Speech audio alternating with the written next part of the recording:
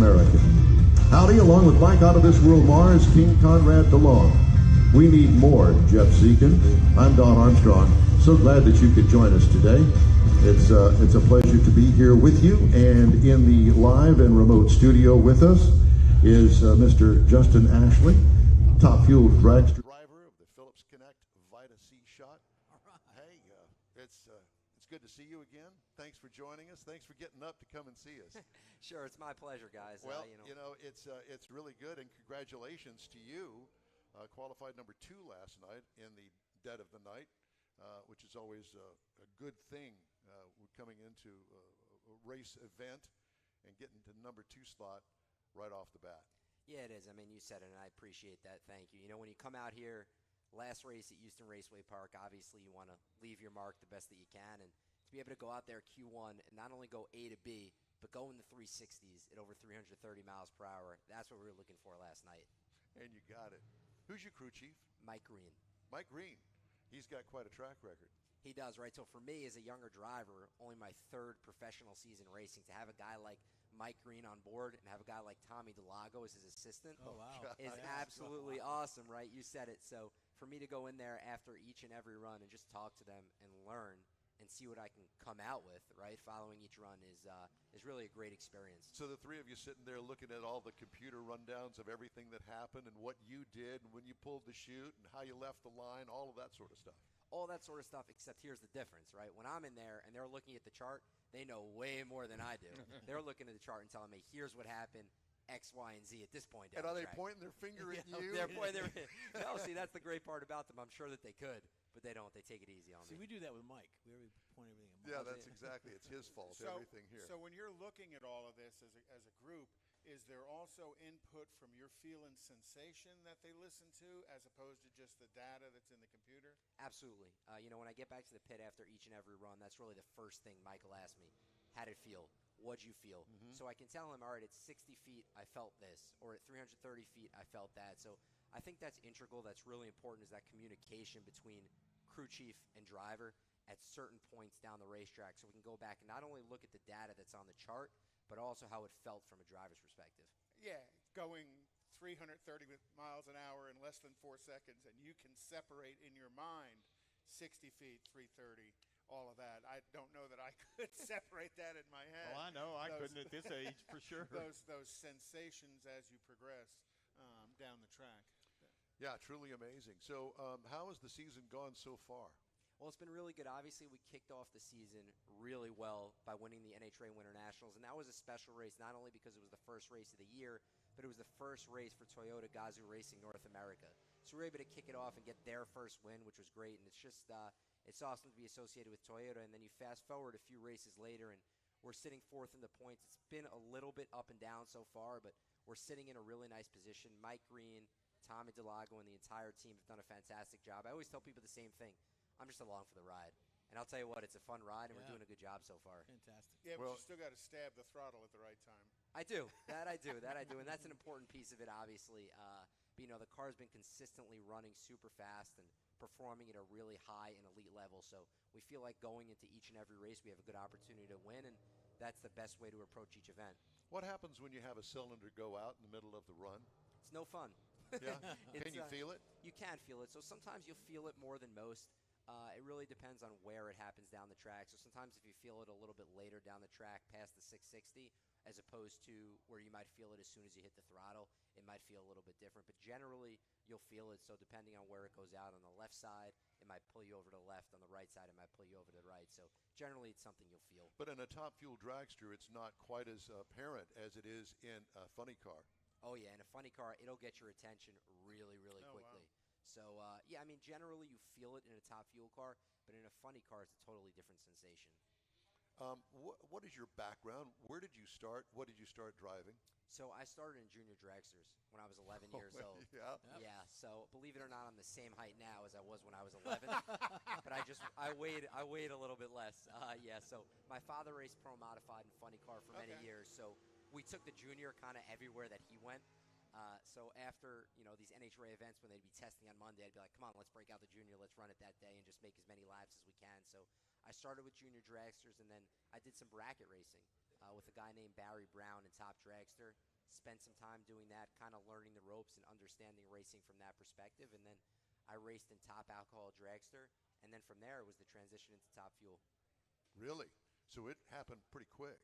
It did. So, you started when you were in juniors, but then once I went to Top Dragster, Top Alcohol Dragster, and then Top Fuel, that process happened kind of quick. And there's really nothing that can prepare you for 11,000 horsepower, right, in that blower that's behind you. But nonetheless, if there's any positive transition, it's Top Alcohol Dragster. Is your dad still doing it? He's not. But he feels like he is, because he's out here with me, supporting me, and every time I make a run down the track, he feels like he kind of made it with me, which is nice. Looking over your shoulder as you guys are dissecting the data? Yeah. No, it's good, actually, believe it or not, because he's laid back, and I'm the one who go to him and say, hey, what do you think about this? He's like, just relax. Calm down. Take it easy, Justin. Relax. Stop thinking so much. Yeah. So it's good to have his guidance. Do you have brothers and sisters? I have one sister. She's 28 years old. Amazing at what she does. She's a teacher. Zero interest in racing. Zero. Does that surprise you? That's why I say she's amazing. Not at all. But I said she's amazing, right? Exactly.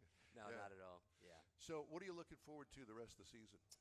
Just going out here and competing, right? We have a great group of sponsors, and we want to come out each and every event and not only build upon the success we have on the track, but the success we found off the track too. So that's a big part of what we do. Obviously, racing is racing, and being out there on the track and winning races is important. We always look forward to that, but the business aspect of it is just as, if not more important. So just kind of looking forward to collectively going out there as a team and doing the very best we can each and every event. I did marketing and PR for a Top Fuel team way back in the dark ages in 2006. The travel killed me. I remember 3 or 4 races in, I'd wake up in a cheap motel somewhere going, where am I? Right. I don't even know where I am. Do you ever experience that? Well, I have to ask you, was that because you went out the night before? No, Or no. just because you're traveling so much? Yeah, but see, he still wakes up in cheap hotels. Same thing. I didn't want to go there. I just wanted to be more specific on that so we can clarify. That's perfect. I'm so glad that you brought that up. But as you know, a marketing and PR guy does not go out and party the night before when you got to get up and do interviews for right. radio and television 8 o'clock the next morning. Let me tell you something. If I can be in bed by 8, I'm in bed by 8, period. So I can come out here and do it. And, because we're here to race, right? Not focused on anything else. But it's funny because when you start to race so much, like you said, you kind of get lost. Like, oh, where are we going this weekend? Where are we going that? Yeah. You don't even realize that you get so caught up in what goes on. But one thing I don't forget is that I get to come here and race. That much I can tell you. That I remember. Yeah. So in the pits during race day, what are your duties?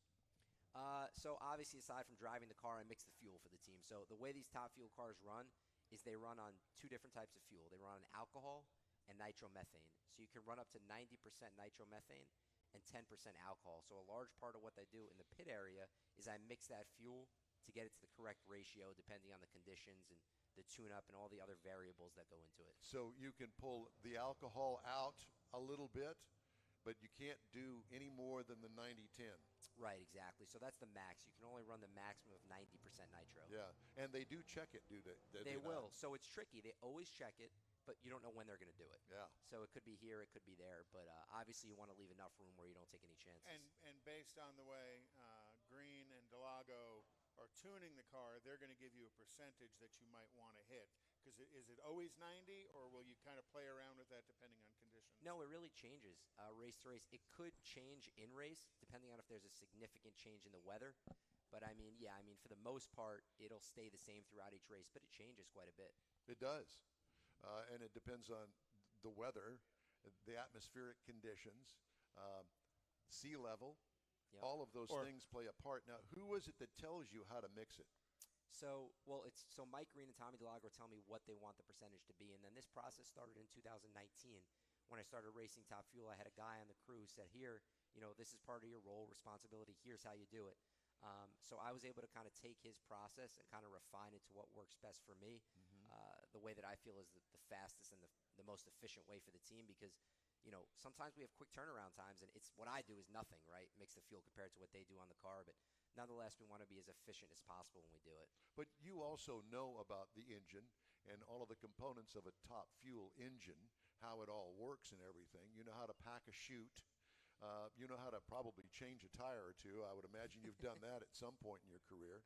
I mean, there's more experience than most people think, that you just walk out there looking pretty, put your helmet on, and go hit the gas. Right. I mean, obviously, there's a lot that goes into it, right? I think that, the more you know from the mechanical side, the better. You don't necessarily have to know everything. I'll be the first one to tell you I'm not the most mechanically inclined. I believe in, specialized knowledge, so it's my job to know how to mix the fuel and drive the car. But also a big part of it is the marketing side of things, too, being a good representative for your sponsors and for your team, and, all that, and how much you actually know about the car helps you with what you feel in the car and how you can communicate that to your team and the crew chief. So a lot actually does go into it. Yeah. And what's it like sitting in the seat of that car? That seat's made for you. It is. It is.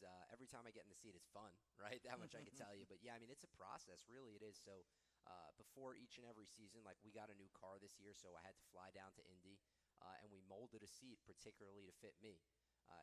It's something that's good for the driver, because when you're out here racing 20-plus times a year, as a driver, you want to feel comfortable. Just like the crew chiefs, we want to eliminate as many variables as possible, and that's one of them. So they actually mold the seat to fit your particular body and your fire suit and your equipment. So. And there's also a safety aspect to having the seat molded correctly for you, as far as compacting you in that space that you're in, to keep you there if something goes awry. Oh, absolutely. That's huge. Like, for example, we added panels the sides of the race car this year, so there's no crossover between your legs if, God forbid, anything like that happens. So that and the way your seat is molded and how well it fits you all plays a big role in safety. And I have to say, Mike Green and Tommy DeLago, they always put safety first, which is really, really important. It makes you feel really comfortable as a driver. Well, at the level of what you do, that's very important, yeah. Yeah. How many sets of tires do you go through in a weekend? It depends, right? We might go through 2 or 3 sets, but it really depends on what happens out there on the racetrack, and obviously we don't want to go through too many. Right. And what is it that gets you to change a tire, other than it's getting a little thin? Right. You let too much smoke out of it. So, right. I mean, look, it could depend on the circumference of the tire and the conditions and all that stuff, but also you go out there and, you could smoke the tires, shake the tires, something where you come back and you look at the tires and they don't look like they looked before. Right. Or sometimes you just go down the racetrack and you pull the chutes at the top end, and all of a sudden you hit some rocks and there's some bumps in the tires that weren't there before. This track is prepared well, in my understanding. Are there tracks around the country, around the circuit, that maybe, get a little hinky and you got to really maybe focus more on the tire? Yeah, I mean, Houston does a great job. They really do. I think there's certain tracks that may have some bumps in them in particular, and other tracks that are prepped excellent, right? It's just something that we know, kind of going to each and every track. Each of them kind of have their own little nuances quirks, to them. Yeah. They all have their own quirks, but that's something that's part of the communication we talked about before. Is when you come back and say, hey, I felt this bump at 700 feet. And is that also part of, I don't know what you actually call it, but your data book? Mm-hmm. So in your data book, at certain atmospheric conditions in Houston, Tommy and Mike, they know this is the tune we want, and then they'll kind of play around with that. Do you also make some judgment notes about track conditions and all the rest of that as well? Yeah, everything plays a role, right? And the good news is they have a logbook where they can go back years. Obviously, you don't want to go back too far, but when you're able to go back and have that much data and information to go back and say, okay, this is what we ran 2 years ago. The conditions are similar at this racetrack in this lane. Here's what we do. Here's what we do. And that is excellent. You kind of need that logbook of data and information to put your team in the best position to be able to go out there and make a good run.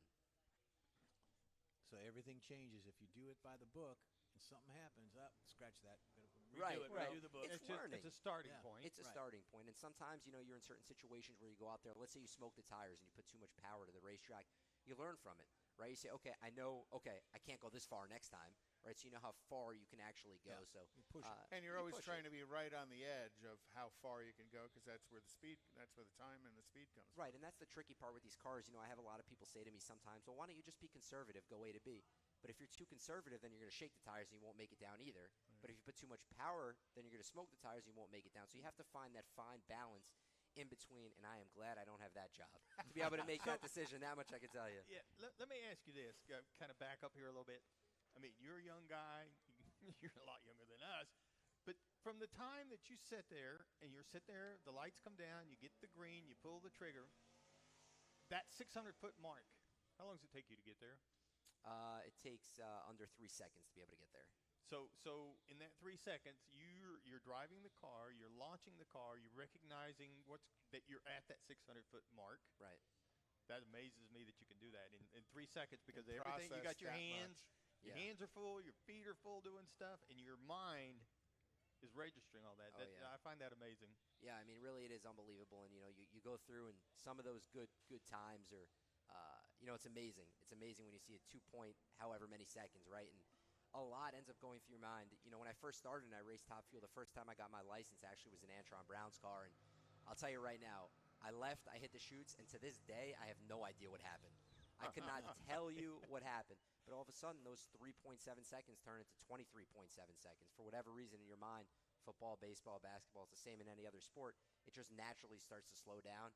So as you're going down the track, you feel certain things, and then you go back and remember, I felt this at that point in the track. So Nitro Qualifying starts at 2 o'clock this afternoon. That's when it's scheduled. A lot is going to be changing from last night's qualifying to this afternoon's qualifying. We got heat, we got humidity, sunshine on the track. Are there a lot of changes that take place in the pit before you guys roll it out there this afternoon at 2 o'clock? A lot of changes from last night to today? Oh, quite a bit. There'll be a ton of changes. Last night, we knew going in for our Phillips Connect Toyota Top Fuel Dragster powered by Vita C-Shot, that was the run to be able to go out there and lay it down. That's kind of what we expected. Obviously, we're in Houston. Anything could happen, and there could be a major change in the weather pattern. But just going into today, we expect it to be a lot more humid, a lot hotter out based on the times that we're running. So I think it's really going to be about going A to B, going down the racetrack, and how fast we can actually run today. But I think it's going to be a little bit slower today. So you'll definitely see some changes really that started last night at the end of our session into today before we actually go back up there again, just to make sure it gets down the track.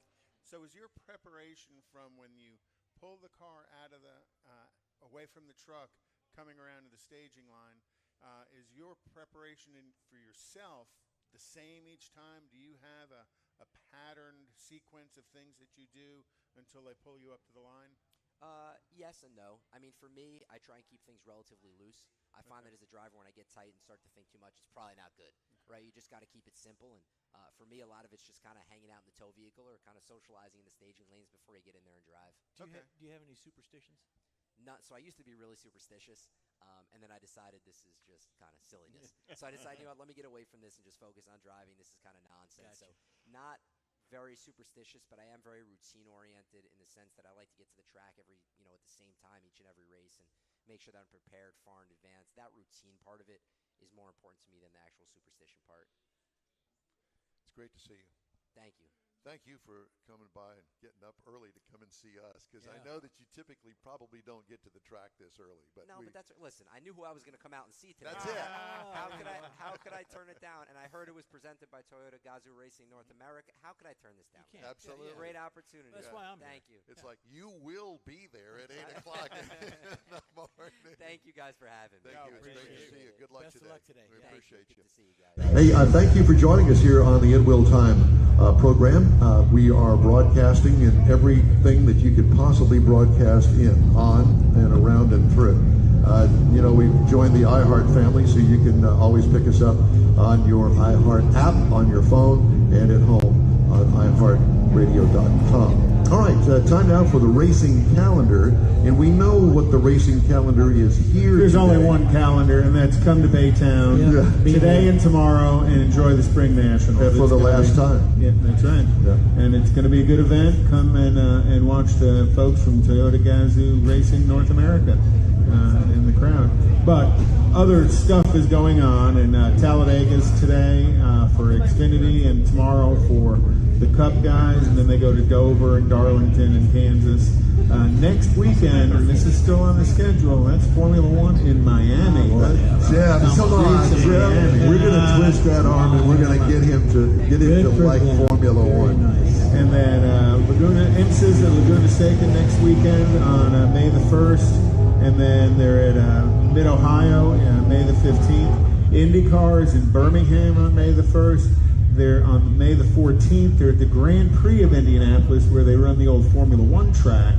And then, of course, they run a road course at Indy on May the 14th. It's the old F1 track, so they kind of drive around the course backwards, so to speak. on a road course that was made years and years ago.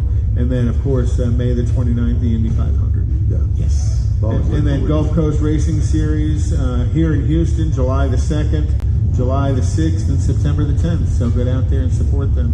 Very good. Thank you, sir. Time now for our pre-owned car of the week. Jeff always does this for us, and right now we're working on an under 10 series. In other words, cars that you can buy for under 10 grand. And I was kind of surprised at this one. Yeah, that really surprises me. Well, the low end on this one is, we talk about it right off the bat, is 9,800. All right. 95 to 9,800. But still under 10. Right, but with what you got is you can get them up into the 16 range. But so far as the exterior, Well, it's a 2009 Lexus, and it's an RX. right? Okay. So, but there's different versions of the RX at 350, 400, so on and so on. This one, obviously, it's rolling. You got it. Go, talk. You got basically the exterior stuff. You got the sunroof, heated mirrors, luggage rack. You've got the privacy glass, rear spoiler, keyless entry, power locks, power mirrors, power windows. That's all the fashionable stuff that every car has nowadays. You're looking under on the interior side. You've got the 3-row seats. You can get a 2-row, 3-row leather seating, which is standard. Heated front seats, optional multi-zone AC, leather steering wheel, cruise control. Floor mats, of course, are available. Front reading lamps and so on. Now, the power plant to this, you can actually have two. You can get the V6, which is the $9,800 version of this, or you can get the V8, which is up into the 13, 14, 15 range. You can get a V8 in that thing? You can get a V8 in it. So it's a 3.5 liter V6, 270 horsepower at 6,200 RPM, 251 foot-pounds of torque at 4,700. You're looking at an 18 to 23, 18 city, 23 highway with the average, and depending on the average, some people are getting 21, some are getting 19, depending on the foot might put into it on your acceleration. So transmission is on-ramp acceleration. It's a 5-speed automatic transmission. You get premium sounds. It's a good little vehicle. The only drawback that I have with it are the rear tail lights. I just don't like the rear tail lights, the clear ones. I'd rather see a red lens than the clear ones. So that's a personal preference. It is. It's a personal preference. You just get all. Well, I'm still surprised that you're looking at a Lexus RX sub 10. Well, remember, it's a 2009. It's 13 years old. Yeah. Right. But it's still value. But that particular car, it's one of those kind of things that you can find them out there where an older person may have had that car and maybe have only 35, 40,000 miles on it. I have to tell you, and I've said this on the show before, my favorite car of all time that I purchased for my then wife. Which one was that? 1, 2, or 3? Then, that one then. Shut up. It's a nice car. At any rate, I bought her. The car was nicer than the wife, apparently. I'm not even going to go there. But I will say this, that it was a very nice vehicle, and I still have very fond thoughts of that car. It was an RX 300. It was one of the first models out, and it was the Coach Leather Edition. Okay. Okay? And I have to tell you, the leather in that thing was awesome. It had a little V6 in it, not terribly powerful, but enough for the car. It was a great vehicle. And personally, I fell in love with the darn thing. So just thought I'd mention that. So, that like the other woman? You know, I'm going to say, I'm just waiting for you to say something. I didn't say anything. I was waiting on Conrad to say it. He didn't say it. I was going to leave it alone. I already stepped in the stew the first time. Yeah, no, that was at 6 o'clock this morning. You better wipe your shoes off on that one. Well, yeah. So we're trying to set this broadcast up. And Conrad, do this, do that, do this. And I told him, I said, where were you yesterday? Yeah, where were you? I actually said that. Where were you? I was in Beaumont. Beaumont, that's a perfect place for you. Yeah. But I wasn't Isn't that right, I wasn't Mr. in Mars? Peterville or Groves. Careful, there's two of us here today. I have to go to Groves on Monday. Well, we're in Cove. No, this is considered Cove? This is Cove. Okay. Yeah, Cove Volunteer Fire Department services this area. Oh, good for them. Thank you, Fire Department. So if you didn't know where the Houston Raceway Park is located, obviously everybody that is here today found it. They found it.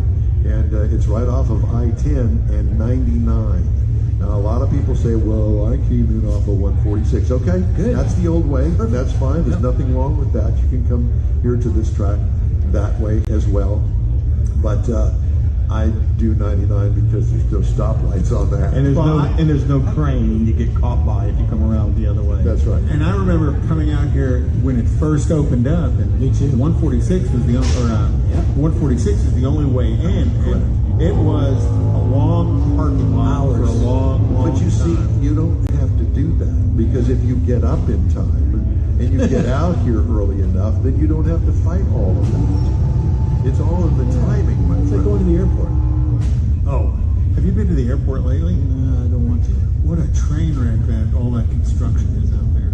You know, I think every interchange in the entire city of Houston and surrounding area is under construction. can't get How's it It going? has been for 30 years. How is it going in I-10 over to Beaumont, Mike? I couldn't tell you because I don't use I-10. I go around it over there in that Oh. little section. See, I He makes think a about right at Winnie. I thought about you this morning. I want to remind everybody that the In Wheel Time Car Show streams on iHeartRadio, Facebook, YouTube, Twitch, and InWheelTime.com. And podcasts are available, 30-minute podcast on your favorite podcast channel. And I also want to remind you that the In Wheel Time Car Talk Show continues right after this quick break. Father's Day weekend, Saturday, June 18th, 2022. It's the next Tailpipes and Tacos Cruise-In, and you're invited. Tailpipes and Tacos Father's Day edition will be at the same Loopy Tortilla in Katy, 8 to 11 a.m. on Saturday, June 18th. It's the only place cruisers compete for trophies and other prizes. Enter your vehicle for Best Hot Rod, Best Classic, and Best Modern Classic. Tailpipes and Tacos is Houston's coolest cruise-in and is your opportunity to see the best hot rods, show cars, classics, and resto mods, and get Loopy Tortilla breakfast tacos and adult beverages. There's no entry fee, and cars will automatically compete for custom Loopy trophies and other prizes. It all happens at the Loopy Tortilla Tex-Mex in Katy on the Grand Parkway at Kingsland Boulevard, just south of I-10. Kick off summer with Tailpipes and Tacos Father's Day edition, Saturday, June 18th. The In Real Time Car Talk Show will be there too. Celebrate Father's Day, the start of summer, and the return of Tailpipes and Tacos. Saturday morning, June 18th, 8 to 11. We'll see you then, weather permitting. Tony Stewart Racing joins the NHRA Camping World Drag Racing Series, and his drivers, Leah Pruitt and Matt Hagan, will face off against NHRA stars including the legendary John Force Racing Team. Don't miss this battle of horsepower and performance. It's the final NHRA Spring Nationals event at Houston Raceway Park. Don't miss it this weekend. This is your last chance for Nitro action in Baytown. Tickets at HoustonRaceway.com. The In Wheel Time Car Talk Show is now part of the iHeart family.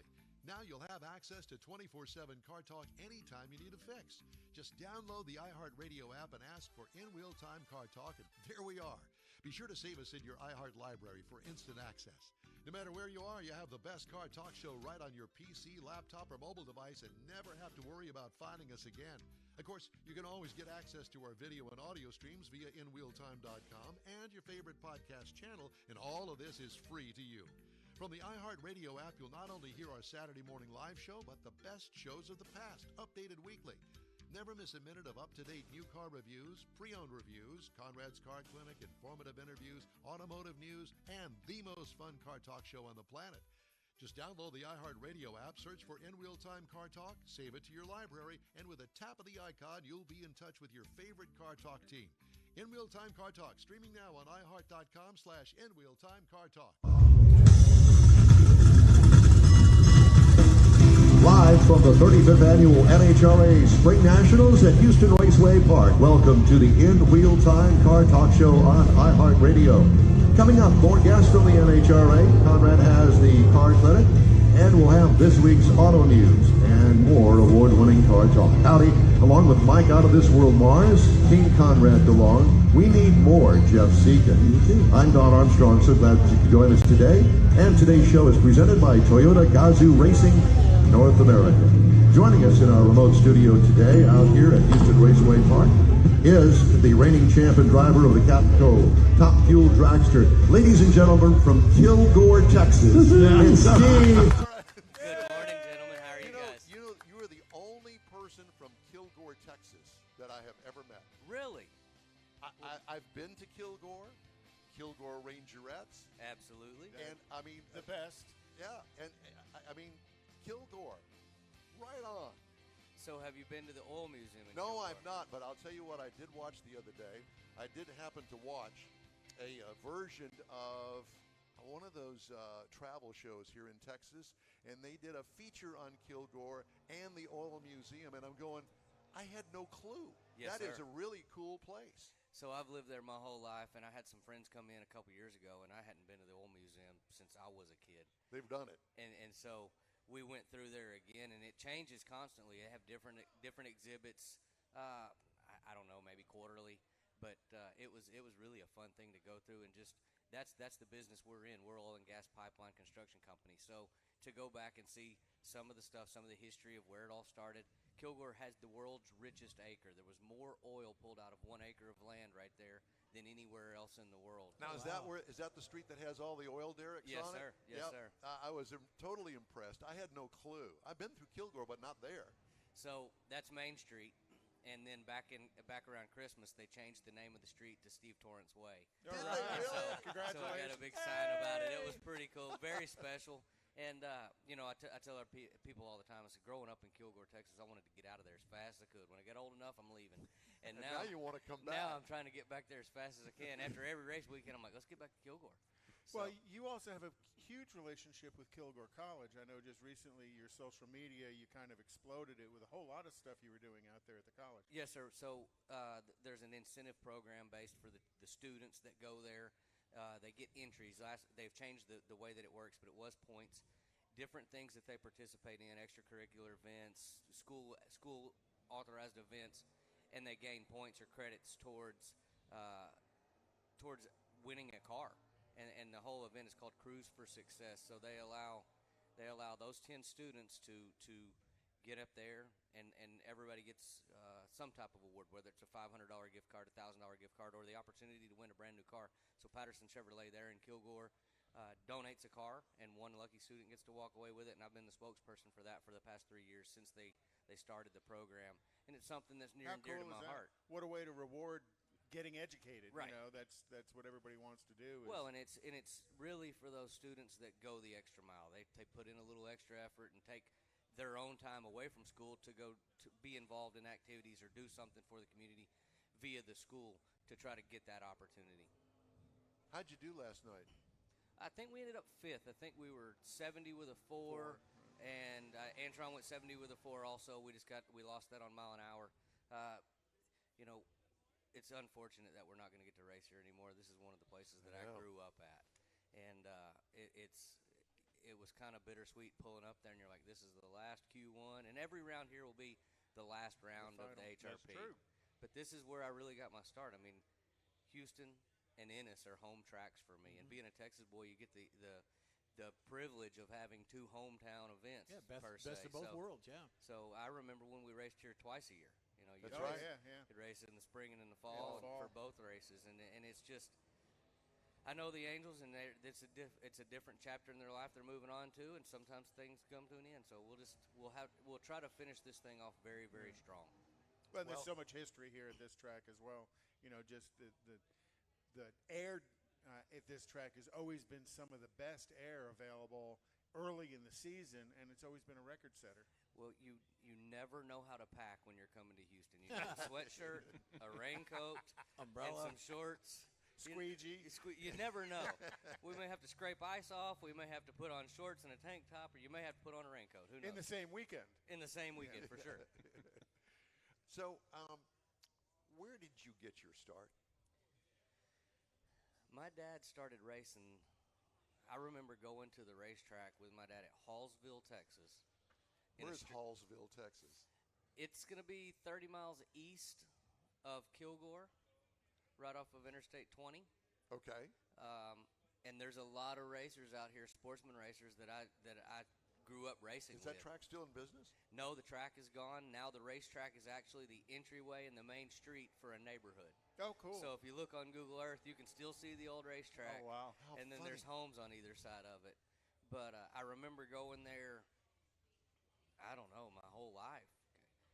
Going to the racetrack with my dad with a streetcar. And then we got a bracket racing super gas style car, Right. left side steer car, and then getting a dragster and starting to race super comp. And as time evolves, you always want to do what your folks do if you're involved in it, and so Especially I wanted if it's fun. right, and so Yeah. I wanted to drag race, and I started racing super comp with my dad when I was 15. Did he push you toward doing it? Or? No, I think he was having to hold me back. Yeah. I just enjoyed it. And we've done this, even at this point in my career, we do this as a family. My mom's here, my wife's here, my little girl's here, and I'm sure that she'll catch the same sickness that I did and want to drive one of these things. But it has been my whole life. I raced motocross when I was younger. Naturally, the next thing I wanted to do was race cars. You can't be old and race motocross. Right. So, I got going in Super Comp. I raced that up until 98, 99. I had Hodgkin's lymphoma there my senior year of high school. Raced a little bit after that. Weirdly enough, we're in St. Louis, Missouri. Don Perdome, Skip Allen, the guy that was kind of his right-hand guy, comes through the staging lanes. And if you guys know Don at all, like, he's the coolest guy ever. He's just like, hey, man. Got that toothpick going, and Yeah. he's good. Hey, man. Yeah. You ever want to drive a top fuel car? And I was like, yes, sir. He goes, why don't you come by and talk to me? And I went by and visited with them, and they just kind of said, we're not going to fund you. We're not going to do anything, but we'd like to see what you could do if you could do something on your own. The next year, I went and got my alcohol dragster license at Frank Hawley School, got in the car that was the late Shelley Howard's race car, and won the championship from June to the end of the year in alcohol dragster. Wow. We won that championship in 05, ran the car a little bit in 06, and then I started driving a top fuel car with Evan Knoll from Torco. Evan we were the first sportsman car that Torco Racing or Evan Knoll sponsored. And then Expanded everybody knows the story to that. But it was all a little spark of an ember that Don Perdome started, and then Evan Knoll helped me get to the next level. And it's a long story. We could talk all day about it, but just to get where we're at now. And how many times has Don done that for somebody to get them started? He did it for you. Right. How many other times before you and after you is that happening? It's just amazing. Well, bringing Spencer on and just everything that happened over there and how that went, and then he goes to not Spencer. I'm confusing myself here, but yeah, Don has been the spark for a lot of guys, and Schumacher and Bernstein and everybody just lighting those little coals. Yeah, to get everybody back into it. But Kilgore, let's go back to Kilgore. Kilgore is not necessarily a hotbed of racing, typically. No, Kilgore's a hotbed of cowboys. So Could you say And that one more Rangerettes. time? no, that sounded terrible. There's a lot of my buddies that I grew up with. Nobody raced. Maybe motorcycles, or maybe horses or something, but not drag racing. And now there's probably a lot more. I don't think that I brought any of it, but it's just it's like any community you get into, whether it's golf or pool or tennis or whatever it is, you start to find the people in your area that do that. And so, Plus when they see success, everybody wants to follow in your footsteps, and needless to say, you've been unbelievably successful at this. So, but you also race Top Fuel with your dad. What determines what event your dad runs in? Because he doesn't run the full series. He kind of pops in and out. Pops pops in. He raced the last 2 years. He's raced more than he has in a long time, or actually ever, with the abbreviated seasons and the way things were going. This year, not so much. Kind of back to the normal par for the course where we pick the races he goes to. Logistically, what's good for us as the race team. This year's a little bit different just because of the availability of parts. Really? Yeah, you're having a difficult time getting Supply chain. a lot of parts. Like, and for pieces. instance, what? Anything. Clutches? Blocks. No, clutches, we have a huge inventory of clutches. We're fortunate there, but just blocks, cranks, rods, Really? everything is difficult to acquire. darn. So with us having enough inventory to run 2 cars, you you need to kind of keep that cushion right now until the supply chain opens back up. And that's everything that we do, even at Capco with parts and pieces for tractors. We're having a difficult time obtaining those parts and pieces. See, and then, you know, you would think at this level that would not be the case. Oh, you know, they've got the money and, you know, the supply chain is there and the racing and all of that. But no, it's not the case. No, there's a difficult time getting stuff. So the shop is the same, your dad's car and your car in the same shop, or you just walk by and say, I want one of those, and give me that one? No. We share everything, and that's one of the reasons for the success, and that's one of the reasons his car does as well as it does when it comes out, because it's an exact clone of our car. And no matter how hard you try to get those things exactly the same, they're not. Right. But with Dom Logano over there, Johnny West over there, and the crew is pretty much the same heart of the crew that we use all the time. I've took some guys from him over the last year. We had the same crew from 2013 until this year, and two of the guys that worked with us, they just said, "Hey, I'm done. I'm tired of being on the road. Can I stay and work at the shop?" So they work at the shop, and I stole a couple guys from Billy. So we kind of took those from him and just said, "Hey, we're taking them. You're the backup guy." But also running the second car gives you double the data. That was the whole reason for bringing the second car on, and I wouldn't want anyone else to drive it other than my dad.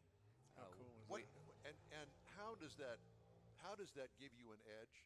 What is it that you share between the two that gives you an edge to do as well as you have? Well, just take, for instance, last night. We knew exactly what they had on the primary, what they had on the secondary for the clutch, the timing curve. We knew the fuel curve. We knew everything about the car. Right. They go out here, and the car's running really well, but it had already started knocking the tire off before the 330 and then just hazed them all the way to the half track. And, I mean, I don't know if you guys saw it or not, but it was just a tiny amount of blue smoke coming off the tires, and so he clicked it. And you can feel it in the car, and it feels a lot worse than what it looks outside before it just completely blows them off and boils them. Can you feel it skating just a little bit? You can feel it skating, not so much unless you go too long. What you'll feel is the car just starting to nose over. Gotcha. And as hard as one of these things pull, you know when something's wrong. You either got a hole out and it sounds really bad, or it's just laying over and you know that You're losing traction. Or something's wrong with the engine. During a qualifying run, you just click it. You don't. I mean, on race day, if that thing happens, I'm going. You're going to get off of it and get back on, and if it still sounds terrible and still not going anywhere, and you don't see anybody, it's just going to blow up. But you got to try to get there first. Do you ever try to partially throttle the car? I mean, you've only got about that much. All the time, you try to partially throttle it when it's trying to smoke the tires, but that is so difficult to do. I was going to say, you've only got that much of the pedal. It's like riding on a paint shaker and trying to thread a needle. Yeah. That's great. I like that. I like you know, especially if the car goes out and rattles the tires and you're gonna pedal it. That's a quick off and on back and don't worry about it. But if it starts spinning the tire, you need to get off. Hold it. The hardest thing to do is be patient. Yep. Because now you've stepped off the throttle. Whatever side you're seeing, that guy just left. Yep. And you're gonna get back off of it, let it stop, and then get on it again, and you try to ease on it. Because if you just hammer it again there, it does the same thing. Yeah, because the clutch is already locked up. But you're talking about that like, oh, you got plenty of time. Sit here and think about it. You're talking this 3 is really seconds. about a half a second that all this is going on. Exactly. So it's not like, okay, but let me do this. I tell everybody, it's if you've ever driven on ice and you hit the throttle too hard and the car starts spinning, and you let it get going, and then you step off and the car is still spinning the tire. You can feel it. It's still out of control. That's the same feeling that we have on the track. Because except at 300 miles an hour. Well, those tires are going that fast. You may be only going 100. But the tire is still spinning faster than the car is traveling. So you have to wait on it to settle back down, stop, and then you go. Get synced back up. Do you ever look at the tachometer during any of that? I don't have anything in my car. I have a picture of Michael Jordan. I have no dash, no tack, no anything. So you're purely seat of the pants. I looked at all of it. And they said, get that out of there. Let's get into focus on it. Now my dash is behind the target on the car, and you'll see them take it on and off. So we only use it to start the car, set the barrel valve, to set the fuel, and they take it off. And they do that with most of the Canopy cars as well. Because there's only so much room. I don't know why they just don't have them in there, but I was looking at the fuel flow and I was looking at the tack, and I was like, hey guys, I have better reaction times when the fuel's like this, and they go, you need to quit looking at everything and just drive. Yeah. So what do you prefer, 1320 or the 1,000 feet? I think that 1,000-foot racing is better. I think that the fans see closer races. At first, I didn't really have a preference. See a lot of fans that want to go back to 1320, but we're at the point now. I don't think that the tires will make it to 1320. Really? Yeah, because your speed's going to accelerate. We're running faster now than we ever ran in a quarter mile. Well, let's not even bring up the fact of run-out areas at some of the older tracks at 1,320 feet, and you've only got so much run-out area. And now you're doing 330 as opposed to 200. Right, and everybody says, "Oh, it's not that much difference." Well, let me tell you, it's a football field plus end zones. That's a long way to start stopping. Yeah. When you get that much extra room. I've never heard it put that way, and that is a long distance. But holy cow, at 300 miles an hour, it's not. It is, because if you don't have the chutes out on time.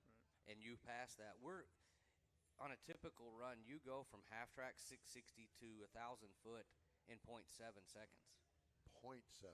So that's a lot of stuff is happening, and if you have the chutes out for that 0.7 seconds, it's already stopping the car. I mean, it's trying to throw you out of the car, so it's decelerating at -5, -5.5 G's. Wow. So the car will slow down as long as chutes open well, and you have plenty of shutoff. The car stops itself with the chutes. It's when things don't go right and one chute comes out and one chute's late in the wheelie bar and you're on the brakes hard, then the track's rough and you're trying to not bounce. And so when you do that, you look like a guy rowing a boat, because now you're trying to time the opposites of the bounce. You're trying to catch it on the ground, or you just have to let completely off, let the car go back to rolling, and then get on the brake. Depends on how much distance you have. And when you're running out of room and you see a net and rocks and sand and everything, you're thinking, I got to get this sucker stopped. You got 2 rounds of qualifying today. What are your goals other than to go to the top of the field? Last night was really good. Yeah, but different story today. You're going to have sunshine on the track, temperature, humidity, sunshine. As far as the tune-up, that'll change drastically. Richard and Bobby will handle that. I don't know if the track will be there to run in the 60s. There still are some bumps that we're having to navigate, but what we'll do today, our main, I mean, we're qualified well enough that we're not going to get bumped out. You need to concentrate on running top 2 or 3 of the session. Maybe not go for low ET of the event, but go for top 2 or 3 of the session.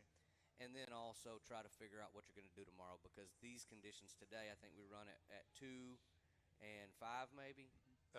Pretty close. So the 2 o'clock session is going to be very, very valuable. That's second or third round. Yeah, that's what I was for thinking. Tomorrow.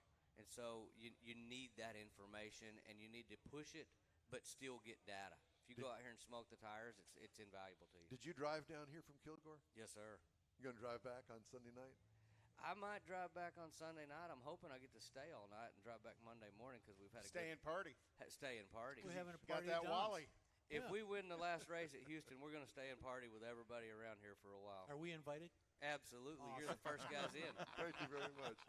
Kilgore, Texas, Steve Torrence, it's great to see you. Thanks so much for stopping by. We really appreciate you, man. Having me on. Congratulations on all your success. Thank you guys very much. Capco Contractors, Top Fuel Dragster, thank you, and good luck today. Talk to you later. Yes, sir. Thank you. All right, time now for Conrad's Card Clinic. Before we get to that, though, let me remind everybody that we'd love to hear from you. All you have to do is shoot us an email.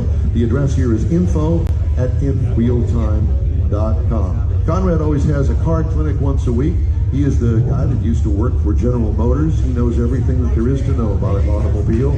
So we give him this opportunity to give us an inside look at that brain power. That's where all the hair is gone. It's not in automobiles. Well, all General Motors. But today, let's talk a little bit about transmission fluid and how often should you change the transmission fluid. Automatic transmissions is one of the most expensive and hardest working systems inside of a car. As the transmission fluid ages, it stops cleaning, protecting, and moving parts. Because you got to remember that fluid does fundamentally 3 things: it cleans, it lubricates, and it cools. So once the fluid starts to get old, one of those three features stops happening, and that's where it leads to transmission failure if you're not changing the fluid frequently enough. A transmission fluid service should be performed to take out all of the old contaminated fluid, replace it with fresh new fluid. This service begins first by examining the transmission fluid to determine what it looks like. So typically transmission fluid has a red tint to it, but that's not necessarily true. Mercedes runs a blue transmission fluid. Mopar in their 8-speed runs a clear transmission fluid or an amber colored transmission fluid. So first you have to know what the fluid should look like, and then you're looking to see how the fluid currently looks in the vehicle. And as it ages, it gets darker, and as it gets darker, it's oxidizing, and that oxidization means that it's also starting to get thicker. And as the fluid viscosity changes, that's when the shift performance changes. So is it any fluid, any lubricating fluid, age also is detrimental? I know that age is detrimental, but the percentage of age versus usage to clean and lubricate. Age is right in there. Age, thermal cycles, how hot it runs. Transmission fluid theoretically is to be somewhere not hotter than 180 degrees. Believe me, in Houston in traffic, you'll see transmission fluid, and a lot of cars today have a transmission fluid temperature gauge, and you're going to see it. Well, they all have coolers, but you're going to see that temperature gauge, and you're going to see that fluid getting north of 205, 210 degrees. So the hotter the fluid gets, the quicker it degrades. Gotcha. So typically, manufacturers say transmission fluid in a perfect world is going to last, they say forever. I don't believe it. But let's say it's going to last 100,000 miles. That's at 180 degrees. Well, each 18 degrees above that cuts the life in half. Oh, wow. So if it's running at 198 degrees, it's only good for 50,000 miles. If it's running at 210 degrees, or 215 degrees, it's only going to be good for 25,000 miles. That's why you see some manufacturers tell you to change the fluid every 30,000 miles, because the transmission cooler sends the transmission fluid up to the radiator. Well, what temperature is in the radiator? 200 degrees. 210 degrees, which is the thermostat, because the engine has to run hotter, so it runs more emissions efficient. So now we're sending fluid up to a 210 degree radiator to cool. So that means that transmission fluid is hotter than that. That's why you have to change your transmission fluid on a regular interval. I'm very much a believer in every 30 to 45,000 miles to change your transmission fluid.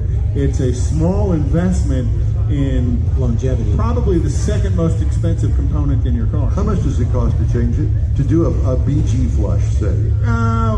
Somewhere between $200 to $350. Depends on your fluid. Fluid prices really vary. Depend on the year, make, and model of the car. And how much fluid there is. And how much. Well, typically you're going to run a couple of quarts more than the capacity. Small cars are going to have about 10 quarts of capacity, so you're going to do a 12-quart flush. This would be an easy thing to do when you're changing the oil. Set aside $300 and do the oil change and transmission flush. And if you look at it, say you're doing it on a 40,000 mile interval and you're changing your oil every 5,000 miles. Every 8th time you change the oil, you want to change your transmission fluid. Well, you're spending $60 to change your engine oil, roughly, 40, 50, 60 bucks. Let's say you're spending $60. So $480 later, you changed your oil 8 times. For less than that, you change your transmission fluid once. Again, it's a small investment in making your vehicle last a long time. It's even less on the Tesla. Tesla doesn't have a transmission. It has an extremely long extension cord. All right, time now for a few of the stories making headlines this week. First of all, let's do some recalls. Nissan Sentra for 2020, misaligned right-hand LED headlight. They're going to recall the car for that. Okay. Insufficient transmission oil in the gearbox in your Lamborghini Huracan 2020 to 2022. Let that transmission go out, see how much that'll cost you. Audi R8 for 21 and 22, insufficient transmission oil in the gearbox. Same transmission. Yeah, isn't that funny? And insufficiently attached spoiler may separate in your Volkswagen Tiguan for 2018 through 2022. Whoops. I'm sorry, did that go through your windshield? Tiguan spoiler. Side airbags may deploy improperly in the Tesla Model X 21, 22 model years. And from 17 to 2022 Tesla models, 3S, X, and Y. Pedestrian warning sound may be obscured. God, we can't have that. That's called the Jimmy Hoffa recall. Hey, let me out of the trunk.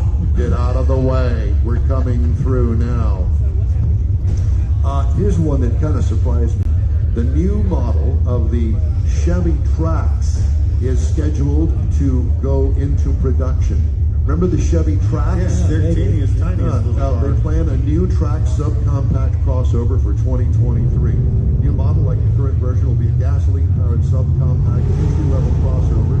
Chevy on Friday confirmed that production of the current model will end late this year. I didn't even know they were still making the darn thing.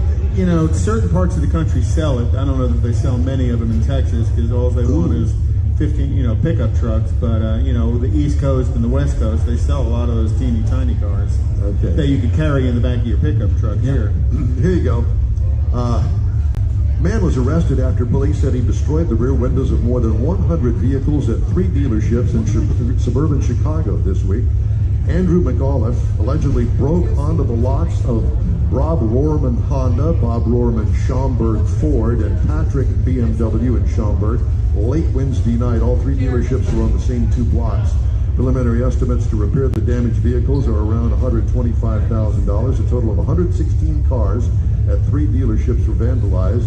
McAuliffe has been charged with 2 felony counts of criminal damage to his property. His bail set at $5,000. McAuliffe's lawyer said he could not be reached for comment, actually.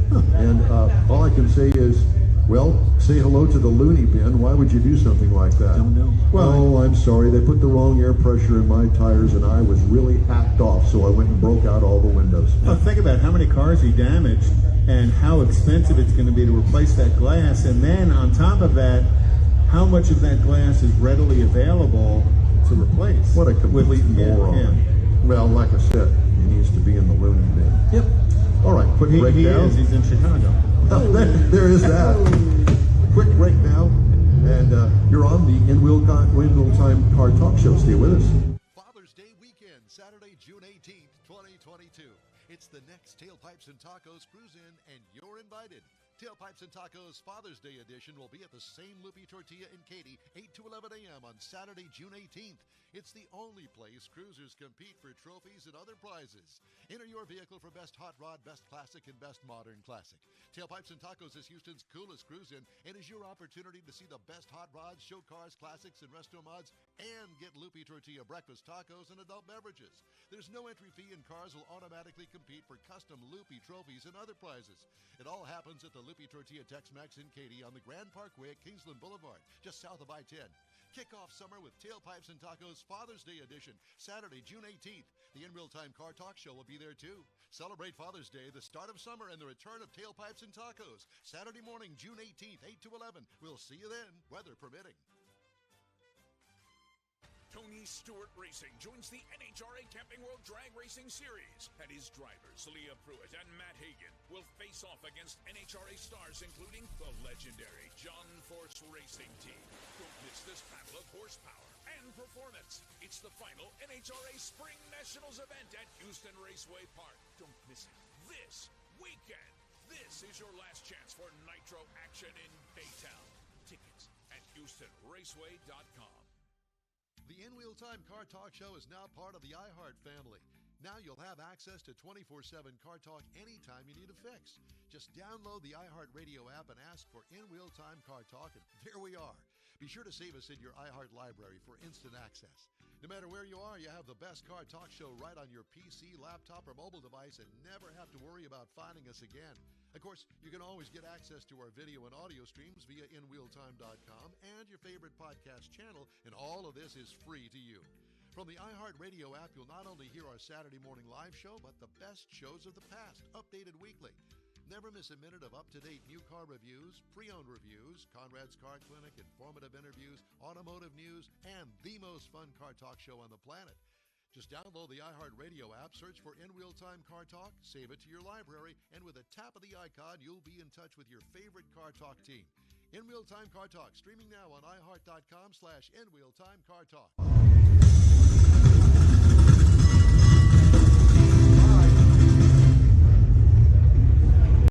Hello, live live from the 35th Annual NHRA Spring Nationals at Houston Raceway Park. Welcome to the In Wheel Time Car Talk Show on iHeartRadio. Just ahead, we talk with more stars of the NHRA. Mike Mars reviews our new vehicle of the week, the Subaru Forester. All right.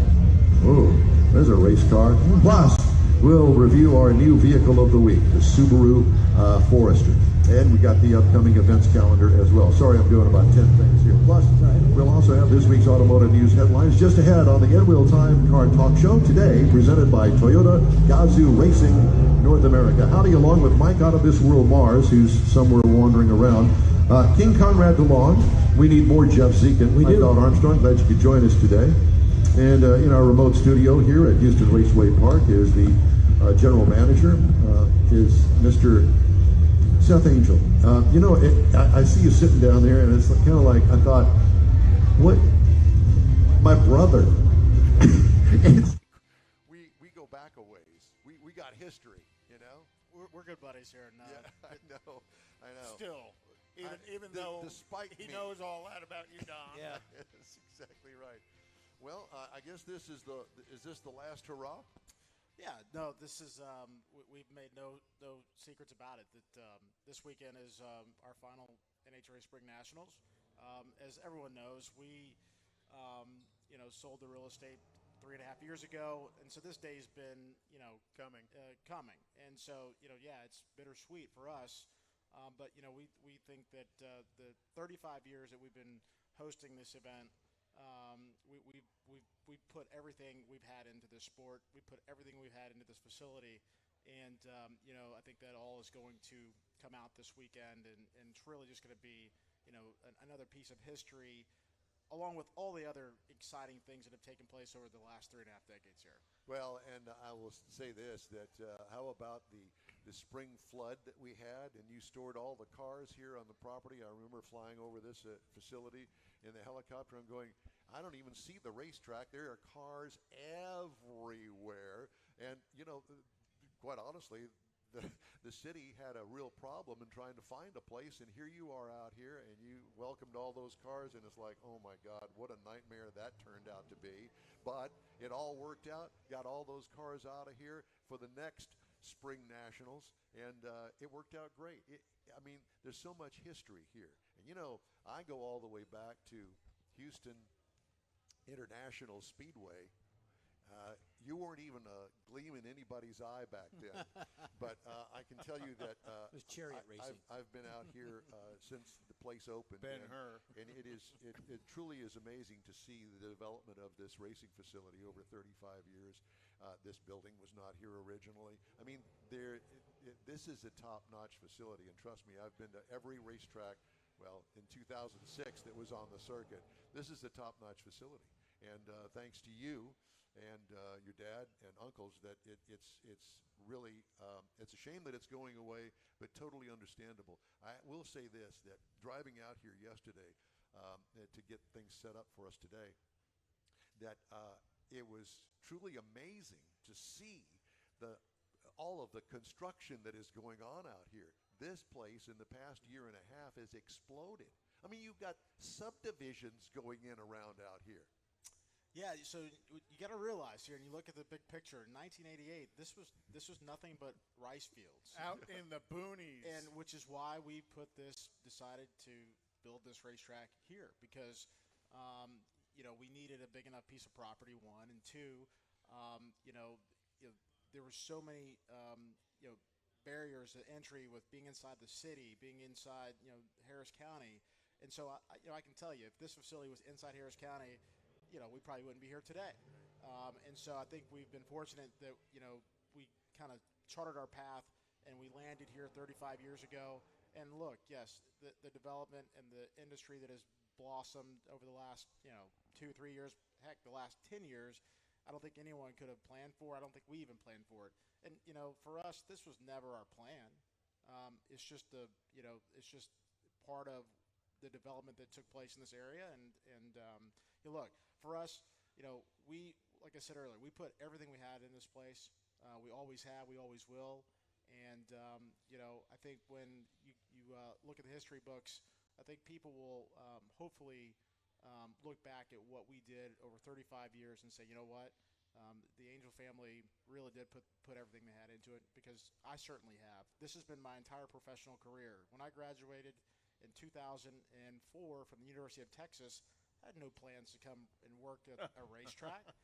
But I got the fortunate opportunity to land here, and that was almost 17 years ago. And so this is all I've ever done. This is all I ever know.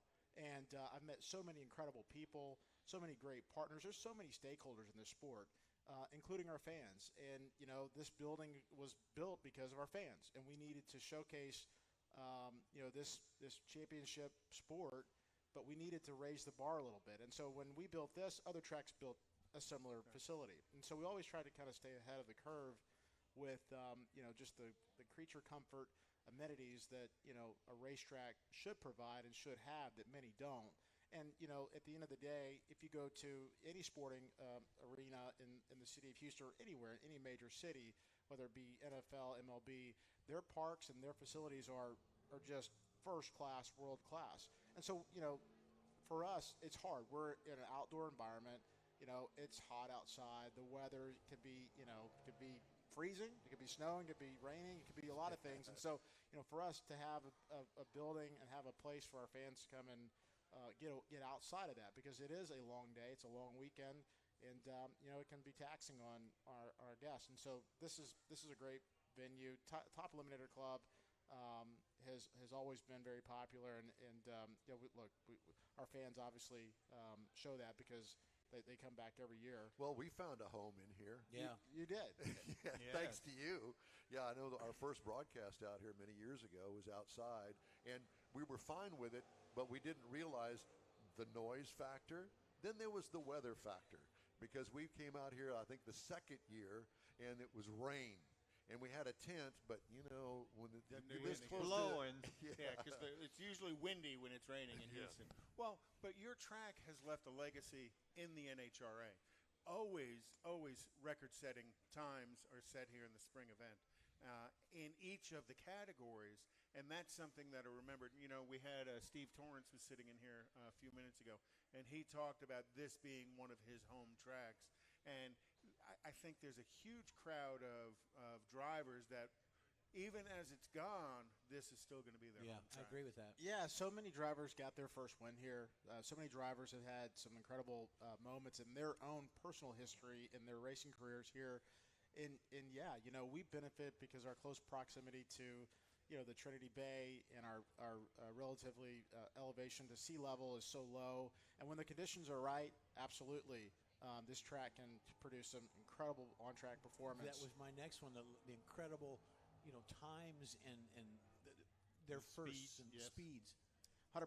And so that's obviously another reason why we decided to build this here, because we knew the physics of engines and what makes these things run, and they need air, they need certain conditions, and the barometer, and all these factors that go into these cars. And so look, for us, it was a perfect location when we built this place. What is it, 10 feet in elevation here? Yeah, basically, you're at sea level. Storm surge. Yeah, when you can dig a hole in 2 or 3 feet and it's filling up with water. That's how close to sea level we are. Exactly. Well, I will tell you that, not surprisingly, but for me, it was kind of like, wow, yesterday.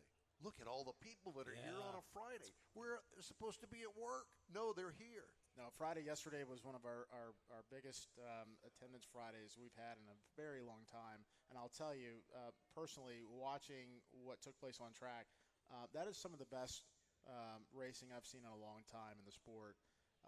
Very little tire smoke, very little tire shake. Cars were going A to B, under power. Brittany Force. I mean, look at all the females in our sport. That 3 out of the 4 categories last night are leading with our female stars of the sport, and that is incredible to me. It's not surprising, but it just showcases how awesome the sport is, and we've got so much diversity in the sport. And it obviously showcased last night. Well, John Force got beat by a girl last night. But it also shows the care you guys take in prepping the track and making it right. And I'm going to go way back to the early days We were here, and there was a weep that was going on in the concrete to asphalt transition. I want to say that was probably Friday night, and I think Friday late night, you guys had piped it to get the water out. That was amazing that you guys took that kind of time and effort. That is the business that they're in. I understand that, but you're in the middle of an event, and they recognized that there was an issue, and they jumped in with both feet and resolved it immediately. So the next day, it wasn't an issue anymore. Right. Yeah. Well, there's a lot of benefits from being so close to sea level, obviously for on-track performance, but when you do have weather patterns where you get a lot of rain in a short period of time, it can be sunshining here, and if it rained the day before, because the water table is so low that the sun will literally extract the moisture from the ground through the asphalt, and it'll come up to the racetrack. And we've had times where we've had to shut down for 2-3 hours because we literally cannot dry the racetrack, because every time we go over it, we dry it, just water starts seeping back up. It's almost like it's steaming.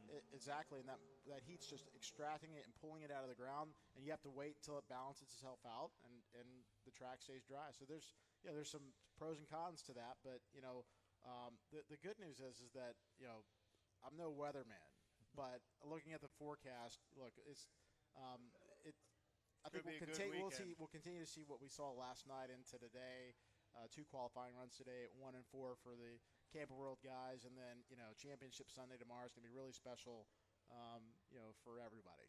What a way to put the finale in with the weather and the crowds and the hopefully record-breaking times. But I will say this, that now this is the final NHRA Spring Nationals event, but the track is going to remain open for the remainder of the year for sportsman racers and your Friday night guys. Yeah, no, our legacy business has always been our Friday night street racing.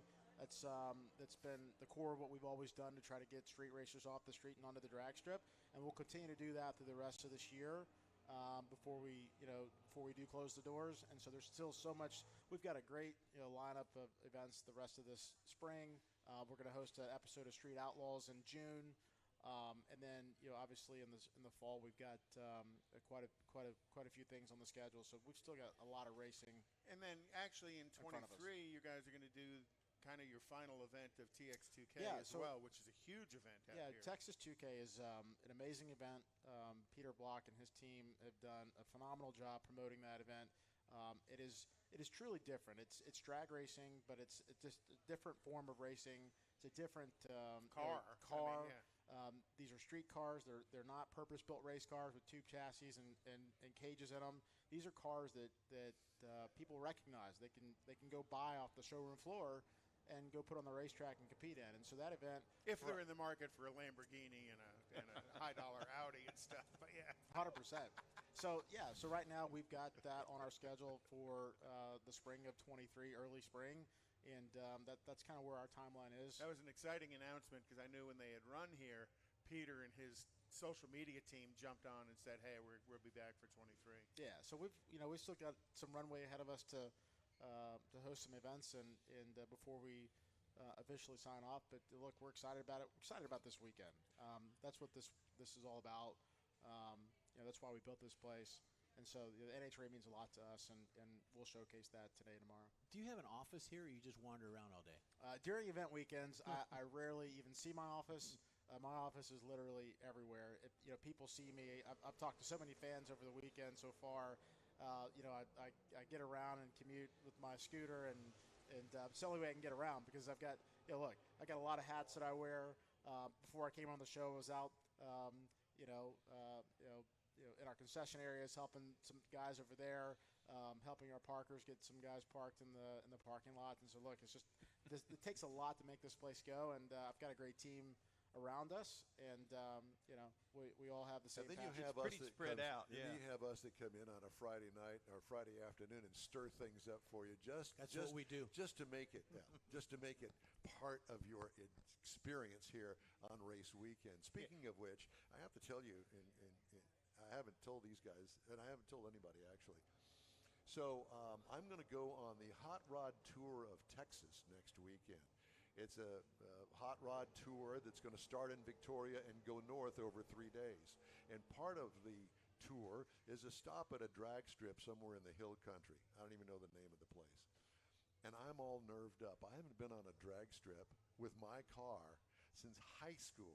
So I'm going, how fast does the car go? Well, apparently there's history with my particular engine and car, and it's supposed to go 13 seconds in a quarter mile.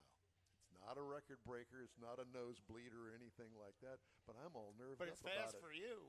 I bet you Mike could do it in 10. Damn fast for you. I know. And so I have to tell you, I'm a little bit nerved up about it. Well, you should be, and that's what makes it so. That's what makes it so exciting, you know. And that's the great thing, you know. Guys like us, ordinary guys. We're not professional race car drivers. We probably never will be. I certainly won't. But you know what? When you put your car, no matter how fast it goes, when you go down the racetrack, there's nothing like it. That's true. There's no other experience. And even if it's Mom's 1969 Buick Skylark with an automatic transmission, there's still something about it that lets you get out there and do that. You can't do that in any other sport. And it's gold. The car's gold. Gold, yeah. The lights start coming down. With a white Landau roof. Yes. But that's something anybody in the area can do on a Friday night. Come out here for Friday night street nights. Yeah, absolutely. That's what we've been doing. That's been our kind of our core business over 35 years. Is every Friday night when we don't have a special event, we're open to the public to come out and race whatever they want to put on the racetrack. Now, do you have your 75 Cadillac Brome out there? Have you run it down the track? Have you ever run down the track in anything? Of course. So I grew up. I actually grew up racing with Erica Enders in the Junior Dragster program. Oh, you were? Really? Absolutely. I will happen to say that I beat her a few times, but she beat me more often than I beat her. But and I did not know that. And you can see, absolutely. My brother and I, grew up racing Junior Dragsters. I started, I think, when I was 10, 11, and raced all the way to I was 15 years old. We loved it, and we grew up out here. And so for me to come back and be able to actually, make this my career has been special for me. And certainly, if I didn't love this, I certainly wouldn't have been here for the last 17 years. It's been a lot of fun. So I got a letter through Rob Geiger and Geiger Media Global, good friend of mine that I shared motel rooms with when I was on the drag racing tour. I'm embarrassed to say. Seedy hotels. Yeah, the statute of limitations isn't out on that yet, so you can't go too far. And anyway, I got this in my email, an open letter from Houston Raceway Park General Manager Seth Angel. This was brilliantly written, and it really meant a lot to me, knowing you, being out here at the racetrack all the years that I have. And great job on this, and we'll post this on our website, on our social media platforms. But great job, and thanks so much for everything. I always felt coming out here, it was like family, and I try to stay out of your hair as much as I can, but sometimes I just can't and don't want to. But thanks so much for having us, and it's been a real pleasure and joy. Thanks. The pleasure's been all mine, and you guys are our family, and you guys are welcome back anytime. We're love what you're doing. We're coming to your house to party next year at this or time. we could say we'll see you next year. We could say that. We could say that. We'll say that. All right. Seth Angel, he is the head guy out here at Houston Raceway Park. Thanks so much for joining us. Appreciate you, man. All right, so time now for the events calendar here on the In Real Time Car Talk Show, and Conrad has that. Well, again, every Saturday night's Nifty 50s up in the Woodlands, and on the south side of town is a Kima Car Meet from 6 to 9 p.m. Trucks and Coffee monthly meet and park tour at the George Bush Park, which is 756 Westheimer, and that starts at 8 a.m. That's just past Highway 6 out there as you're going out Westheimer. Right. Crawfish and Cars, May 6th. Crawfish and Cars. Crawfish and Cars. Do you run over them? Or? Chase them down. They're going to make your car smell funny. No, but it's certainly you don't have to peel them. You just kind of scrape them off. Scrape them off the tires. So that's May 6th, starting at 5:30 p.m. to 8 p.m. at Life Community Church in LaPorte. Saturday, May 7th, from 5 to 9 p.m. the Beaumont Main Street Gala at the Jefferson Theater. There's a lot I could say, but I won't. No. Saturday, May 14th, again, bring your mullet It's the Arkansas Camaro Fest. In Eureka Springs, Arkansas. Eureka Spring, Eureka. That's where it came I used to mount a couple of those on fenders of cars. Well, I thought your mom used to say Eureka. Eureka. Eureka or something. Yeah. Go take a You know shower. those canister vacuum cleaners, the Eurekas, the canisters? Oh, yeah. I always wanted those on the back fenders, so they look kind of like jet engines back there. Well, you kind of said you mounted on the fenders, but I wasn't sure. On the back of the fender, yeah, back top of the fenders, make it look like jets. And then Saturday, May 21st, from 9 a.m. to 3 p.m. is the Magnolia Days Festival Car Show, and that is in Columbus, Texas. There's lots of stuff going on all around town. Yeah, and we're going to go up to North Texas next month. Middle of June. Yeah. Lone Star Street Oh, Rod was it Association. June? Okay. Yeah, their state event. Yeah, so we're going to travel up there, not in the same car. We're going to travel up there and do the show from that event up there in June. Are you going to go with us? Not if I'm not in the same car with you. I want to be in the same car with you, Don. I know you do, and that's. I want to sleep while you're driving. I know you do. I can only imagine that. Well, he sleeps while he drives. Time now for this hour's car review. Mr. Mars had a chance to drive the Subaru Forester. Now, he called me in the middle of the week and said, "Oh, I've made a terrible mistake. It's not the Subaru Outback that I told you about. It was the Wilderness." How do you not know what you're driving? Well, no, it's the Wilderness. It is Mars. It was the Outback Wilderness. Listen to this now. Listen to camouflage. This. Listen to this. And I looked at it, and well, because they just made the Wilderness in 2022 is the first time they put that package together on the board. But we're not okay. But so tell us about the Wilderness is Wandering around in the wilderness. Okay, Yeah, do that. wandering around in the wilderness with the 2022 Subaru Forester. And this is obviously a Subaru. It's all-wheel drive because that's a standard feature on them. This vehicle comes in 6 different trim levels with the Forester, and that includes the Wilderness. Now, that is a kind of a middle off-road featuring type thing. A lot of the features that are on it, a lot of the trim on it, it's all kind of geared to the off-road. Yeah, that's a good way to put it. This thing will seat 4 adults easily. Supposedly, you could do 5. I'm not sure where you put the other one at. The Roof rack. Rip. This is all new trim level for 2022. It's got again, the Forester and the Subaru, several of them, they've got a very upright seating. The driver sits very much upright, got a big scope that you can see around with all the windows and stuff. Got a few Wilderness specific features, including the front and rear bumpers are specific to the Wilderness. It's got an exclusive grille up front. Got badging trim on it that's all exclusive to the Wilderness features that make it very off-road looking. Got exclusive 17-inch matte black wheels, front skid plates, and it's got a redesigned roof rails. Now, I don't usually mention roof rails or the roof rack system very often, but this one is designed to hold 800 pounds. Oh. Outdoors. They've got a tent you So can in actually other put words, up we there. could strap Conrad and me to the roof and be okay. Yeah, that's or right. just your mother-in-law. And Send your So, comments to you're info also- at In-Wheel Time. when you I go, said it. go inside with this Wilderness package, you're going to get some StarTex water-resistant seating surfaces, dear so God. that you know if you get everything too wet. The wheels are kind of falling off of this review as we just No, kind of they're pick it not. apart. I can only imagine what the Subaru people are going to say once they receive this with all of our comments embedded in it. Yeah. They're going to say, "How wonderful! We didn't think of that. We'll We'll have to- have to get back with these guys." That's what It'll they're have to gonna be say. edited correctly. Yeah. No, it's going to be we'll never send him a car again. Exactly. Front seats are heated. The rear seat is a 60/40 folding rear seat. Fortunately, they haven't tried to put a third row seat into this. One thing I did like, when you fold down the seats, it's got a weather matting in the back for the cargo, and that's on the back of the seat. So when you fold them down all the way up to the back of the front seats, you've got that cargo mat there, that rubber Protected type if matting. you're throwing stuff Very in nice. there. Absolutely. It was really nice. And again, throwing that off-road stuff in there. Got an 8-inch touchscreen up front that's got a 180-degree front view camera. Again, that off-road aspect of it. Sweet. The rear, it's also got a rear center console. That's where it's got AC vents and lots of power up front and in the back. And one of the things I liked about it is because of that upright styling of it, it's very easy to get in and out of this vehicle. Now, you're going to find up under the hood, we had the Boxer engine. That's the flat 4, 2.5 liter. It wrecks out at 182 horsepower, 176 pound-feet. Torque at 4,400 RPM. So you got to wind it up a little bit to get there. backed by a CVT, and interestingly, in the manual mode, it has an 8 shift. It shifts like an 8-speed automatic in the manual mode. I guess when you get off-road, you want to use that. The MPG EPA says you should be looking for about 25 in the city, 28 on the highway, 26 combined. I got 24.9 over 293.2 miles. It's got more than adequate power. It's not a race car. 4 drive modes.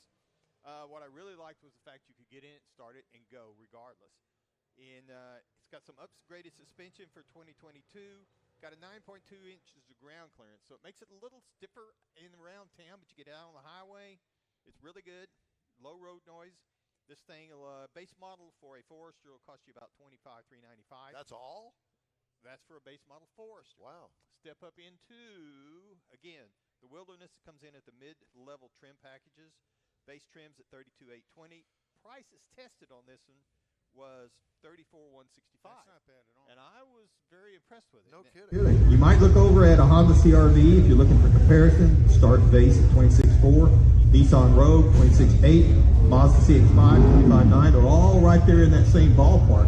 But again, this one sets different, and there's a lot of things about this one I liked in comparison to some of these other vehicles.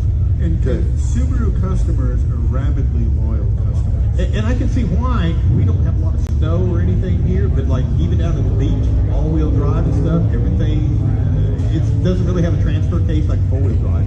So it's just there. And I can see why mud and snow that people really like these vehicles. They do have a lot of snow in Michigan. And Yeah. we're Yes. going to have a very special racer from Michigan on the air with us here in just a second. So stay tuned to that. In Real Time Car Talk Show is now part of the iHeart family and available 24/7 at iHeart.com and through the iHeart app. Just look for the In Real Time Car Talk Show. We stream also on Facebook, YouTube, Twitch, and InRealTime.com. The In Real Time Car Talk Show continues after this quick break. Father's Day weekend, Saturday, June 18th, 2022. It's the next Tailpipes and Tacos Cruise In, and you're invited. Tailpipes and Tacos Father's Day edition will be at the same Loopy Tortilla in Katy, 8 to 11 a.m. on Saturday, June 18th. It's the only place cruisers compete for trophies and other prizes. Enter your vehicle for Best Hot Rod, Best Classic, and Best Modern Classic. Tailpipes and Tacos is Houston's coolest cruise-in and is your opportunity to see the best hot rods, show cars, classics, and resto mods, and get Loopy Tortilla breakfast tacos and adult beverages. There's no entry fee, and cars will automatically compete for custom Loopy trophies and other prizes. It all happens at the Loopy Tortilla Tex-Mex in Katy on the Grand Parkway at Kingsland Boulevard, just south of I-10. Kick off summer with Tailpipes and Tacos Father's Day edition, Saturday, June 18th. The In Real Time Car Talk Show will be there too. Celebrate Father's Day, the start of summer, and the return of Tailpipes and Tacos. Saturday morning, June 18th, 8 to 11. We'll see you then, weather permitting. Tony Stewart Racing joins the NHRA Camping World Drag Racing Series, and his drivers, Leah Pruitt and Matt Hagan, will face off against NHRA stars including the legendary John Force Racing Team. Don't miss this battle of horsepower and performance. It's the final NHRA Spring Nationals event at Houston Raceway Park. Don't miss it this weekend. This is your last chance for Nitro action in Baytown. Tickets at HoustonRaceway.com. The In Real Time Car Talk Show is now part of the iHeart family. Now you'll have access to 24/7 Car Talk anytime you need a fix. Just download the iHeart Radio app and ask for In Real Time Car Talk, and there we are. Be sure to save us in your iHeart library for instant access. No matter where you are, you have the best Car Talk Show right on your PC, laptop, or mobile device and never have to worry about finding us again. Of course, you can always get access to our video and audio streams via InRealTime.com and your favorite podcast channel, and all of this is free to you. From the iHeart Radio app, you'll not only hear our Saturday morning live show, but the best shows of the past, updated weekly. Never miss a minute of up-to-date new car reviews, pre-owned reviews, Conrad's Car Clinic, informative interviews, automotive news, and the most fun car talk show on the planet. Just download the iHeart Radio app, search for In Real Time Car Talk, save it to your library, and with a tap of the icon, you'll be in touch with your favorite Car Talk team. In Real Time Car Talk, streaming now on iHeart.com/InRealTimeCar Talk. Live from the 35th Annual NHRA Spring Nationals at Houston Raceway Park, welcome to the In Real Time Car Talk Show here on iHeart Radio. Coming up, we'll have a very special guest. Joining us once again from the Top Fuel ranks, joining us in the studio here remotely. Plus, we'll have the events calendar and the stories making automotive news headlines this week. Howdy, along with Mike out of this world Mars, King Conrad DeLong. We need more Jeff Zekin. We do. I'm Don Armstrong. So glad that you could join us today. And we have with us right now the pilot The Mac Tools Top Fuel Dragster, and from Kalitta Motorsports, and that would be Doug Kalitta. I like that. Yeah, thanks for having me on, Well, guys. It's a great pleasure. Well, it's always a pleasure to see you. I have always had great respect for you and your driving ability, and I want to know about your piloting ability too. Did you fly down here? Yeah, we came. We usually go into Ellington. Yep. We've got this 9-passenger Falcon 20. So Nice. So yeah, we use that for anything further along than you'd want to take like a turboprop. We've got this King Air that we use for the shorter flights, and now does the very fortunate that Connie's always, we've always flown to the races. When I first started working for him, he actually was like flying this 310. I mean, that would have been years, obviously with him. That's what we started with, but no, it's been a great opportunity learning, to fly with Connie as co-pilot, and and just kind of progressing with my career with all of that. And all the different planes you're flying, because from what I understood last time we had you, you fly a pretty full range of stuff that's part of the Kalitta Air services. Yeah. Altogether, we've got I think about 90, a little over 90 aircraft. Wow. Ranging from Learjets all the way up to Boeing 777s. Wow. So we're running a bunch of stuff. Obviously, DHL is a great customer of ours. Yep. We fly their 777s or 747s and 737s in their network system that they have in Cincinnati and all around the world. So that's your real job, though, isn't it? Yeah. It's it's been a heck of a run. Obviously, I started working for Connie back out of high school, and it's been full on airplanes and racing, and it's been a lot of good. Sounds like fun. But it's been great. But flying to the events in your own airplane, that sure does make it a whole lot easier. Yeah, that's doesn't for it? Sure. Oh my I gosh. tell you, I think about trying to do the airline stuff and racing, and God. without having that convenience would be tough. Yeah. Do you find other drivers maybe knocking on your door? Hey, can I get a ride? Yeah, and usually we're full, right? So anyways, but yeah, I'm always open. If anybody needs a ride, it's all good, as long as they don't want me to drop them off somewhere. If you're going where I'm going, that's good. Exactly. That helps. So, you've had quite a career, and a very successful one at that. And we've always been amazed at your success, and the professionalism that you bring to the sport is top notch all the way. You always have been, and always a great interview, and know the sport inside and out. And I think that is a true asset. And hopefully you take that as a compliment. You should, because that's how it's meant. And how do you feel about coming to Houston? What does Houston mean to you? I mean, this is the last event. Yeah.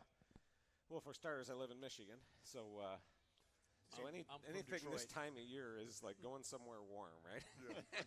There's that. Yeah. Anywhere. Yeah, boy. anywhere warm. Well, you guys right? have had some recent snow. Yeah, jeez. The day after Easter. Yeah. Easter Monday. Yeah, it's been. Yeah. But no, this. I really like Houston.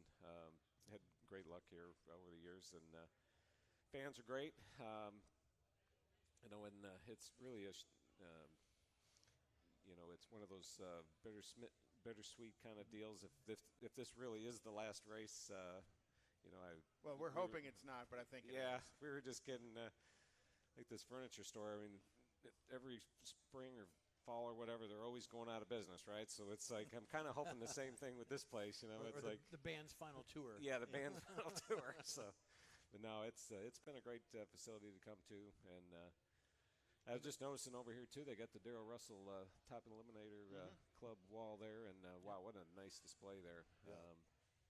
But just stuff like that, Darrell was a big part of this area and his family, and so there's just a lot of history here. A lot of memories, and the track has produced good conditions to create all of those records that have been set here through the years as well. So it's been a good track for start of the season, early on in the season. So my guys yesterday they were talking about the track or whatever, and their comments were, the starting line is usually really good here, so that's coming from Alan Johnson, right? So it's one of those places that everything's got its own characteristics, but it's been fast here. So bringing Alan into your team, because he brings a lot of knowledge from a pretty wide range of other teams with him. How has that affected everybody else? Because I'm sure everybody's kind of in a learning curve with Alan coming in. Yeah, we're settling in. I'm settling in. Having somebody, Brian and Alan, and just the whole effort of, it was. I wouldn't say overwhelming, but it was just an incredible opportunity, right? So you just kind of got to settle in. I think we're finally all settling in, and we're just keep picking away at our performance and just. I'm hoping we're a win waiting to happen. And it'd be great to do it here tomorrow. You've been in the business long enough to know that crew chiefs have their own way of running a team, and every one is different. And what does Alan bring to it that you really haven't experienced before? I mean, what makes him different? Yeah, obviously his track record of all his accomplishments out here with championships and race wins and highly respected crew chief. Yeah, and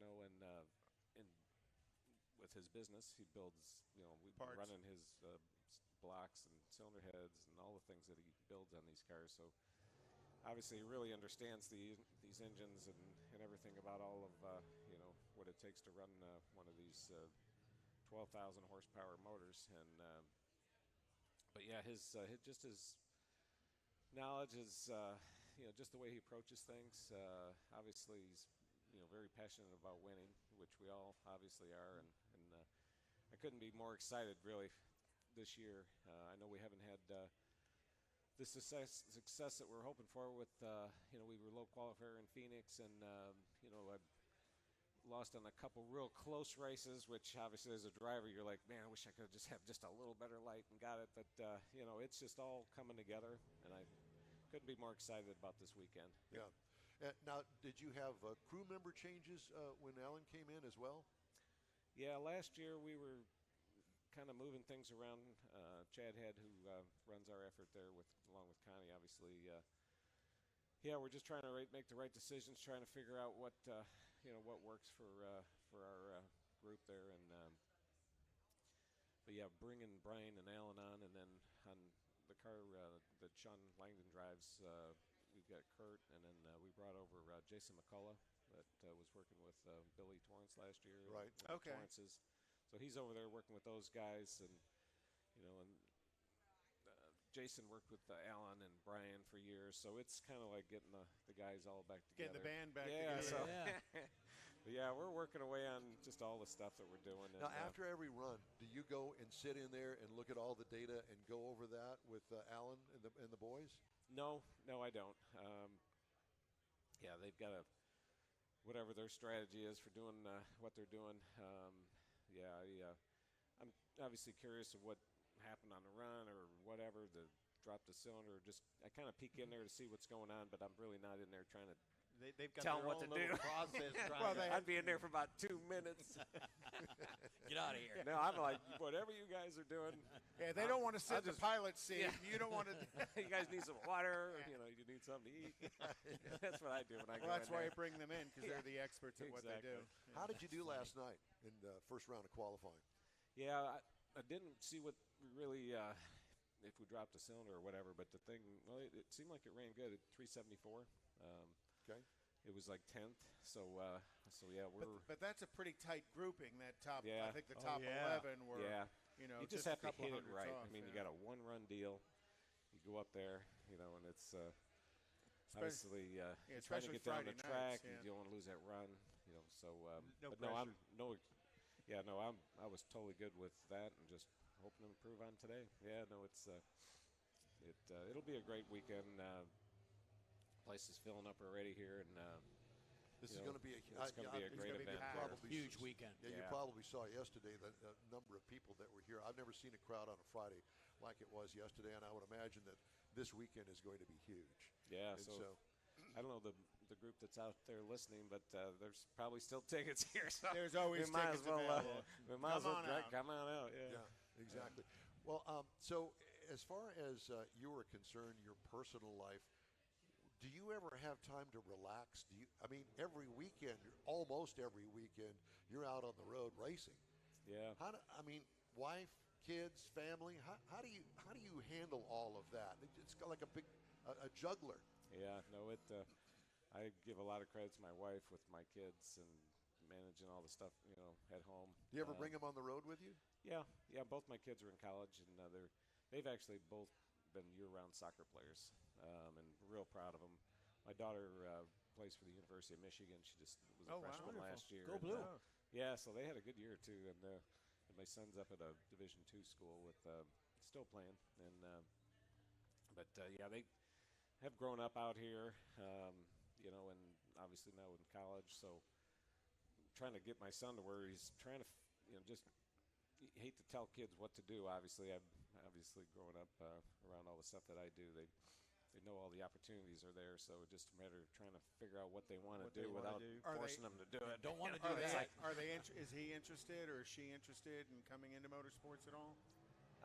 Yeah, I haven't pushed it too hard. I mean, we've run, the junior dragsters and go karts and just kind of played around with quarter midget stuff, and but yeah, the main thing obviously is just chasing his passion, which had been soccer for his whole life, year round. Time consuming.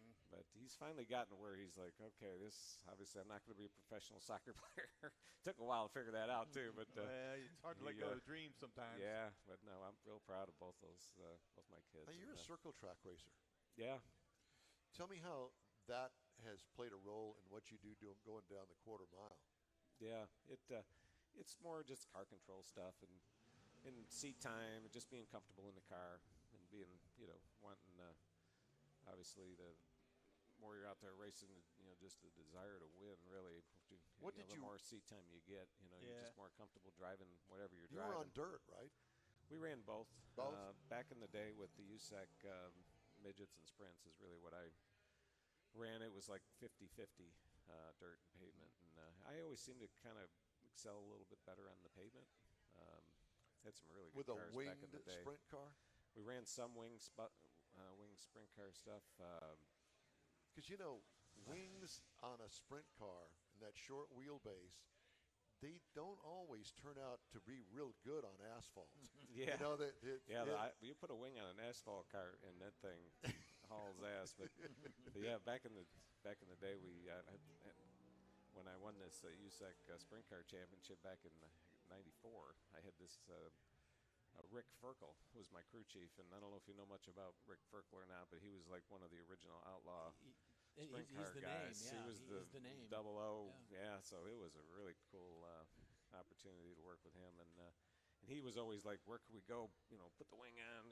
He was from like Attica and Fremont, all those tracks in Ohio. That was where he lived, and so we were always banging around. Whenever we weren't running the USAC midget and sprint stuff, we were trying to run a Do you miss wing. it?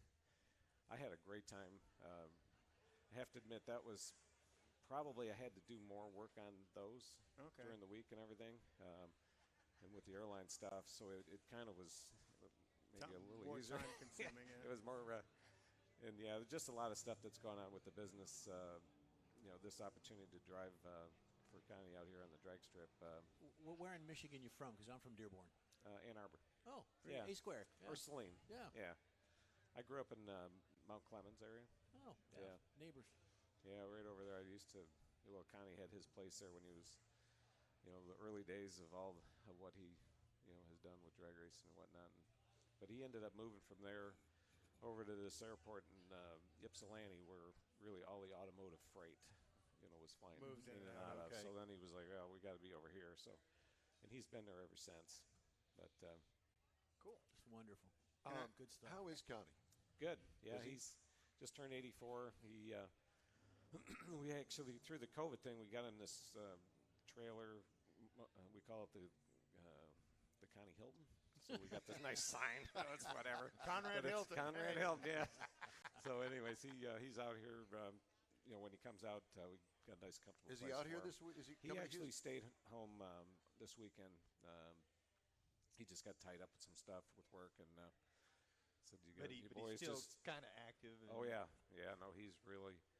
he's by the shop all the time, and he's a big part of all the. Well, and I know Kalitta Air, you guys right also have a a huge relationship with the U.S. military as well. Yeah. You guys are always moving stuff around and doing stuff for them, and thank you all for doing that as well. That's pretty cool. Yeah, no, we appreciate the opportunity. There's obviously always stuff to move and stuff going on, and so it's some of it in a hurry. A lot of international stuff. That's what Kalitta Air primarily does, is all just international. So we're wherever the disasters and wherever whatever needs to be moved, the needs and whatnot, we're the ones leading the way, moving the stuff. Tip of the spear. Try to be, yeah. So what are you looking forward to today? So yeah, we like I say, we ended up 10th. So if we could get kind of, it'll be a little warmer on the first session. The second session should be better. So if we can kind of get close to the top 5, I don't know what it's going to take. Obviously, my guys are probably thinking, maybe we can, run better than that. I don't know if we can or not, but for me, just somewhere closer to the front, and then. Because that's a pretty tight group. You're going to slip in there. Yeah. So obviously, we'd love to be first, but if we could be in the top 5, that would be great. And track prep here, left lane, right lane, they all pretty consistent, or is there an advantage to one side or the other? I think it's pretty close. Yeah. Yeah. No, the safety so far, they do a good really job. Good job. And this, like you say, this track's always really good. So they should be good. And it's got an opportunity with Mobile One this weekend. Big part of the Toyota brand that we represent as well. So, but through a partnership with them, with Toyota, we're doing a special wrap with the Mobile One. Okay. Yeah. So. Well, that works in Houston too. With, such a big mobile footprint. Yeah. So and that's the product, the oil we use.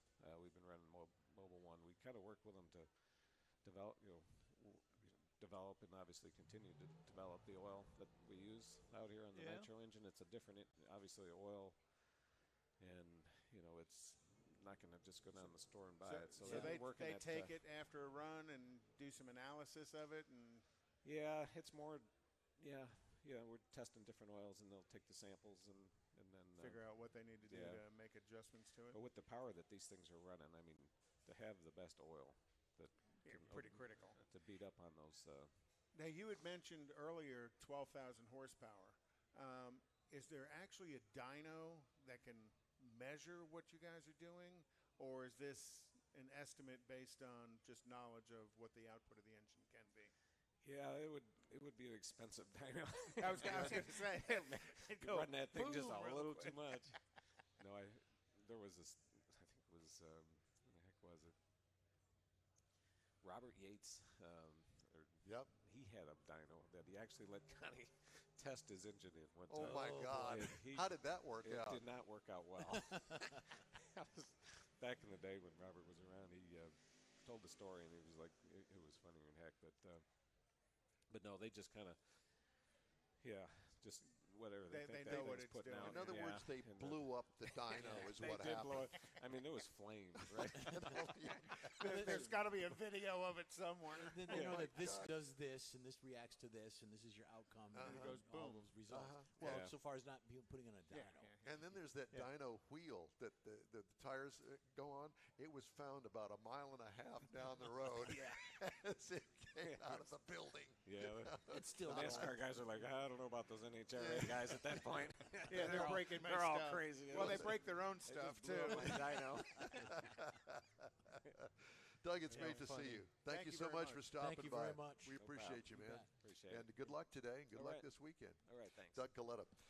Thank you very much. All right.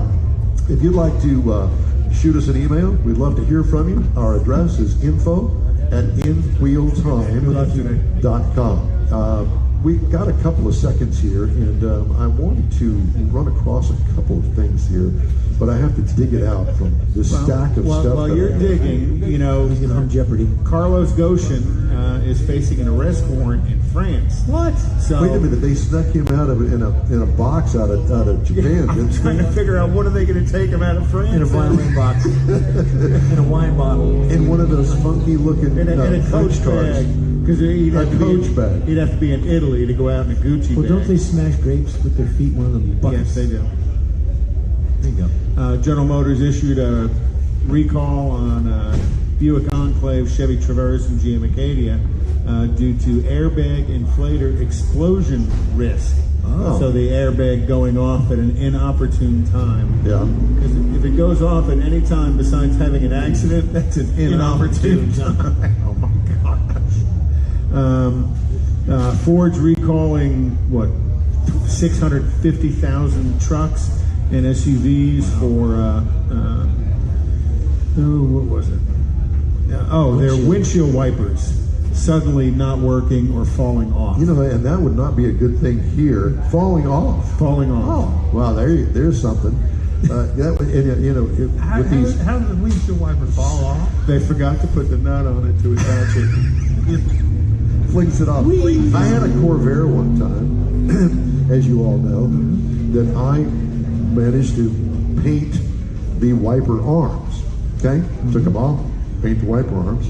Then, you know, it's got the little tab on the back that you shove in to make it so it doesn't fly off. But you got to feel it clip and the tab lock. Well, I didn't actually do that, and I'm driving down the road in a misty rain, and all of a sudden, it goes the whole wiper arm and blade. And I thought, I am not stopping this car to go look for it, so I had to buy a whole new set to get at least to match. And learn how to lock it in place. Yeah. Push down, do you feel that snap? Yeah, exactly. Ferrari is expanding its plug-in hybrid lineup with the 296 GTS. You know, Ferrari plug-in electric. I just can't get past that. But that's part of their Formula One technology is the electric boost hybrid system. I know. Well, a Targa version of the mid-engine 296 GTB Coupe launched in 2021 as the first V6 model since the Dino in the late 60s. The rear drive, two-seat 296 GTS is powered by an 819 horsepower V6 hybrid powertrain. Turbocharged V6, maximum output is 654, coupled with a 122 kilowatt electric motor that produces an additional 165 horsepower. I don't know. There's something about Ferrari that doesn't say V6. It says V12 or V8. I know. You know, and yeah, maybe you can get 800 horsepower out of a hybrid V6, but it's still.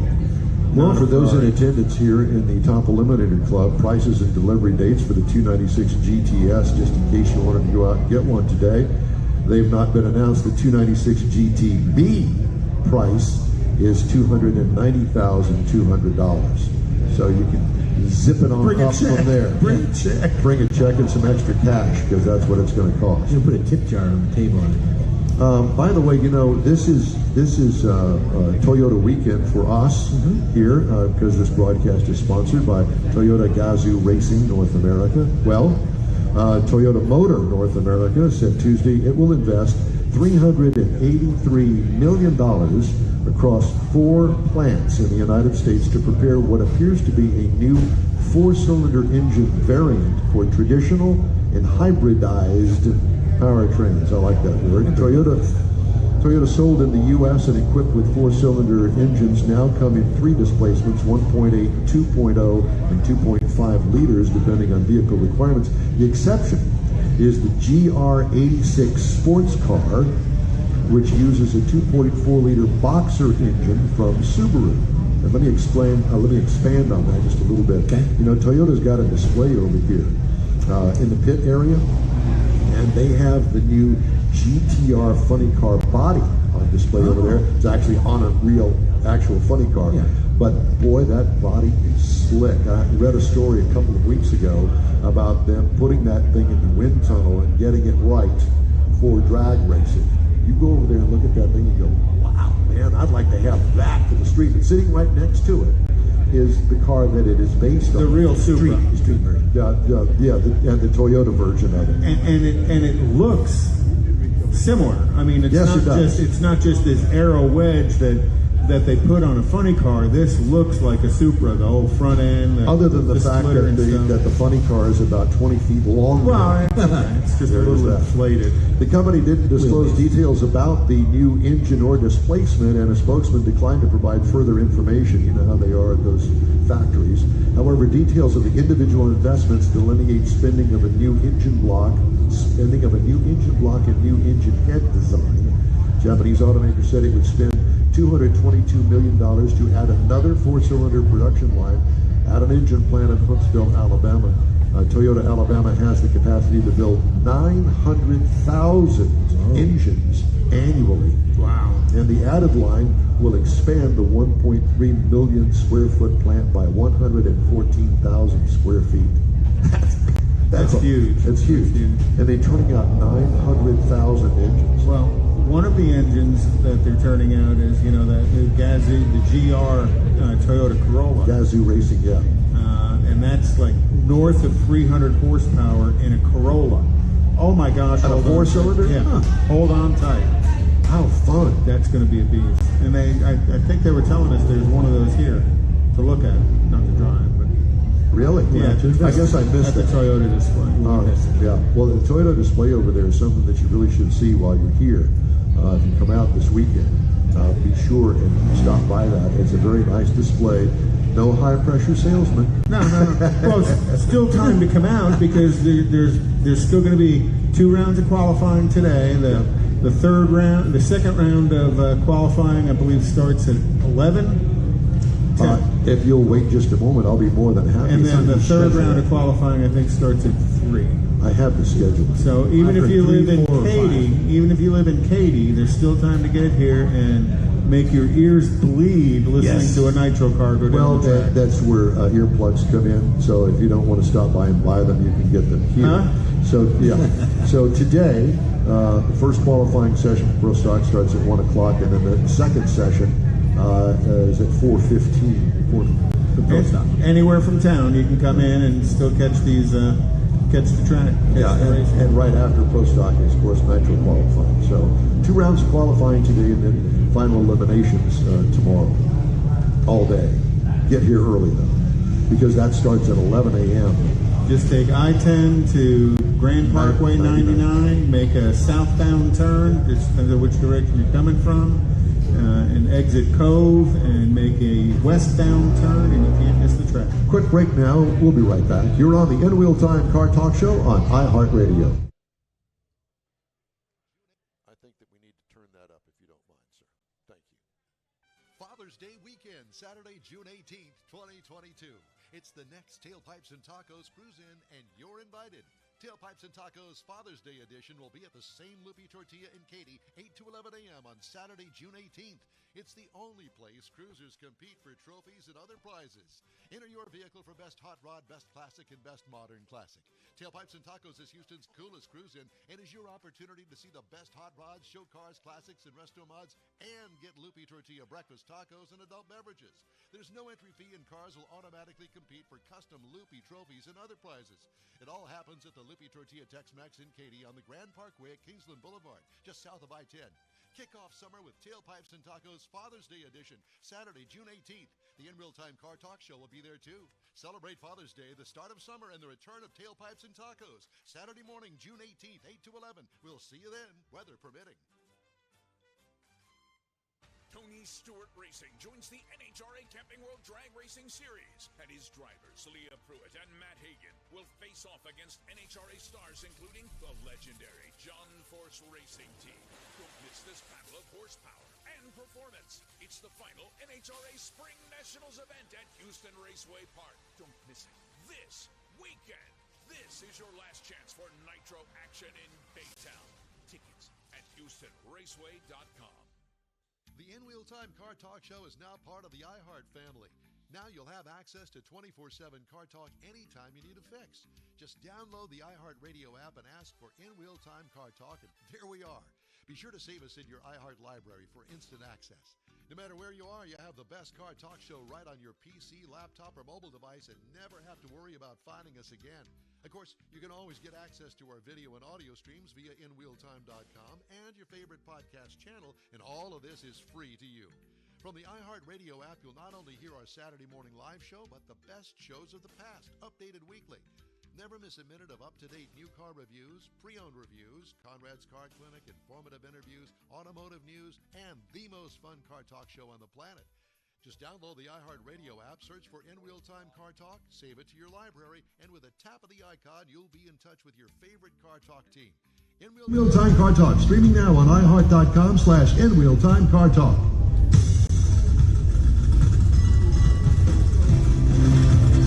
Live from the 35th Annual NHRA Spring Nationals at Houston Raceway Park, welcome to the In-Wheel Time Car Talk Show on iHeartRadio. Coming up, more stars from the NHRA. Waiting on Antron to show up any moment. He's going to come blowing through here, I just know it. We'll also have this hour's car review. Had a chance to drive the completely redesigned Toyota Tundra. I'll tell you my thoughts on that. We'll also have the cruise-in calendar, and later Conrad has This Week in Auto History. All right. Just ahead, this hour of the In-Wheel Time Car Talk Show. Today's show is presented by Toyota Gazoo Racing North America. Howdy, along with Mike Out of This World Mars, King Conrad DeLong. We need more Jeff Zekin. I'm Don Armstrong. So glad that you could join us today. It's going to be a wonderful day. You know, we're kind of here. Beautiful day. Yeah, in the Top Eliminator Club, off to the side of, well, actually, the starting line is right outside that wall. So you'll be hearing a lot of that as we progress throughout the rest of the morning. Our show this morning is going to go until noon. At least we hope so. Yes, sir. Do you think it's going to happen? I'm planning on it. Are you? Yeah. So we're halfway through. So we have a bonus hour this Saturday. Oh, cool. Are you good with that? So much I'm great with that. Did you not know that? No, I didn't. But are we going to be running while the night? Are we going to be on while the Nitro cars are qualifying? Or no? Is that they don't? No, they don't start until 1. Okay, I was going to say it's going to be a little loud in here. All I know is I got overtime. It's great. I love overtime. Oh, okay. So overtime pays double. Double or nothing. Yeah. Double of nothing. Double of nothing. So we're between the breakfast crowd and the lunch crowd. Oh, so it's kind of calmed down in here right now, which is a good thing. Because earlier there was a nice breakfast crowd. Yes. Yep. And when they put the lunch out, the place is going to get busy. What's it going to look like after 5? Well, there's the bar right there. That's what I'm talking about. As if, matter of fact, if you're watching, there's another bar over there. If you're watching this broadcast, and you will see our guest, we have them on an isolated camera. If you'll take your cup of booze, whatever it is that you've got there, off, thank you. So that camera faces that guest, and right over Top of that guest, you'll see the gals back in the bar area. Yep, you can see them. There they are. As a matter of fact, mixing drinks. I think they're concocting something for us. One of our viewers this morning, Matt England, said, "I love the guest shot," and I'm thinking, "What? Why does he like the guest shot?" And then I looked at it and I thought, "Oh, he doesn't care about that. He's looking at the girls behind him over there in the bar area." It's the background he's interested in. Apparently so. So it is an interesting background when we have our guests. Can we get them on with us? No? We could. We could just drag a microphone over there. Well, it'd be fine. I think Antron's coming around. All right. Oh, we can talk to them until Antron gets here. It won't be long. That won't be long enough. Where did you get that Coca-Cola cup? I haven't seen a Coca-Cola cup. I saw Seth grab one, so I grabbed one. A set of cups? No, Seth. Oh, Seth. He went over there and grabbed. Okay. Let me. My English is. We've lost him. Theoretically. So there's that. Theoretically. Theoretically. Our award-winning interviewee, Mr. Brown. How are you, sir? Howdy, sir. How are you? New team owner. There's your little headset there to put on. I know you know how to work that. Ladies and gentlemen, originally from Chesterfield, New Jersey, now residing in Pittsboro, Indiana. By way of Louisiana. Well, I don't know about that, but anyway, he's the pilot of the Matco Tools Lucas Oil Toyota Top Fuel Dragster. Ladies and gentlemen, Mr. Antron Brown. Thank you. Did you get your voice back? Did you have your voice back? My voice is back a little bit. Sounds like I can sing right now, don't it? Beautiful. Yeah. It's that kind of that smoky, late in the evening kind of voice. Little jazzy blues there. That FM radio voice. Let me see if I can try this. Ladies, let your hair down. There you go. Oh Lord, I can do it. You know, when did we talk to you last? A couple months ago, right? Yes. And we're in the middle of chaos at that time when you talk to me. Oh, yeah, yeah. Well, you didn't sound like chaos, but you made it very smooth. But we were like all over the place, just getting everything together, building the team, getting things in, Packing the trailers truck, coming in, and getting the trailers, cars there, everything. Oh, Because Lord have it was on mercy. this program, on this radio/television program 1 year ago that you made the debut announcement that you were starting your own team in 2022. Yes, and it was one of those deals where you're thinking about like, all right, we got this, and we had all the right people. You know, I mean, it's like we're doing it for all of our guys and all, and you know, from Brian Karate, Mark Oswald, Brad Mason, and all of our Matco, Lucas Oil, Toyota boys. I mean, we wanted to do something to build something special. You know what I mean? Like we've been getting our butt kicked by Torrence Racing for the last 4 years, winning championships, and we had that. We were winning those championships all in a row. We were a real dominant team for about 7 years in a row, where we were winning races and winning championships, and we built something special. But then when you see your guys kind of go to the wayside and they retire or they get other jobs, Careful go to now. other teams, and stuff like that, and you're just like, what makes a team so good? People want to know what makes Torrence so good. He's had the same guys for the last 12 years of racing that he's been racing.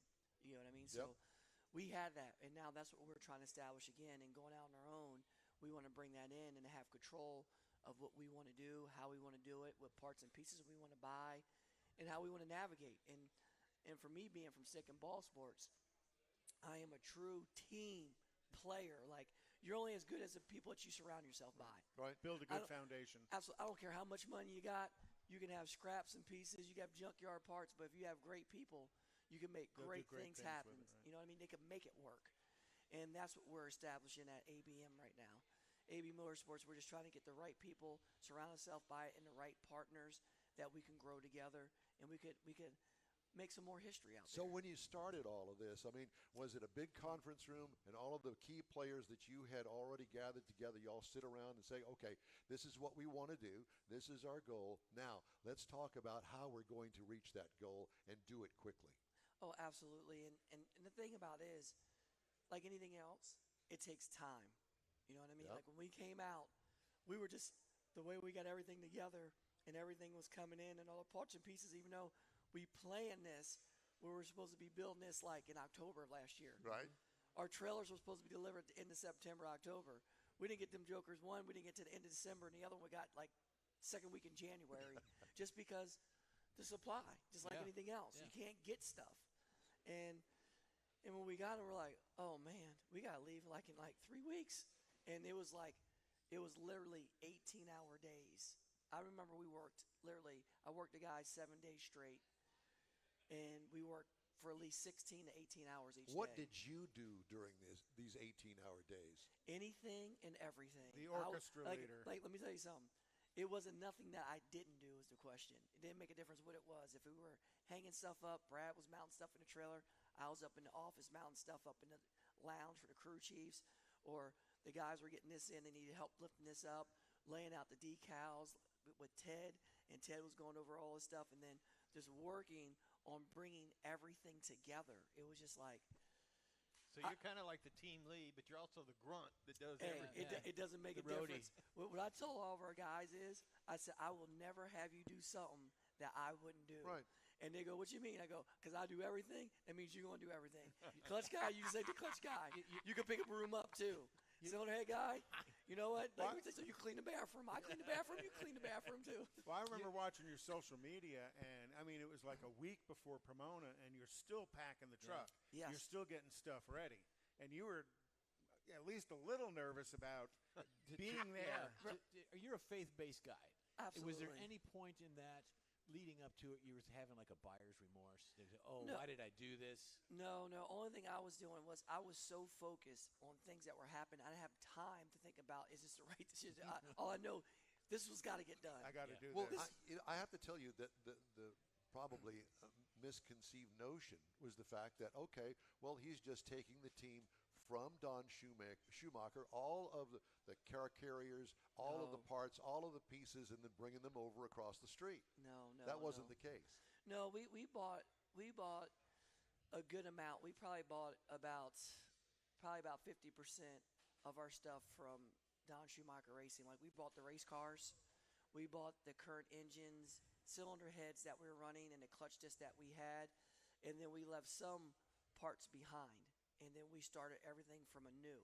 So we had a good part of it, but everything else, like, we didn't take a tool. We didn't take, like, we bought all, like, they still have the race trailers with the clutch grinders and all the tools that we use at the shop that he can actually put on the race team in. So we actually started from scratch with our race trucks, trailers, organizing all of it, and then we bought more engine blocks, more cylinder heads, more blowers, a whole different clutch program. And filled it with Matco tools. Oh, absolutely. Matco to the gill. Let me tell you something. I had a good budget for Matco. What a great partner. You blew through that pretty quick. Let me say something. They literally looked at me and go, "You're spending all your budget at once, AB." I said, "We got to. We got nothing. Yeah, we got to start nothing." somewhere. And the nervous part of it is watching that stuff trickle in, and you need to use it. But luckily, I had some stuff in my home stash. Oh. So I brought some of my home tools in. Yep. And Lincoln Welders hooked us up, and then and all the great folks at Toyota Gazoo Racing, the TGR folks from North America, they helped us establish with some different stuff like that also. So we had a lot of partners. Lucas Oil came in and said, "What you need? This is what we're going to do." And we were able to lean on a lot of people, and then all the people there at DSM, where with our chassis and stuff like that, and they helped us with different stuff that we needed fabricated because we wanted to change some things around and design some new things that's proprietary to us and not nobody else. And they helped us with that also. So we have our hands spread out, and what we're trying to do is we're trying to assemble and pick what we think's the best of the best to be the best. Yeah. You get what I mean? Well, one of the things also that I think that you've left out of the equation is the fact that you, in particular, the rest of the team as well, but you in particular also have an obligation to the sponsors. Oh, absolutely. And so there's more time out of your day that you've got to obligate and bring to the table for your sponsors. Even doing stuff like this. Yeah, well, I mean, the thing about it is it's not just being in the shop. It's not just running the team, orchestrating the team. Is that sometimes when my guys are at the shop, I'm gone. You know what I mean? So I'm on the road where I have to do a speaking obligation, do a sponsor engagement, or just go over here and do this, or go to a convention, go to a show, and do what we do. Because a lot of our partners, I just don't represent them on the racetrack. I'm actually their official spokesperson. Yeah, you're a business partner. So I do keynote speaking. I get in front of thousands of people. I can't imagine and that. talk to people. Can you believe that? Yeah, I do. As shy as you are, come on. I can't Shy believe guy. I can actually talk. I know, because there's been a lot of that. Well, you could tell how busy I've been.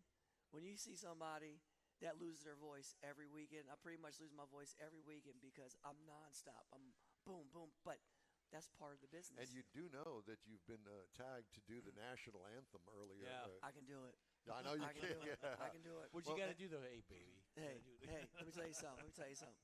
You thought Michael Jackson, Bruno Mars could sing? Wait till I break it down. I can't sing like that. I wish I could, but I cannot sing. So Trust now, me. all of those obligations that we just talked about, we didn't even bring in the wife and the children and the family. Yes. Well, the coolest part is taking this venture on. My wife, Billy Jo, she's been by my side through everything. So she's working this deal full gambit. And I can tell you something. This is the funniest deal.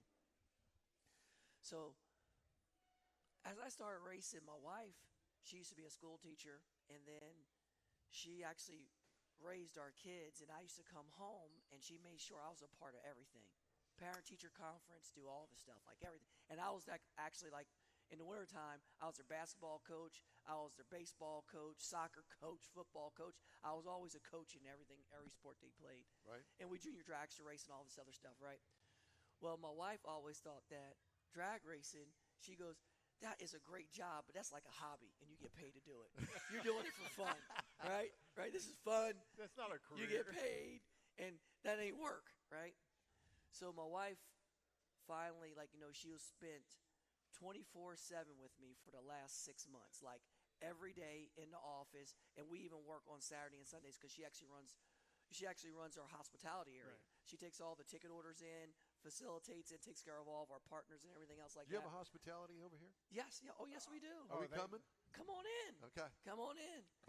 Tell them at the door. It's a Lucas Oil, Macco Tools hospitality area. Everybody's welcome. Okay. We got a good shelf over there, but it's for all of our partners and our sponsors. Sure, They bring all their customers out, and we engage with them. It's nothing like sitting in the AC. Trust me, this is where you want to be. This is where I want to be. I want to be in this top eliminator club. With us. That's absolutely. See this? That sun don't get you in here. You see that? That's right. But the coolest part is, for me, she looked at me. We went to lunch one day, and she looked at me and she goes, "Baby, I am so sorry." I'm like, "What you do? How much money you spend? Talk to me. Like, what happened? What'd you buy? What happened? like, talk to me. What's going on?" And she goes, "Baby, I had no I idea. had no idea how much you work and how much work this is." And she goes, "You don't get paid enough." That's what she told me. She told me. I said, "Well, baby," I said, "I enjoy what I do." She goes, "The only part that you're smiling and when you're in your place is when you sit in that race car. Because I could tell, like, you got a smile on your face." I said, "I am, baby." And she says, "But, baby, the problem is you picked the wrong sport because you're only sitting there for 3.6 seconds." She said, you need to drive something in there for 2 hours so you can really enjoy it. But I said, no, I love what I do. I love the interaction with people. And I love, just like, I went to college for a business major. I love the business side of everything. So the coolest part for me is a challenge to actually take this on as my own business. Even though I did it when I raced motorcycles, now I get to do it at the highest level of our sport. And it's been a big undertaking, but yet it still has been rewarding. But I haven't seen the rewards yet because I got like 4, like people. My wife teased me and all my friends teased me because they always look at me. I never even knew they did that. They look up my net worth on whatever it is, on Google or whatever it is, and it goes, "AB, man, it shows that you're worth like 4.5, 4.9 million, blah, blah, blah." I said, "Yeah, brother, I'm 4.9 million in the hole." I said, "If y'all want some donations, I got a bucket." Yeah. Always looking for sponsors. Help me out. Yeah. How did you do last night in qualifying? We did good. We ended up number 4.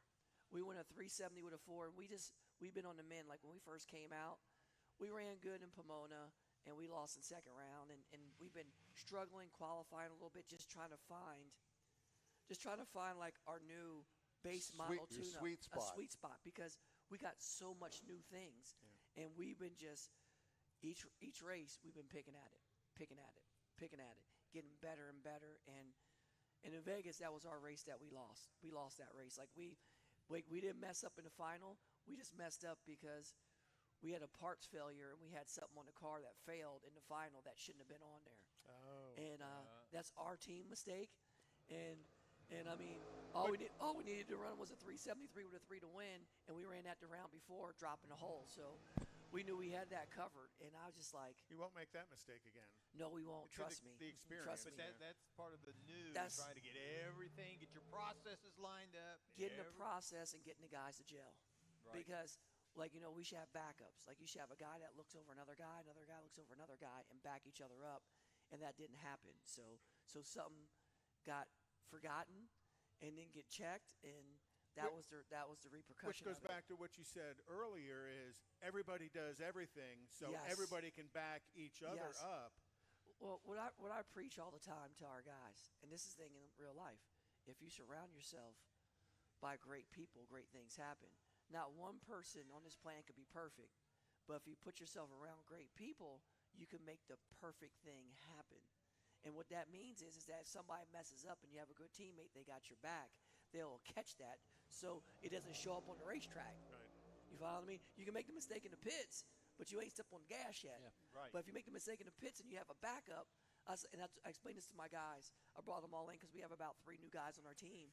I go, "Hey, if you was an Army soldier and you went to war and you're out there in the field, you have a battle buddy. Battle buddy's somebody that watches your back, because you can't. If not, you ain't going to live. You ain't going to survive." I said, "We need a race buddy." You know what I mean? When you first learn how it's a battle. Exactly. And when you first learn how to swim, you have a pool buddy. You got somebody watching so you don't drown. It's the same thing. I told him, I said, "You got to learn how to watch each other and don't take offense to it. not think it's like somebody's correcting you or scolding you, but you got to help each other. I'm not looking over your shoulder. I'm looking at the same thing with you, not at you. Absolutely. Well, once one person does it, it's good for somebody to come behind and double check. And once you do your deal, it's a good thing for another person to drop down and double check you. It's just checks and measures. Making sure it's right. Because if you do the same thing over and over again, you're bound to make that mistake because you're just going to overlook it sometimes, and that's what happens. What are you looking forward to today? What I'm looking forward today is to improve, and it's going to be a little bit hotter in Q2, so we're looking for a race day setup. Like we just want to try to go out there and be the quickest of the field, and then later on this afternoon, if the sun stays like it does, it stays cloudy and it cools down by the time we make our second run, we can go up there and try to improve and go for number 1. We're only 100th off of being number 1. So we went a 70 with a 4. Number 1 was like a 69 with a 5. So we're You're 9 thousandths from being number 1, being number 4. So there's a lot of great cars out there. So we can easily pick ours up to do that. But it was a good shot out the trailer. It was a good shot. Do you ever get back to Chesterfield, New Jersey? I do. I try to go back as much as I can, but I usually get back home at least about 4 or 5 times a year. Good for you. Good for we you. Try to. Yeah, you need to keep doing that. Got to. Well, my dad and uncle's back at home racing right now. They're racing Akron, New Jersey. Okay. With their cars, so it's a lot of fun. Antron, it's always great to see you, my friend. It's always good being on. We always have fun here. Yeah, we do. So we'll have to catch up over Zoom. Yes. In a couple, 3 months, and see how you're doing and check in with you.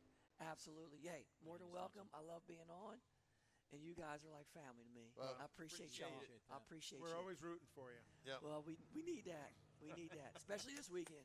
Thank we want you. to go out with this race with a bang. Thank you, brother. Anytime. Good to Thank see y'all. you. Antron Brown. All All right. If you'd like to get in touch with us, shoot us an email. The address is info@inwheeltime.com. Time now for the cruise-in calendar. Conrad has that. Well, Houston's a great place to do stuff, but this weekend they're having a big event up in Austin, and there's probably 1,000 cars up in Austin this weekend. Wow. I think it's Good Guys is up in Austin. Oh, that's more than a cruise-in. Oh, well, yeah. That's a huge event. So June 11th is the Northside Mustang Open Car Show, and that's going to be at Gillow Ford in Conroe. Also Saturday, June 11th, is the Surfside Texas Beach Cruise down in Freeport, and that starts at 10 a.m. July 15th through the 17th is the 2022 Corvette Invasion at the Bastrop Convention and Exhibit Center. I won't be there. No, you won't? Okay. No, I will not. August 12th at 10 a.m. is the Texas Wake and Scrape in Huntsville. Is that something to do with death row or what? When they lower their chains.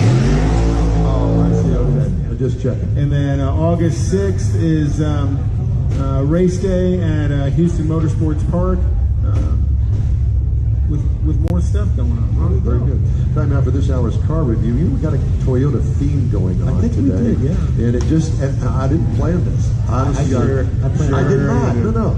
I got a chance to drive the 2022 all-new Toyota Tundra. Available trim levels are the SR, the SR5, the Limited, the Platinum, the 1794, and the TRD Pro Capstone.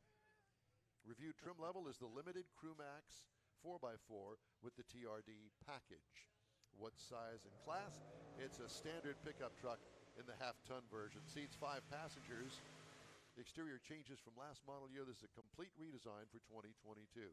Super big body. This is a big girl. You have a big girl drum kit. Yeah. Well, this is a big girl. This is a big boy pickup truck. Big, good size truck. Has an overpowering front grille on it. Listen, if you didn't know that this was a Toyota, it's going to tell you right up front. Nice side sculpting, reminds of the Chevrolet design a little bit. Sexy rear end with vertical taillight design. I like those taillights. Yep, very much so. Yeah. Nice wheels go hand in hand with the trim level that you choose. What I like, the overall look is so much better than the outgoing model. What could use improvement? Well, Toyota shows that it is capable, that this redesign is putting it back in the half-ton truck wars, and I was happy to see that. Well deserved, too. Yep. Interior highlights, huge. I mean a huge infotainment screen, nails it in the top of the center sack.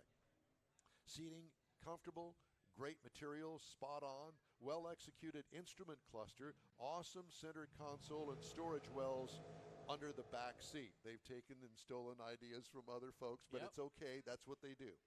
What I liked about it, finally, I think Toyota has a player in the interior department as well. What could use improvement? Get rid of that big shifter and go to a rotary knob. Okay. Big shifter in the center console.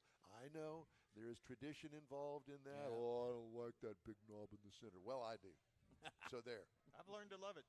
Because it takes up so much less room for it's other things. Mechanically less as well. Well, there's no mechanical. It's an electrical connection to the transmission. Yeah, but I mean, you still have the lever and the linkage of the lever. Where the rotary knob, it's all electronic. 3.5 liter twin turbocharged V6. The only thing available.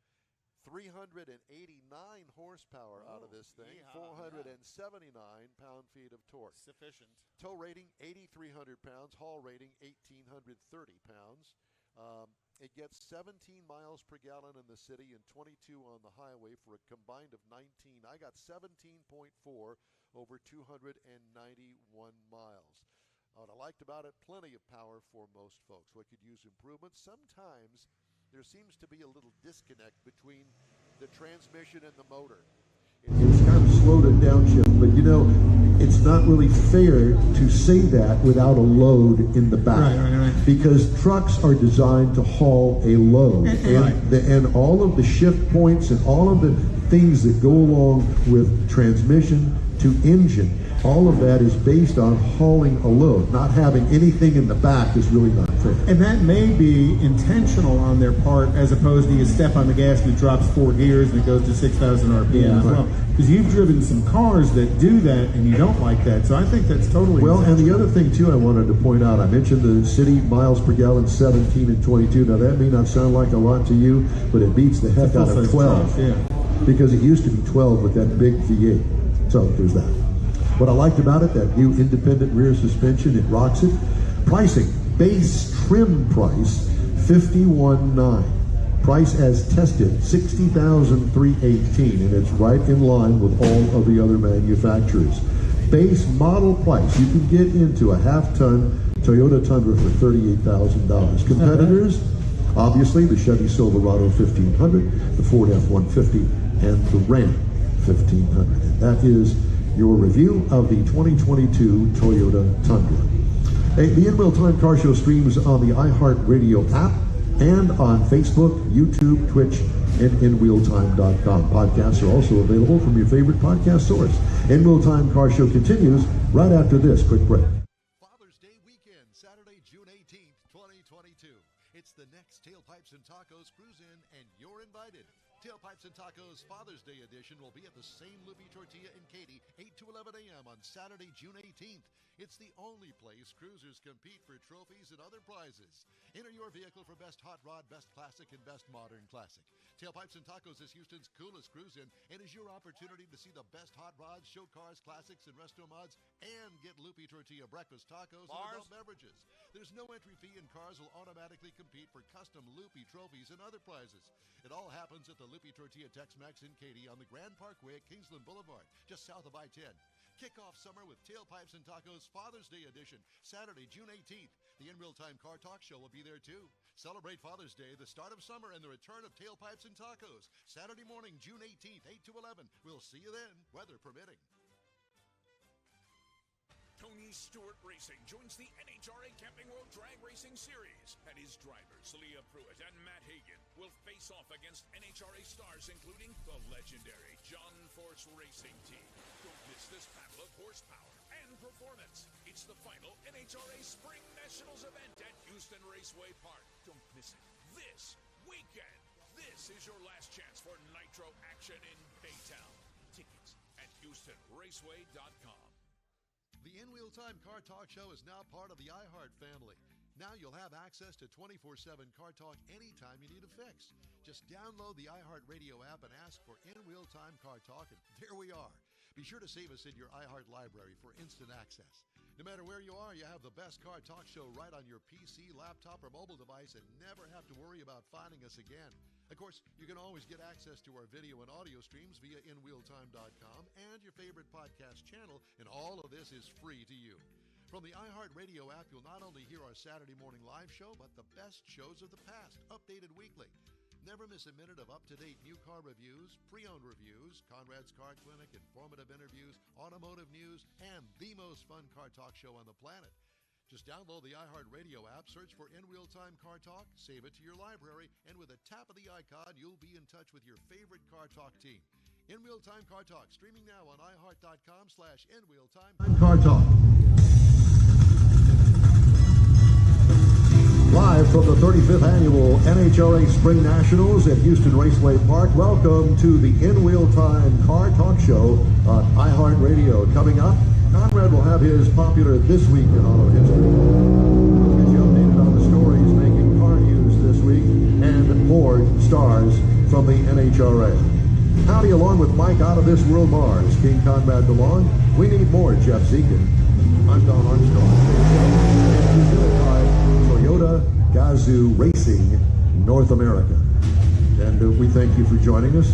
We're coming to you live from the Top Eliminator Club here in Houston, Texas. And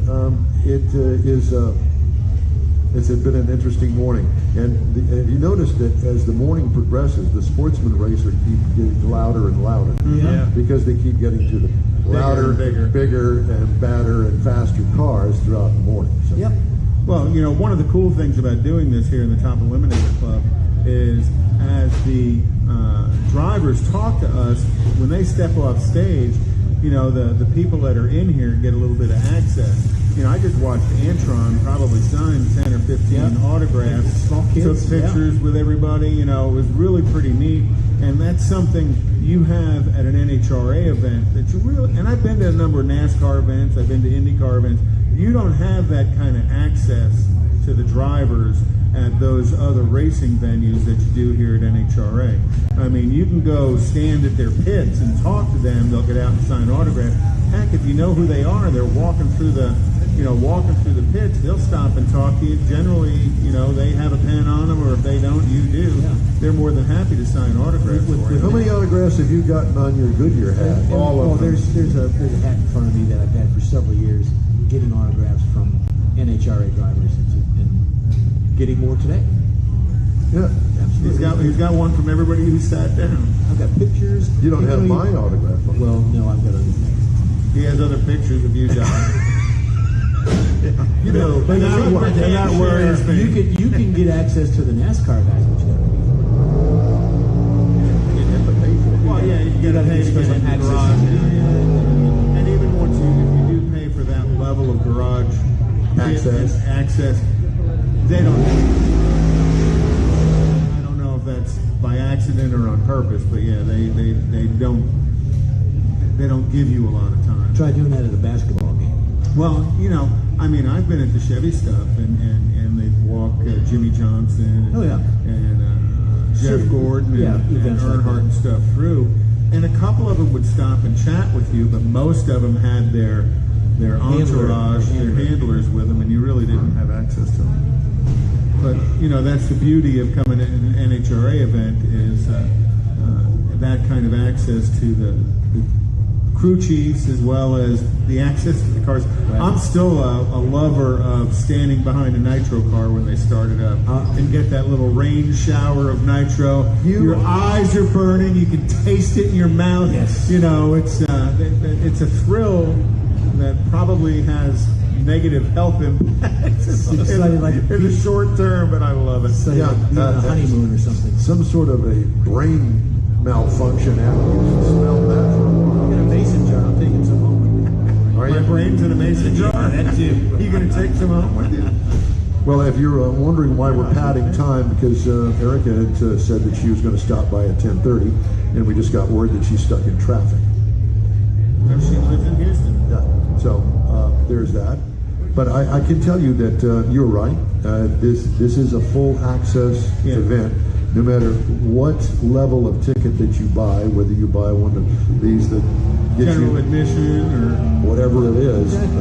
Everybody has the same access to all of the drivers in the pits over there, and it's a rather unique thing in racing, and you just don't find that everywhere. But with that access, you need to pay attention as well, because when they're running between rounds and they're coming in hot, you need to get out of their way. You need to be conscious of cars moving in and out. And I think that most people are. Well, if you've been to an event, you know to be. And there's enough other people around, especially with me, that'll tell you what to do. You know that about this morning. Or, in your case, telling me what to do. Slap me, please. Yes. We're bringing Kathy into that.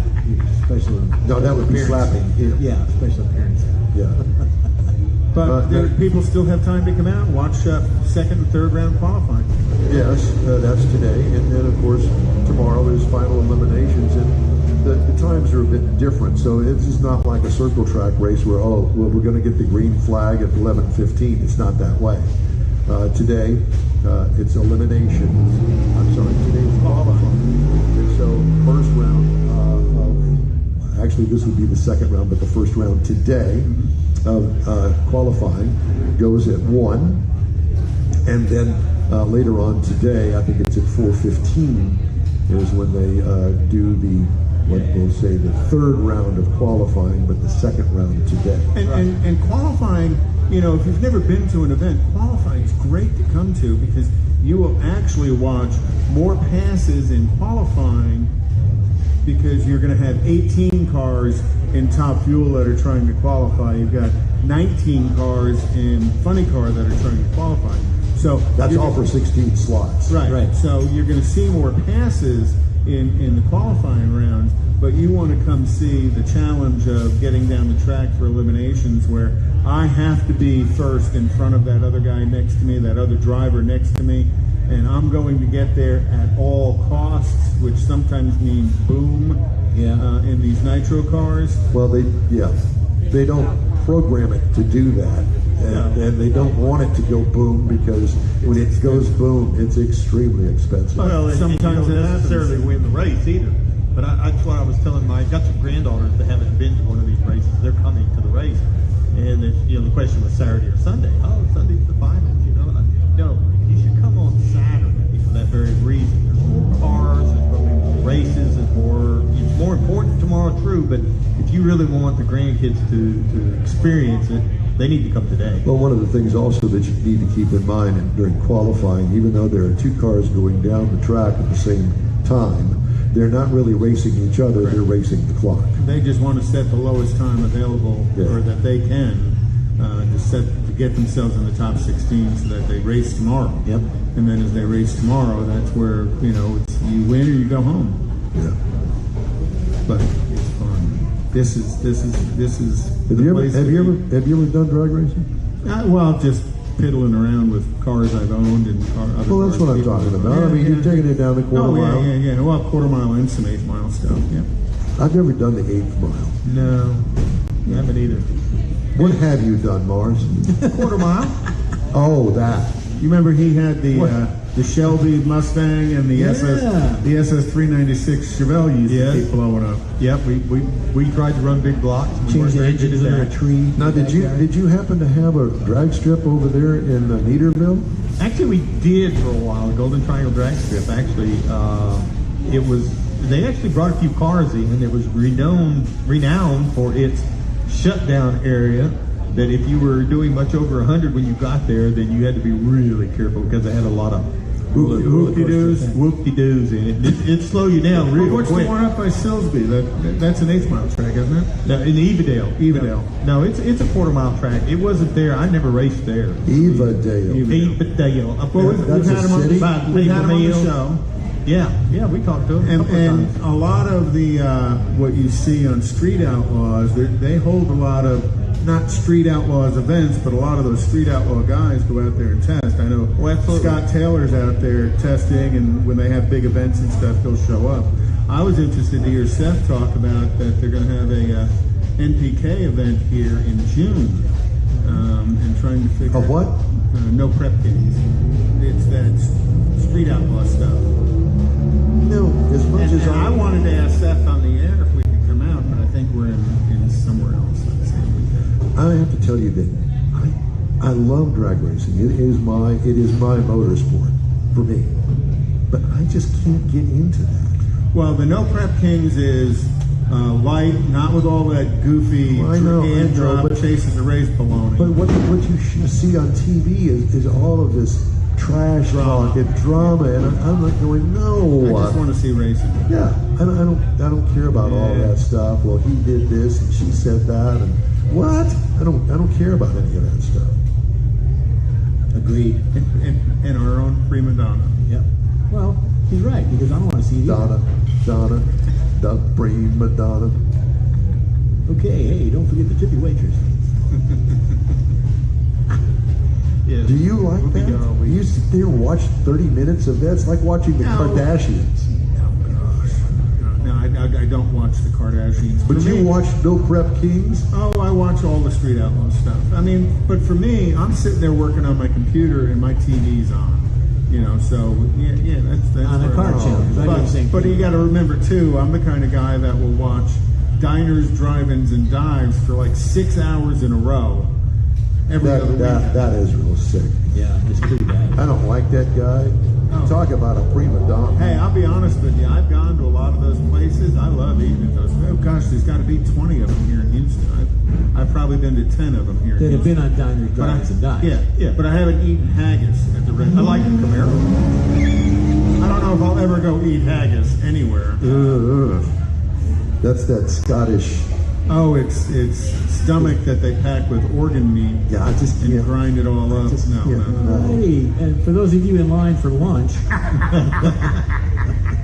Well, I'll tell you what. Why don't we do This Week in Automotive History while we have an opportunity? Let's do this. Are you good with that? Oh yeah.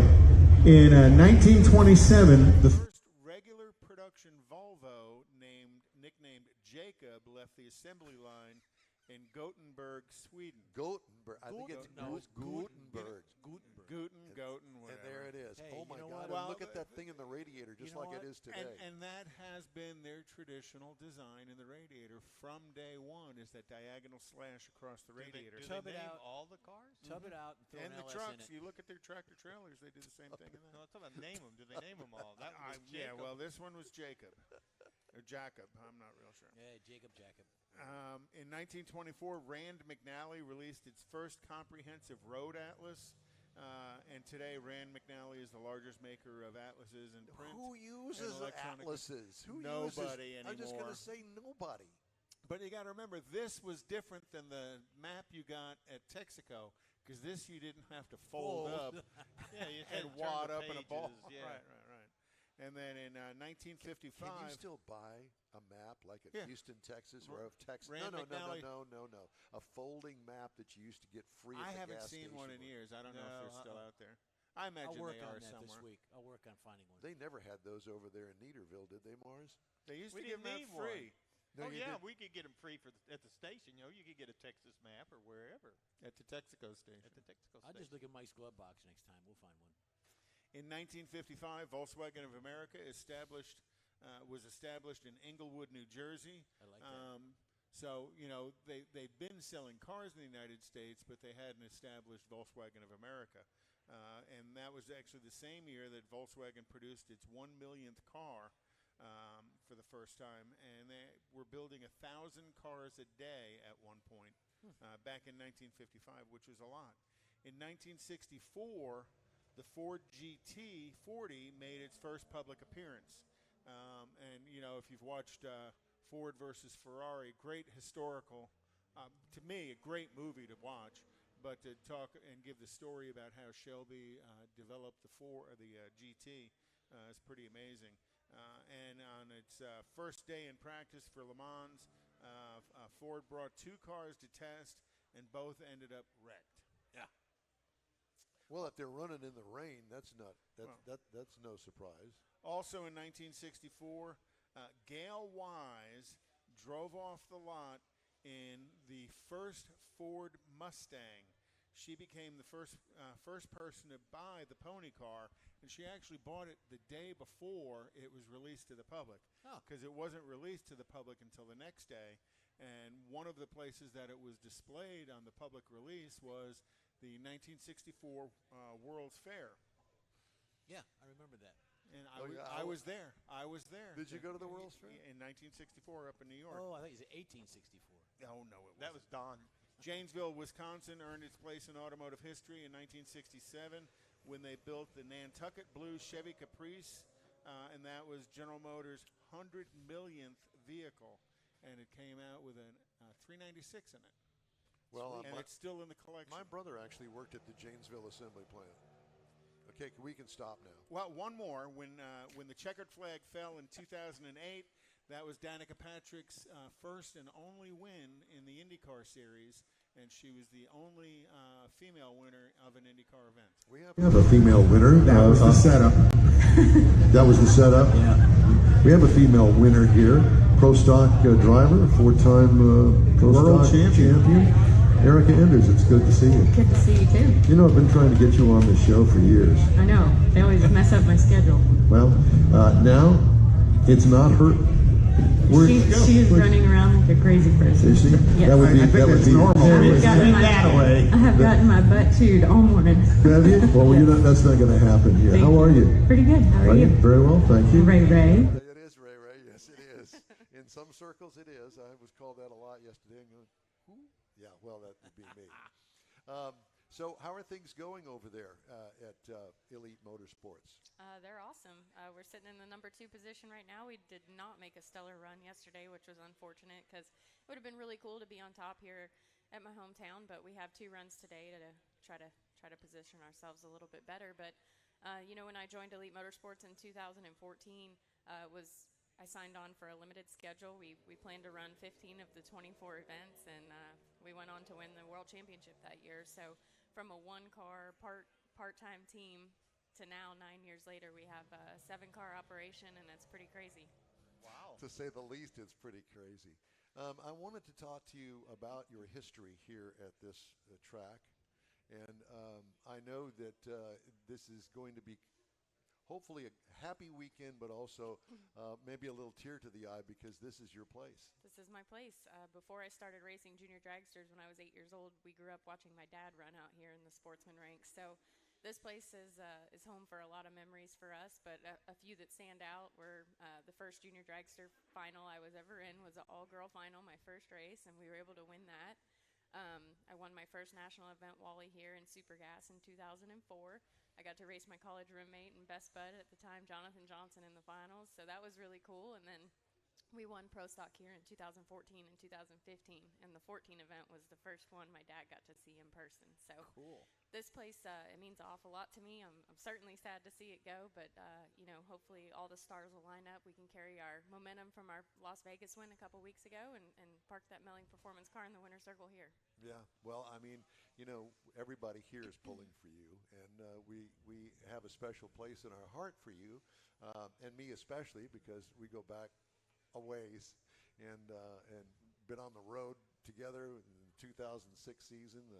Our old pal Rob Geiger, and let's not forget, Seth Angel here. I mean, this is home, this is family, and a lot of memories, and it's so good to be home, and it feels comfortable here, doesn't it to you? It absolutely does. Yeah. I love rolling in here, and just the familiarity of it, and we've been up and down this racetrack thousands and thousands of times, literally. Yeah. So, we have a ton of data here. My crew chiefs, they seem to have a great handle on all of our cars. So, again, just hopeful for a successful weekend. But again, super sad. I wish we could change the outcome and we could race here forever. But what's it like being a 4-time champ and going to all these different cities and all of the media that wants your attention and they want an interview like us? And it's hard to please everybody, isn't it? It definitely is. You're pulled in a lot of different directions, and that's probably the most challenging part. No, not at all. I would love to do this show all the time. And I used to call in on Saturdays or Sundays when you guys were out doing those car shows. So, it's definitely demanding. That's a way more challenging part of it than actually getting behind the wheel and doing your job. But I will say that this media tour this week, I've been in Houston all week long, and it has been my absolute favorite, the absolute best media tour of my 18-year professional pro stock career. We had a blast. We were on all the major affiliates, ABC, NBC, Fox, And then I was able to throw out the first pitch at the Astros game. saw that.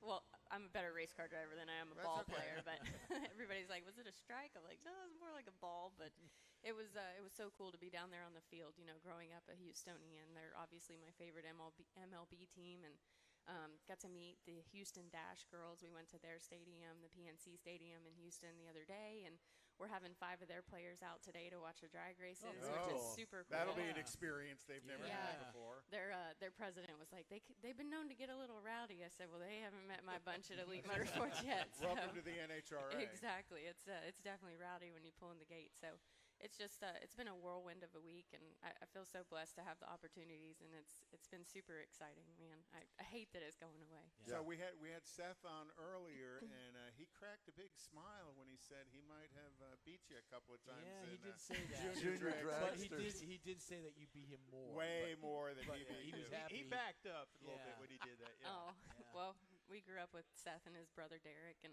running out here at their track with my sister Courtney and a whole bunch of other kids that we've seen throughout the weekend this far. They come by the pit and say hi, but How cool it's was like that? it's awesome. I'm going to age myself a little, but for 31 years I've been racing something here. So you get to know a lot of people, and you get to gain a lot of friends. So it's cool to see it all come full circle. Let's talk about your sister's videos. Yeah, where is she? And I have to tell you that there's something that draws me into those videos that are online, on Facebook in particular. And those especially driving back from the winner's circle and driving the car back. And I think that you call it... D that BB? Drive that bitch back. And I have to tell you that it is so much fun. And I don't want the video to end, because it always ends once you get to the pits. No, she needs to get out of the driver or out of the passenger seat, which there is none. She needs to get out and take it all the way in. All right. Well, I'll pass that along to her. But I mean, that originated not too long ago. It was Charlotte 2018, and pro stock is so about finesse, and our clutches are so sensitive. You don't want to put heat in them. You just want to be really super cautious with everything, right? And especially the motors, if you get too hot, it does some damage. So it was always like a big no-no. Well, we won Charlotte, and this was 2 years after our Mopar debacle. So we went from winning back-to-back world championships to absolutely sucking as bad as you can. And we went from number 1 in the world to number 9 in the world. And, had there been more than 16 cars on properties that we would go to, we wouldn't have been in the show at all. So going from back-to-back world championships to not doing well at all to being able to park it back in the winner's circle again, it was just a kind of a way to celebrate. And my lead engine builder, Jake Hairston, was like, you better drive this bitch back to the pit. And I was like shocked, right? And so we did it, and it kind of stuck. So after that first race, like we had, 500,000 hits on this video, and my sister's like, man, this is crazy. So we made people were requesting T-shirts and hats and stuff. So it kind of took off like wildfire, and since then we've won a handful of times, probably 10 or 15, and it's been a blast. Well, I want to turn my attention now, just a moment, if I can, to your sister. Because I don't know, she's not in here, I don't think. Yeah, she went that way. I know that you give her a lot of credit, but I don't think that she really gets the credit that she deserves, because she does everything. She is like your shadow, and she's always behind the camera. And she needs to be in front of the camera more often, because, she is such a part of you. And when I think of you, I always think of Courtney. Yeah. You two are like we're the duo. The bread and the bread and the butter, Yeah. And so I give her all the credit for your PR.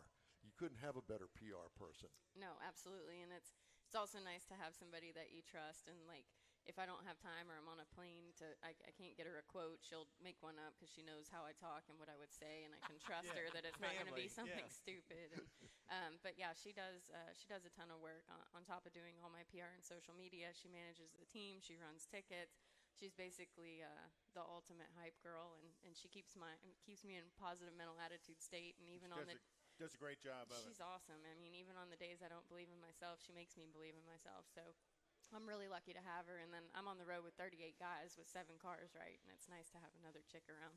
Yeah, no doubt. And especially your sister that you've been so tight with all these years. Yeah. Exactly. So, what are you looking forward to today? What do you anticipate the track going to be like? The setup, all of that. Because I have to tell you that I saw a video that you guys had to do an engine swap, and I don't believe I've ever seen your hands as dirty as they were that day. Yeah, I mean it gets pretty intense. It sounds like the top fuel and funny car stuff, but when we come back, like if there's something more wrong than a broke valve spring, or we got to shim a push rod, if it's more internal than that, we just pull the motor completely out, and we have in each trailer 3 under the bench. So we have backups, and when we know something's wrong, or if the data pulls up on the computer and it's not right, or if we leak it and it leaks more than 5, 8, 10% on one cylinder, we'll just yank it out. And so we're in between rounds. So I think the one you're talking about is a few years back here at Houston, and we're heading into the semifinals, and we go to fire just to make sure that the spark plugs hit. We do that every run before we pull out of the pits, and we got a lifter. So we looked at each other, and it was totally quiet, and I'm like, we have to try, So the guys all jumped in, guys on my other teams jumped in, and in 11 minutes we had a new motor in the car. They had already called us to the staging lane, so in 11 minutes a new engine in the car, fired up, ready to go. We won the semifinals and ended up winning the race. So it's also a testament. Just don't give up, right? You're already late. They're saying you're not going to make it, but you just try. But what a testament to the team. Absolutely. Unbelievable. Yeah. But don't go to your dealership and expect them to change your engine. No, definitely not. They'll try to sell you a cabin filter or something. What are you driving? Now I just got a new Grand Wagoneer. I'm not a Dodge person. Hate them. But never owned a Jeep or anything like that. But I was in a Tahoe and then an Expedition, and you can't buy new cars. And the ones that we wanted were 20 over sticker. And so we went and looked at this one, and I was like, well, the inside's super badass. I love it. The outside it's growing on me a little bit, but the inside's Mars, killer. She's driving the newest a thing in the market too. I know. I saw that. Yeah. I got it. Yeah. Shout out to Chevrolet for my free Tahoe. So. Yeah. Well, there you go. There's that. There's that. Yeah. Okay. I know that we're all welcomed into your hospitality area down there at Elite Motorsports. Absolutely. So, we will see you later on today. Good luck. Cool. Thank you for having me on. Yeah, thank you. We appreciate it. Okay. You guys have fun Eric today. Anders, 4-time world Thank you. champion, Pro Stock. All right. Time now for a quick break. We'll be right back. You're watching and listening to the In Wheel Time Car Talk Show on iHeartRadio. Father's Day weekend, Saturday, June 18th, 2022. It's the next Tailpipes and Tacos Cruise-In, and you're invited. Tailpipes and Tacos Father's Day edition will be at the same Loopy Tortilla in Katy, 8 to 11 a.m. on Saturday, June 18th. It's the only place cruisers compete for trophies and other prizes. Enter your vehicle for Best Hot Rod, Best Classic, and Best Modern Classic. Tailpipes and Tacos is Houston's coolest cruise-in and is your opportunity to see the best hot rods, show cars, classics, and resto mods, and get Loopy Tortilla breakfast tacos and adult beverages. There's no entry fee, and cars will automatically compete for custom Loopy trophies and other prizes. It all happens at the Loopy Tortilla Tex-Mex in Katy on the Grand Parkway at Kingsland Boulevard, just south of I-10. Kick off summer with Tailpipes and Tacos Father's Day edition, Saturday, June 18th. The In Real Time Car Talk Show will be there too. Celebrate Father's Day, the start of summer, and the return of Tailpipes and Tacos. Saturday morning, June 18th, 8 to 11. We'll see you then, weather permitting. Tony Stewart Racing joins the NHRA Camping World Drag Racing Series, and his drivers, Leah Pruitt and Matt Hagan, will face off against NHRA stars including the legendary John Force Racing Team.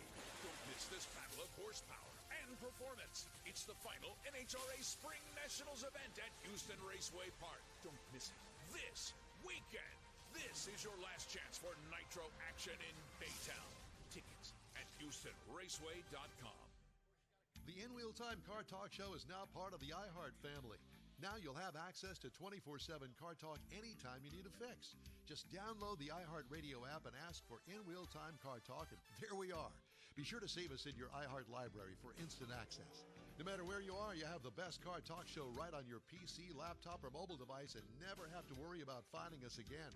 Of course, you can always get access to our video and audio streams via InWheelTime.com and your favorite podcast channel, and all of this is free to you. From the iHeartRadio app, you'll not only hear our Saturday morning live show, but the best shows of the past, updated weekly. Never miss a minute of up-to-date new car reviews, pre-owned reviews, Conrad's Car Clinic, informative interviews, automotive news, and the most fun car talk show on the planet. Just download the iHeartRadio app, search for In Wheel Time Car Talk, save it to your library, and with a tap of the icon, you'll be in touch with your favorite Car Talk team. In Wheel Time Car Talk, streaming now on iHeart.com/InWheelTime Car Talk. All right. Okay. I'll do that. Welcome. Live from the 35th Annual NHRA Spring Nationals at Houston Raceway Park, welcome to the In Wheel Time Car Talk Show on iHeartRadio. Coming up, more car talk, more than you can possibly stand. But we invite you to stay tuned. It's a bonus hour of the In Wheel Time Car Talk Show. Howdy, along with Mike Out of This World Mars, King Conrad DeLong, we need more Jeff Zekin. I'm Don Armstrong, and today's broadcast is sponsored by Toyota Gazoo Racing North America. And speaking of such, the driver of the all-new Toyota GR Supra Funny Car, DHL driver. Todd, it's good to see you, my friend. It's good to be seen. Yes, it is. Well, for all of us, yeah. How have you been? Pretty good. It's good to be back here in Baytown. It's kind of sad it's the last race. So being that it's the last race, it'd be nice to leave here with the trophy tomorrow. Another Baytown trophy for you. Yes, sir. You can never have too many Baytown trophies. Trust me. So, how did you do last night in qualifying? Not that well. No? We were one of the few cars that went out there and spun the tires. I mean, our early numbers, we were on pace to run 389, 388 right up there with the top guys, but just, got loose out there 400 or 500 feet and spun the tires. But good thing is we get 2 more cracks at the track here today. And there's only 15 cars, so we're in the show, and no matter what, it's all about getting good data today for tomorrow. Yeah. Tell me what it's like to drive a funny car inside of a body with the engine sitting in front of you. At first, going from the dragster to that, it's pretty intimidating, and then it takes a whole different driving style. You try to take everything that you learned in a top fuel dragster, which I started driving when I was 18, I'm 40 now, so you take all those characteristics or traits that you learned and try to apply that to the funny car, and it teaches you right away that's not going to work. So it took me, I don't know, half the season there in 2017 to get comfortable behind the wheel and just kind of retrain myself on how to drive a race car. Well, it's a completely different setup in the fact that, first of all, the weight shift from the back of the car to the middle of the car in front of you, it has to be a completely different driving experience, plus the shorter wheelbase. Yeah, there's just so many factors that I didn't even know about until I got over there to the DHL team to drive that car. Just the weight difference from Del Worsham driving before I did to me getting there. They had to shift weight around on the car, move the fireballs, just a lot of different things. It was kind of a trial by fire that they didn't even know until I got in the car and had to figure it out on the fly. And then for me, driving wise, it's a balancing act, trying to figure out when you have to give it a lot of steering input and then not too much where you're going to upset the car, where it's going to spin the tires. So it's a fine line that I still at times have trouble dealing with. I think any funny car driver will tell you that, where it's not like a dragster where 9 times out of 10 a dragster is going to kind of do the same thing every time down the track, where you're just giving it small corrections with the wheel, keeping it in the groove. Or funny cars, like they're all over the place. Well, and I think that if anybody were to go out there and look at this new GR body, the Supra body that you guys have developed and debuted this year, that thing is extra long, and it is slicker than owl something or another. I'm sure you've heard that term before. That is one heck of a body. It is remarkably different than any of the other funny car bodies. Yeah, absolutely. Everybody at Toyota Gazoo Racing North America, they knocked it out of the park when it comes to the styling, the lines, the characteristics. I think it looks so much like an everyday GR Supra, the street version, than any other funny car is supposed to resemble what it's supposed to be like. They really did a great job. And for me, as a driver, the visibility, being able to see over top the injector and see so much of the track, just sitting static, that gives me more comfort inside the car, knowing that I have a better shot of keeping it in the groove when I hit the throttle. To where in the past, you kind of had to wait till you got going and the tires grew to where you could finally see down on the track where you're going. Your perspective. Yeah, so you just had to look so far down track to where that was one of the things I really struggled with moving from the dragster was, in a dragster you see everything. So it's you just point that thing and go. Where a funny car, it's kind of hard to get your sight line compared to moving to the Supra now. By the way, I did want to mention to everybody, pardon me for interrupting, Seth was talking to me at the beginning of this hour, and there's a big signing autograph session going on right over here. A lot of the drivers over here. I'll be back. Yeah, okay, you go ahead. I'll get mine on the way out. So for all of the people that are in here inside the Top Eliminator Club watching our broadcast, be sure and stop by right down here. It's in the Darrell Russell Top Eliminator Club section over here. So help yourself, go down there, get you some autographs, talk to the drivers. I think that you'll really enjoy it. I wanted to go a little bit deeper into how it looks now with the new body that's on the car. You say just sitting in the seat, static, when it's just sitting there, you can now see over the hat of the injector. Yeah, I mean, I can see over the injector, and the dash is lower, so I can see most of the racetrack, which is huge for me, just being able to roll up there and kind of point that thing to where I need to where in the past with the Camry body, I was kind of guessing where I was at on the track for the first 100 feet or so until I got going and the tires start to grow, then you can see the track. It's just, I keep saying now it's kind of taking me back to like driving a dragster where I can see more of the racetrack now. So when they were developing that body, did they ask you your input on it? Yeah, for sure. That was a cool thing getting to work with, Slugger Labby and all the guys on that side when they were, designing the body. We it started out with, hey, sit inside the car with your phone and take some pictures or video and give us an idea on what you can see. Then we worked with Fox on getting the visor cam on my helmet, and not only was that great for the fans to give a perspective of what I see inside the car, but it also helped us to help design the super body as well. So with that helmet cam on, when you're pulling 3 Gs at 3, 4, 5 Gs at the hit, does that really impact you? Do you feel the weight of that, or is it? Nah, that thing is so light. But what's funny is, the TV producers, they're like, hey man, it's real shaky. Like we need to mount this thing better. Like no, that's how it is inside the car. Like that's what I see. That's the whole point. Want to go for a ride? Yeah, exactly. So you said Slugger Labby, but that's a name from the past.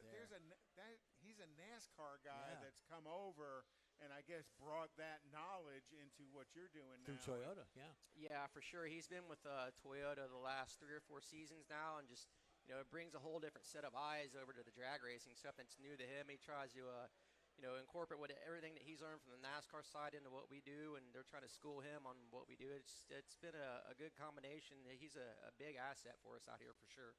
Yeah, definitely bringing a different point of view. Absolutely. Now, is this GR body, is it going to show up in NASCAR as well? Do you know? Right now, the Xfinity Series, they're running the same body style, the Supra. But I believe the Camry, I mean, the Cup cars are sticking with that. Yeah, Gotcha. Interesting. That's what they were saying earlier. Have you ever been in a Cup car? No, I have not. Not even sat in one? I've sat in one. That's about it. I don't have much pavement experience in anything other than drag race. I've driven a few dirt cars, but nothing NASCAR. So I mean, I wouldn't mind getting in a truck or something, make some laps, and have some funny ways. The closest I've been is the Toyota simulator at the TRD place there in outside of Charlotte. But going off my past experience in that, they probably will never let me run anything on pavement. They've seen your driving record. Yeah, it's not good.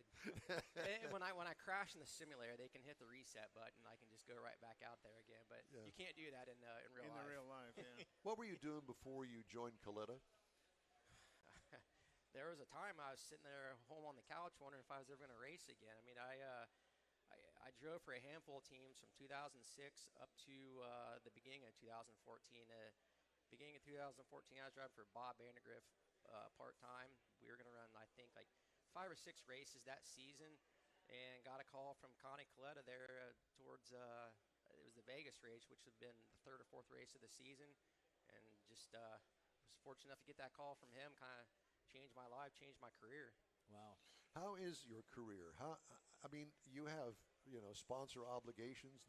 Are you as busy as the other guys out here with trying to meet all the demands of being a top fuel funny car driver? Yeah, it's not. I mean, it's nothing over the top like you may think, but at the track, I mean, we stay plenty busy doing things for Toyota, DHL. I mean, whoever. I mean, we got a lot of guests from Mobile One here this weekend, and I love it. I mean, it beats sitting around being bored. I mean, I can't stand that. If you get too much time to think about what you did wrong or what you need to do, then kind of psych yourself out. But if I can stay busy doing whatever, then I like it that way. What is one of the dumbest questions you've ever been asked?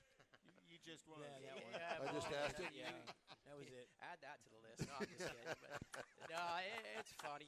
Every race, you get some interesting questions from fans. Usually it's first-time fans that don't have a clue about drag racing or what we're doing. So it's funny. I don't want to call anybody out, but I definitely got a long list of questions that I've been asked. Oh, my gosh. Did you really ask that? Superstitions? No, not really. I'd say more of a routine than anything. I've been getting that from a lot of folks. Yeah, I try not to be superstitious wearing the same socks or underwear or something like that, but just more of a habit of doing the same thing over and over and over. Did you grow up in drag racing? Yeah, I started when I was 10, but my family, my dad, he raced dirt track motorcycles, so it's not like I came from a family that drag raced, you know. Dirt track motorcycles. Flat track motorcycles. Oh my God, there's that's that borders on crazy. Yeah, that's up until I started racing. When I was 10. That's what I wanted to do was race flat track like my dad. You know, he raced against Scotty Parker and Jay Springsteen. Those guys, if you're familiar with that type of racing. Sideways, knee scraping the ground, right. No brakes, throttle up, counter steer. 130, 135 miles an hour on a mile dirt track. That was the coolest thing in the world to me as a kid growing up. Oh my God, you know. Until I went to my first drag race and saw a top fuel dragster, I'm like, all right, here we go. Got that taste of nitromethane. Exactly. Got a The little burning of the eyes. Yeah, a little rubber up the nose. That's when they used to hit the throttle in the warm up. Like that scared the crap out of me as a kid the first time. What kind of car? What was the first car that you put down at the drag strip? Junior Dragster, 1993.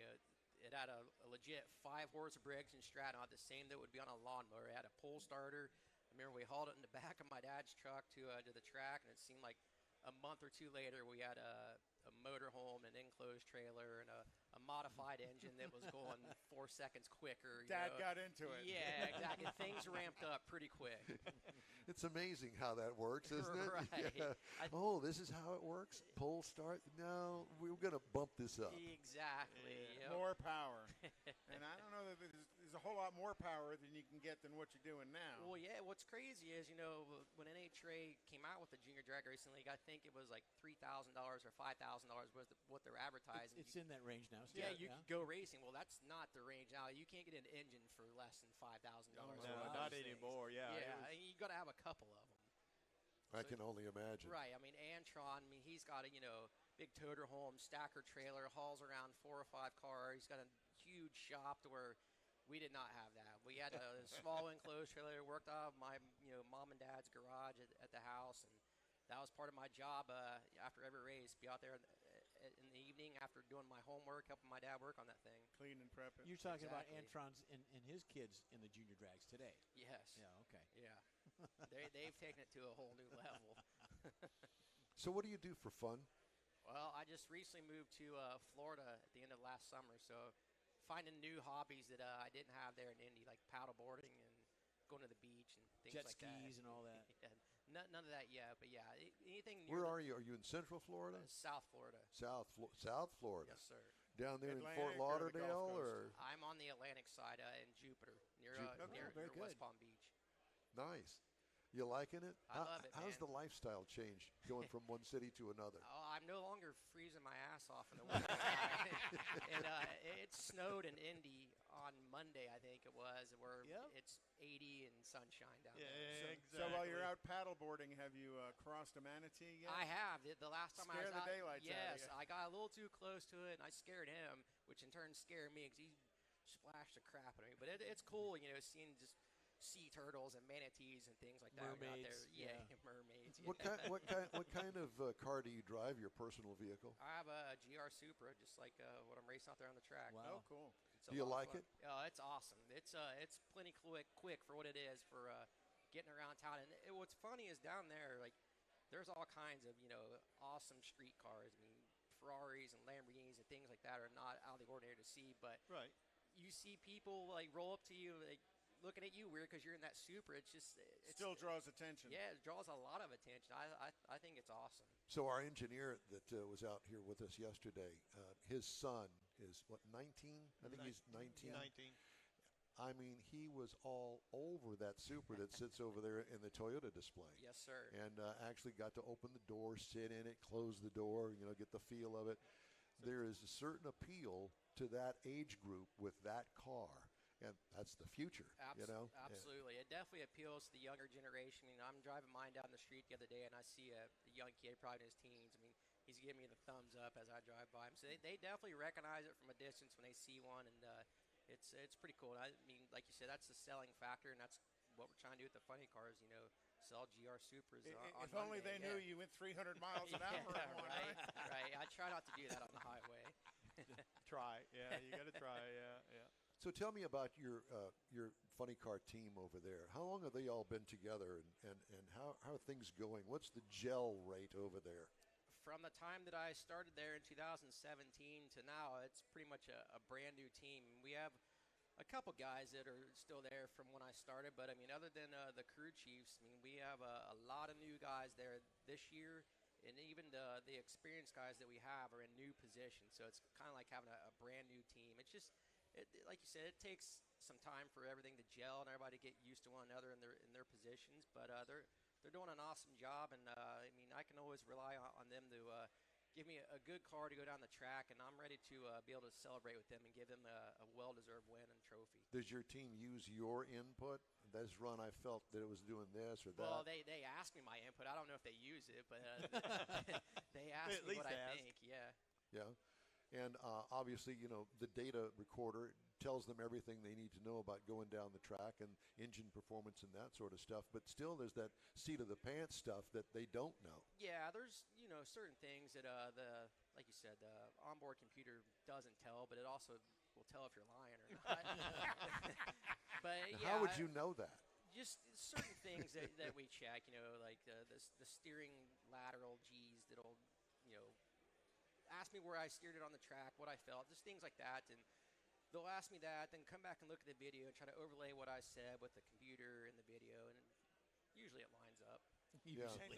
And have you noticed from when you first started how that has changed with all the onboard videos that they're doing now as well? Yeah, it's constantly evolving, especially working with Toyota. Just we're always working on different things to make the car better.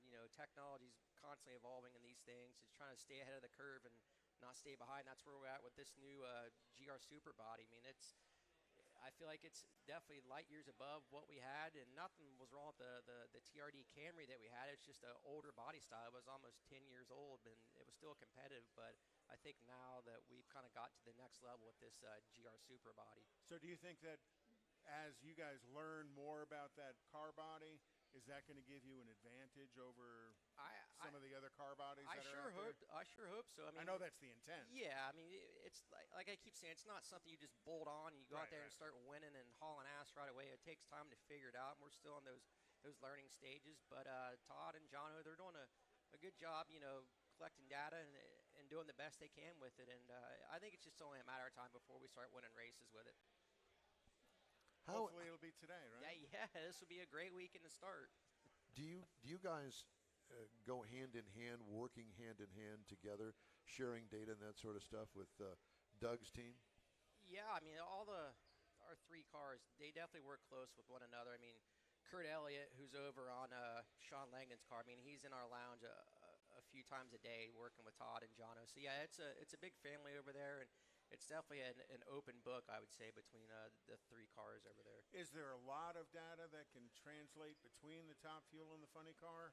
A little bit, but it's completely different how you run a dragster compared to a funny car. I mean, what they did may not apply to what we do and vice versa, but it's just little things, how did your parts look, or, things like that. Like, yeah, the engine's still the engine. Correct. Yeah. We all have the same parts and pieces. It's just how you apply it on the track that's different, really. Good luck today. Thank you. We could use some good luck.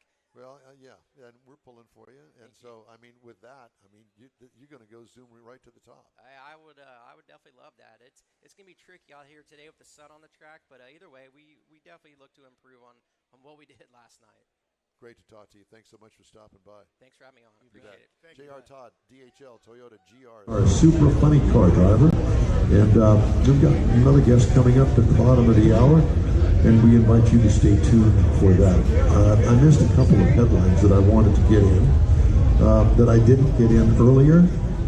We did talk about the Ferrari. I gave you that news. You know, we always like to bring up heathens and those that are I'm at that meeting with you. Exactly. That are out to do no good in the car industry. Well, a former employee was sentenced to 2 to 6 years in prison on Wednesday for pleading guilty to embezzling more than $300,000 from a New York dealership. It's New York. Yeah, so what? Hey, But pay close attention to the last name, James Castellano. That's 3 fingers, Castellano. Worked for New Rochelle Hyundai in 2017. Tony Two Thumbs. When he diverted more than $307,000 in checks to his personal bank account. And they were expecting something different? Yeah. That according to the New York State Department of Taxation and Finance. I know a guy that knows a guy. Well, that's the way they got Capone, was on taxes. Yeah.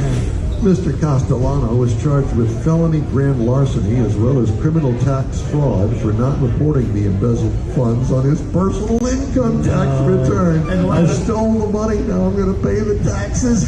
and let out on a $25 bond. He pleaded guilty to the charges in May 2021. Castellano was ordered to pay $307,610.12 to restitution to the dealership. And how much did he steal? More than $307,000. Okay, so he had to give it all back. Castellano was ordered to pay all that money in restitution. He'll also pay a $20,455 fee to the state of New York. Yeah. For dealing. Uncle's going to pay that for him. Yeah. I don't know if I'd be messing with somebody with the last name of Castellano in New York. He lives next door to God. You know, it's truly amazing. You know, dealerships are no different than any other kind of business in the fact that I guess stuff like that happens in business. And there's a lot of money moving through dealerships. I thought that this was truly an amazing story, and I have to share it with you guys in this bonus hour of the In-Wheel Drive Car Talk. Ready? Yes. Yep. Listening to classical music can increase an electric vehicle's driving range. Because you calm down the way you're driving it. That's according to an experiment conducted on behalf of Kia UK that tested how drivers' musical tastes affected the way they drove an EV. Now I'm thinking that if they can drive an EV differently, they can do the same thing with a gasoline-powered car, but it found that drivers who listened to Beethoven's Ninth Symphony, not the 8th, not the 7th or the 10th, but the 9th Symphony, were up to 4 times more efficient. Oh, to joy. Efficient by encouraging them to remain composed and level-headed. Meanwhile, over in the other camp, the up-tempo songs, such as Blinding Lights by The Weeknd, drained the battery faster. The test was overseen by Duncan Williams, a lecturer at the University of Salford's School of Science. Williams is a co-founder of Wave Trace, a psychoacoustic consultancy that tracks human response to sound and music stimuli. How'd you like to get paid for that, right? This team evaluated drivers, none of whom had ever driven an EV personally, as they completed an 18-mile route in a Kia EV6 while listening to a playlist of 6 songs from different genres. Great. He said, what we found from only 2 days of testing was that music really can have a dramatic influence on the real-world driving range of an electric vehicle. It had to be a government funded. It had to be. Yeah. Different songs resulted in varying electrodermal activity and blood volume increase for each of the participants. Wow. Blood volume. There you go, Don. Let me Don't ask me anything. This had a knock-on effect on driving style and ultimately influenced the real-world driving range of the EV6. So if you're a passenger sitting there looking at a Playboy magazine that you happen to see out of your peripheral vision, is that going to affect your driving? Affect your driving? I mean, yeah, right off the road. So, did you hear that Chevrolet's going to... Are you going to try to top that story? No, well, Chevrolet's going to halt production of Corvettes for a little bit because they can't get some parts. Not related to chip shortage, but some other parts that Chevy can't get. Well, you know, that's one of the things that we learned today here. I did not know that there was a problem getting some of the race car parts for these top fuel teams. I had no clue. Never even thought about it. Well, and to think, crankshafts, camshafts. There's not a lot of suppliers for that. There's just a few suppliers for those components. But that means that they can't get the materials that they need to make it. Is it the materials to make it, or is it the machines to... Well, the machines haven't changed. They're the same. Too, yeah. I mean, to grind a crankshaft is to grind a crankshaft. True. So I can't imagine. It has to be the actual material. Like the raw material to actually build a crank billet or something. Well, like a forged crank. Is it something that comes from the Ukraine? Aluminium. No, Ukraine's huge. They have a huge mining operation. Yes. Different metals and materials are mined out there, and they're just not being mined right now. Well, and we learned early on with the crisis over there in the Ukraine that I had no clue that they did a lot of wiring harnesses for all different kinds of manufacturers. You talked about that story. And that thing, wiring harnesses, production. Yeah, you can't get the wiring harnesses. So there have been a lot of adjustments that had been made. Okay. I'll get off of my high horse now. Oh, no. Well, the other thing is Honda is going to be cutting production by about 50% on a couple of lines of their facilities, again, because of the chip shortage. So, and when you drive around, I was driving in today out here, and just looking at, because as you come through Baytown there around Garth Road, you're passing the Ford dealer, the Chevy dealer, the Toyota dealership, and looking at who has inventory and who doesn't. We did that this morning. I'll be honest with you, it's scary. But if you want a truck, not a problem. Well, it's a problem at the Ford store. Well, but it wasn't a problem at the GM store right next to it. Right. The Honda store was empty. Yes. We saw that. Yeah, and so all of this is having such a negative impact on the ability of the dealers to make money. So Castellano couldn't survive because he couldn't steal $307,000. The Chevy store in Sugar Land had overabundance of great pickups. Well, that's the fix. I want to remind everybody that the In Real Time Car Talk Show streams on the iHeartRadio app and on Facebook, YouTube, Twitch, and InRealTime.com. Podcasts also available from your favorite podcast source. The In Real Time Car Show continues right after this quick break. Father's Day weekend, Saturday, June 18th, 2022. It's the next Tailpipes and Tacos Cruise-In, and you're invited. Tailpipes and Tacos Father's Day edition will be at the same Loopy Tortilla in Katy, 8 to 11 a.m. on Saturday, June 18th. It's the only place cruisers compete for trophies and other prizes. Enter your vehicle for Best Hot Rod, Best Classic, and Best Modern Classic. Tailpipes and Tacos is Houston's coolest cruise-in and is your opportunity to see the best hot rods, show cars, classics, and resto mods, and get Loopy Tortilla breakfast tacos and adult beverages. There's no entry fee, and cars will automatically compete for custom Loopy trophies and other prizes.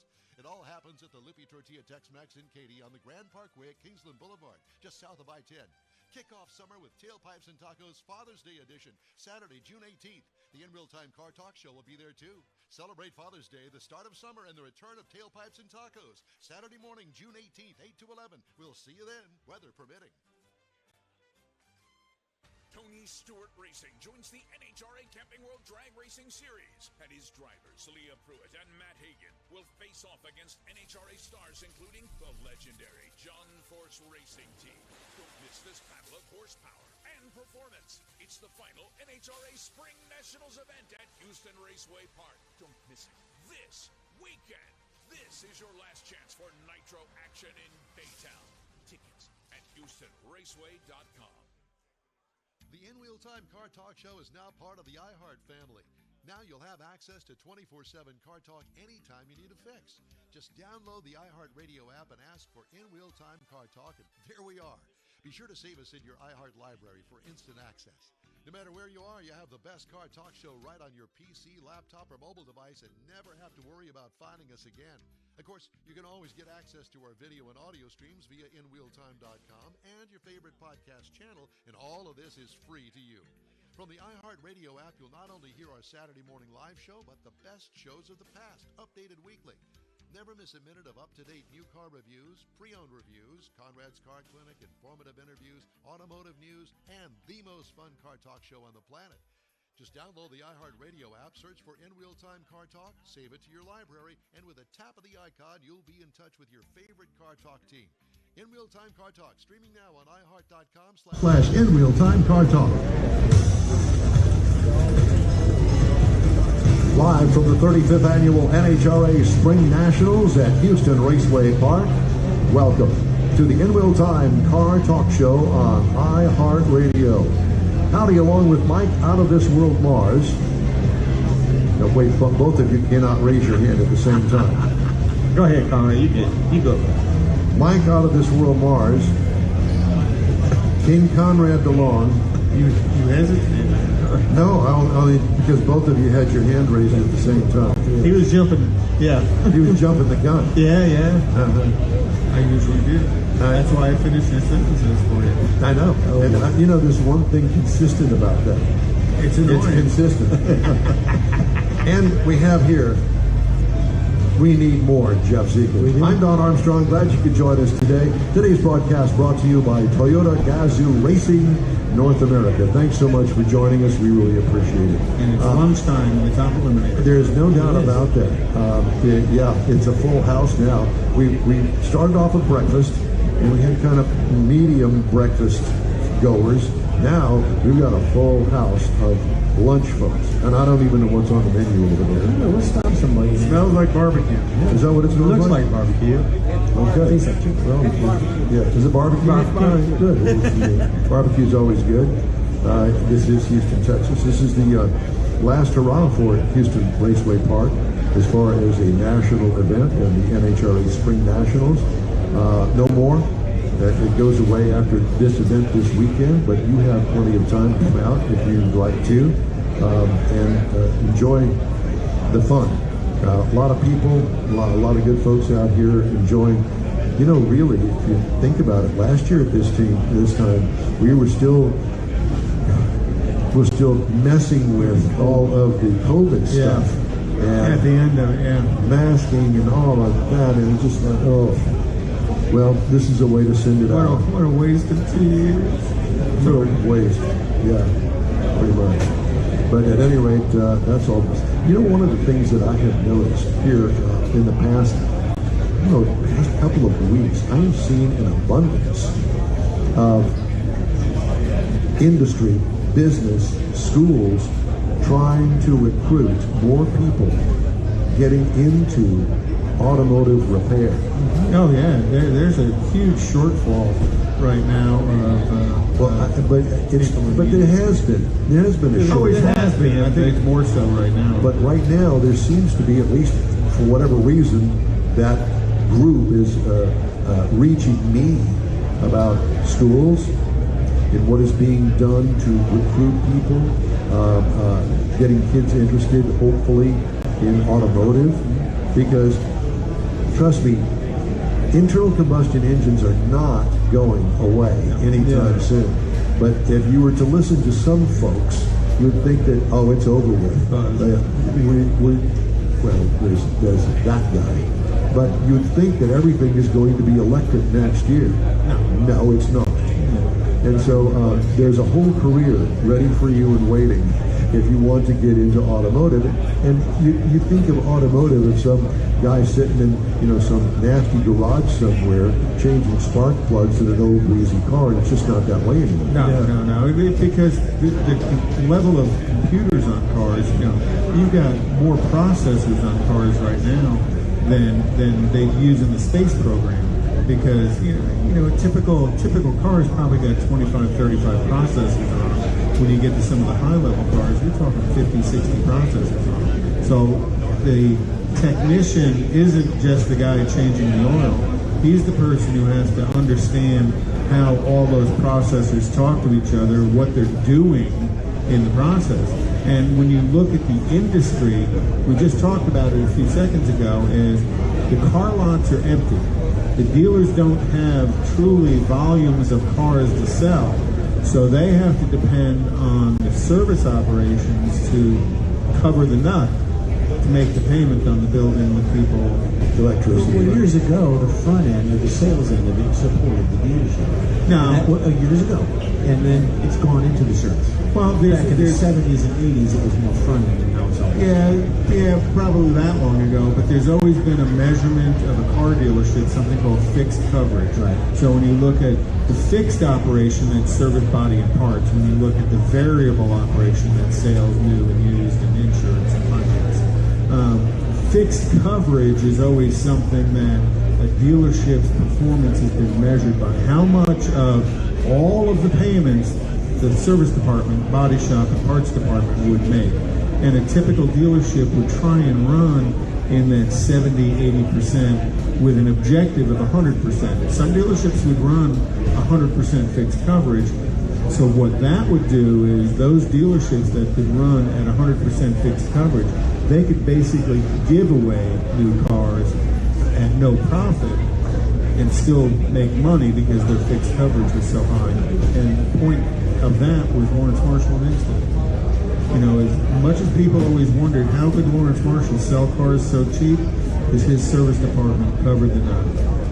What happened to that dealership? Why did it go? It was sold like two or three times and kept the name Lawrence Marshall.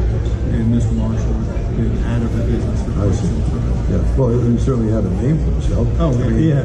There was, you couldn't ride down the street without seeing a Lawrence Marshall, that red and white sticker on the back of the car. Lawrence Marshall was the #1 Chevy dealer in the United States for probably 10 years, 12 years running. Easily 10 to 12 years running.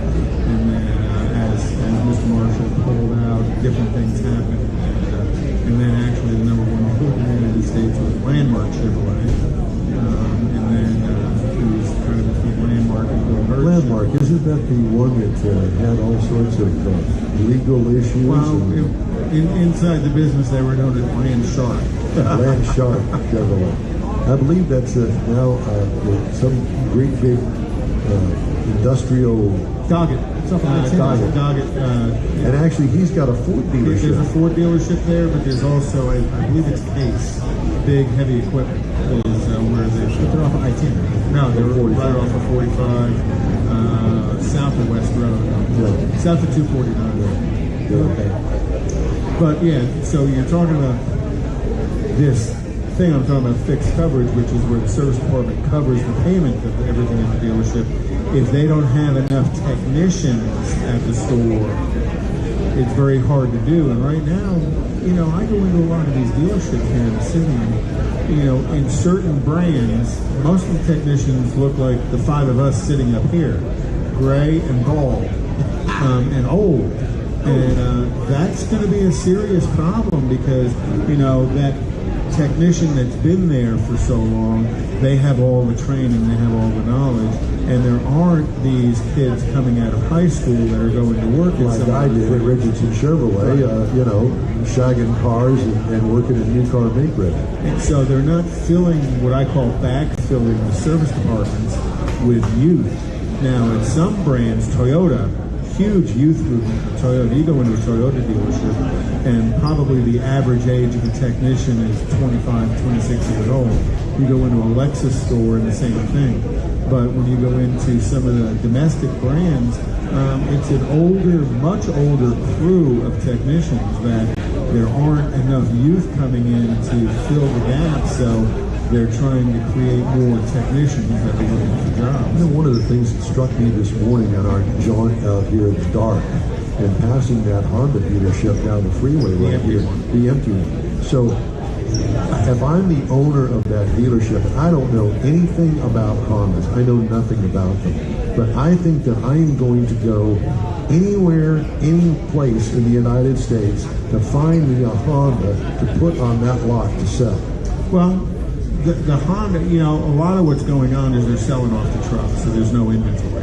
You know, 5 years ago, you'd go out and a Honda dealer have 500, 600 units on the ground that they would sell, you know, back to lot.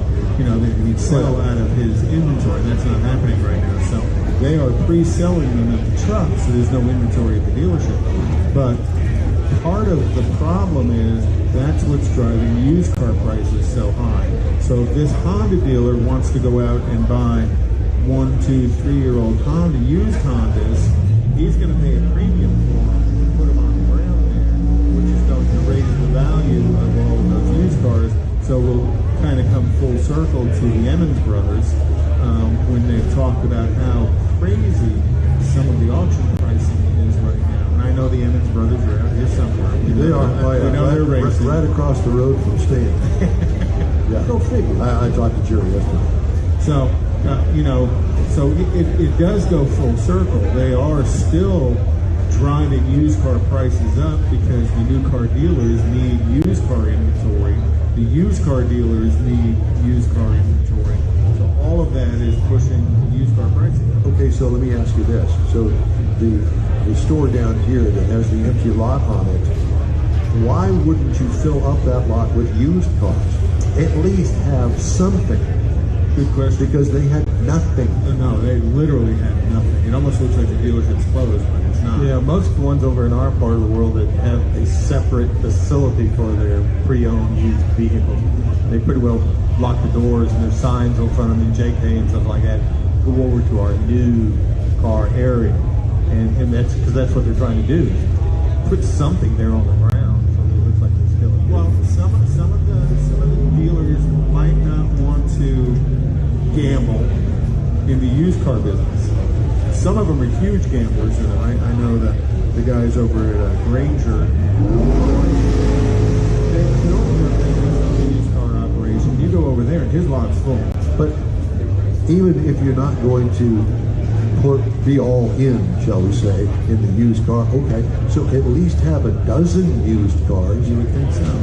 Something, anything. Because you drive by that store, and I'm going to drive by it. I'm not going to pull in there to do business if I'm out looking for a car because you have nothing to entice me to come in to look.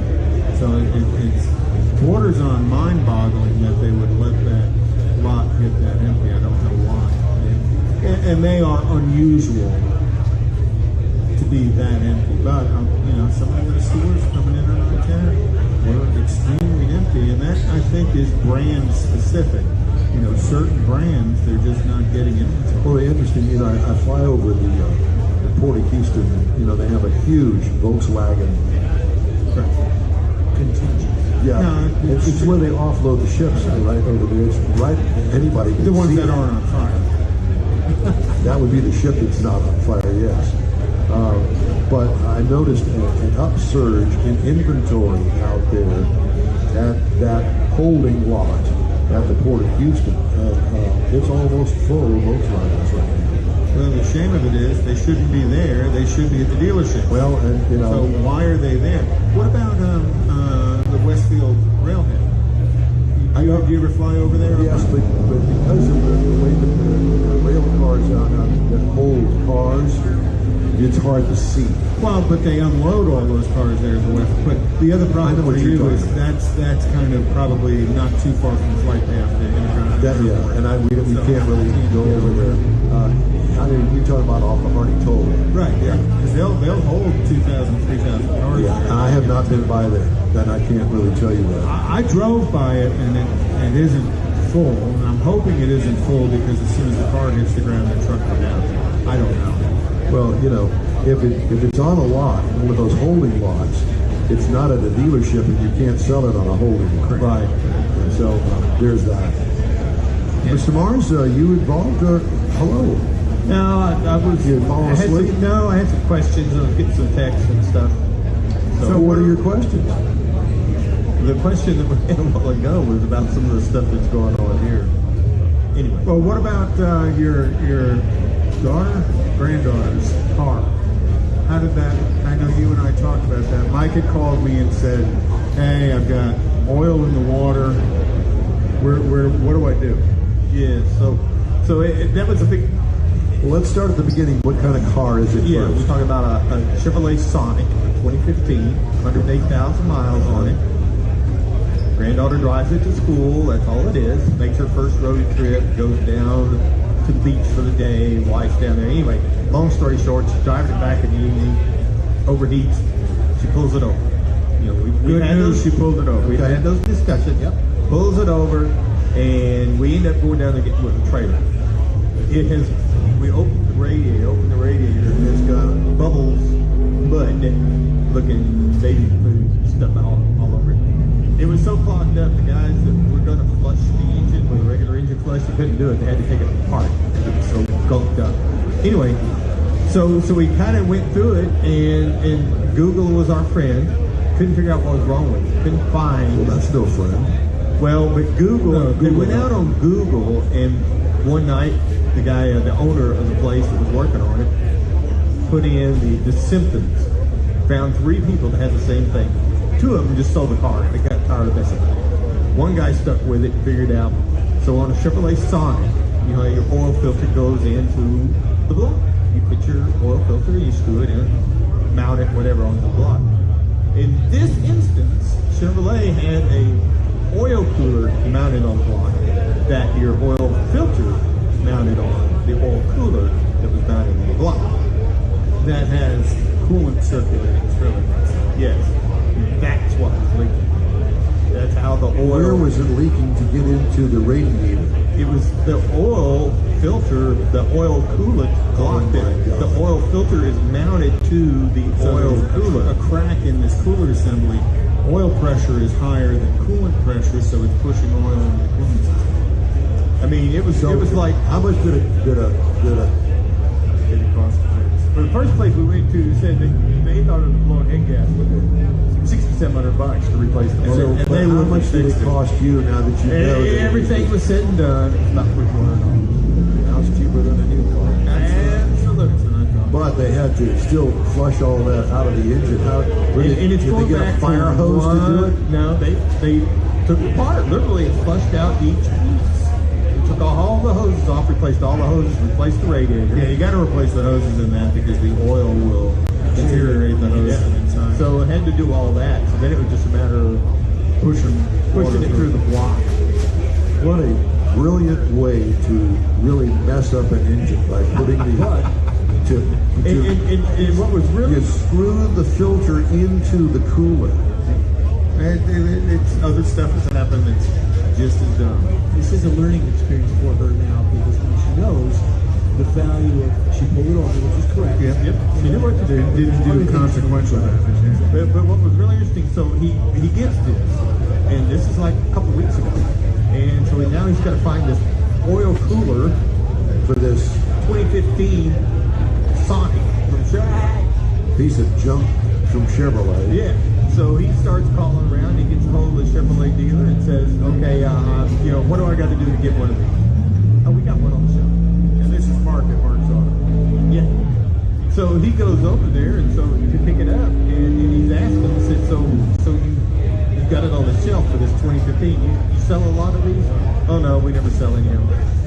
Of course not. No. Big Fly has it on the shelf. New old stock. Yeah. Yeah, 6-year-old Park sitting up there. Yeah, right. And what is this car again? Sonic.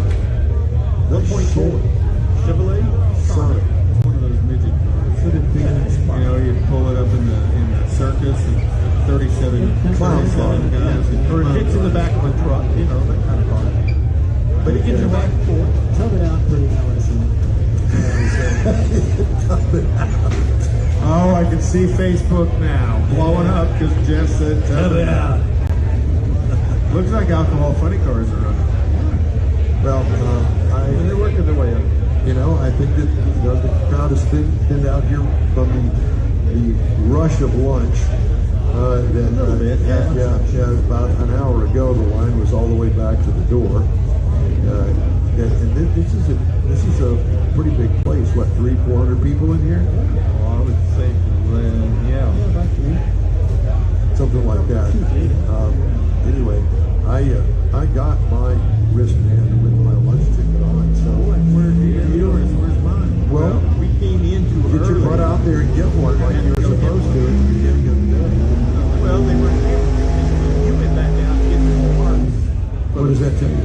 I guess I should have gone out to help him get some parts. Oh, there is that. We'll just start. It's all right.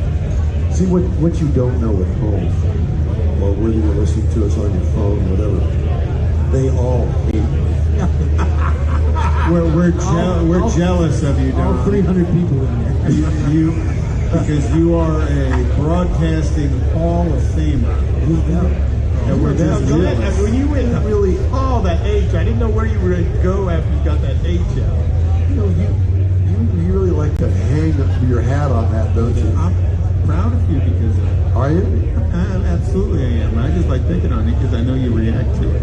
I think that's a hell of an honor. It's kind of why he reaches over and touches you every once in a while. That's why he's sitting next to you today. Yeah, they put me in. I'm touching Jeff. Don't do that. I just got to be careful where I touch Jeff. I don't have to be careful where I touch Don. No, you just need to be specific. Got to be Pacific. Got to be Pacific. Theoretically. I don't think that Mars even realizes this anymore. Did you? That he uses these? What's the problem? Theoretically. People can hear they can hear the alcohol cars in the background. Wow. Yeah. It's getting louder. And this is all gearing up to the 1 o'clock qualifying session number 2 for Pro Star. Which includes funny car and dragster, and it'll be a good day for all. Great. Are you? I know you're staying because you rode with me. Yeah. Are you staying? I'm staying for a while. And how about you, Mars? Yeah, I'm wanting to see my granddaughters. First time they're on their way. It's the first time with Sonny. They're on their way. They're not here yet. Well, good luck in getting about in. Getting 3 teenage girls ready to out of bed before noon. Yeah, it's on a Saturday. They had to check the fuel, the oil filter, and make sure that. Yeah, they're all. Are they coming in that car? No, they're coming in their mother's bringing them. Oh, their mother's bringing them. Is she chaperoning them? Yeah, I mean, or she's just going to drop them off out front. Yes, like the movies. She's going to drive. They're going to get out, which is going by at about 30. No, she's they're going to go to the Nitro Mall. She's the one that wanted to come, and then the girls wanted to come. Yeah, so she couldn't leave home alone. No, she could leave home with Becky. Oh, yeah, that wouldn't happen either. Becky is Mars' wife, we think, but I don't think that they live together anymore. Oh boy. Do you have a couch we can use? I don't. Susan's on it. Yeah, Susan. My couch is already spoken for. My dog is over. No, I thought we were going into a therapy session or something. I know somebody that can do that daughter session. Oh yeah. But she's still on her honeymoon. No, she's not. She's back, so it's all good now. She's back at work. All right. You don't want to hear those stories. You think you got it bad?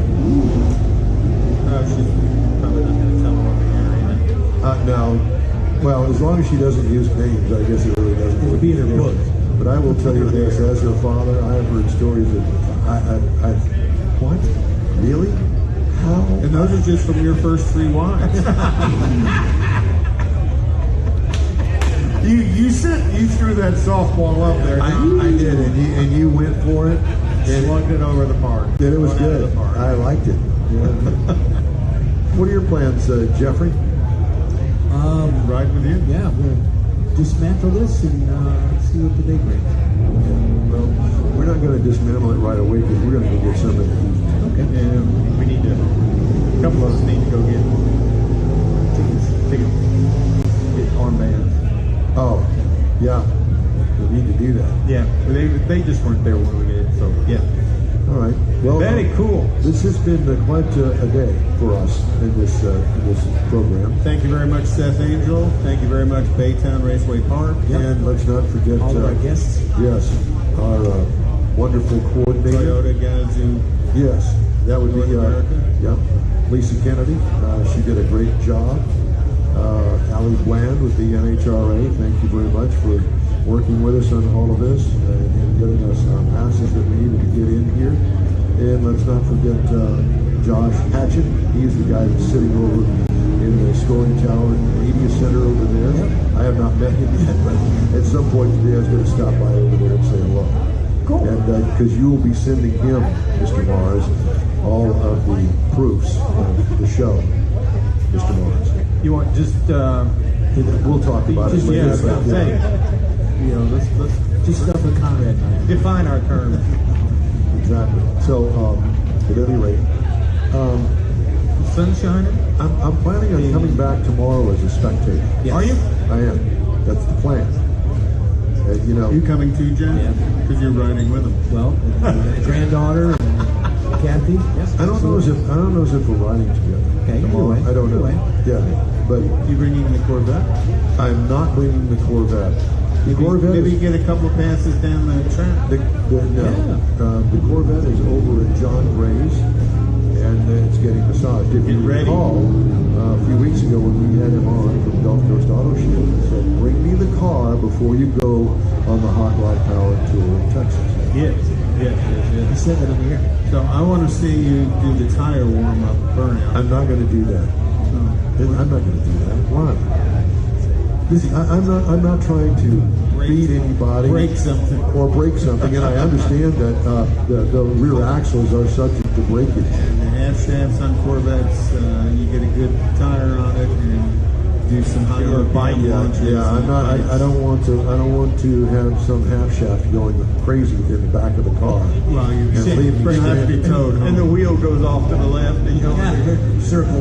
Yeah, we don't want any of that. So we're going to try to keep that at a minimum. We're just going to go out there and give it a go, shall we say, with my first shifter. Kind of a rolling start. No, there'll be no rolling start at a drag strip. We don't do that.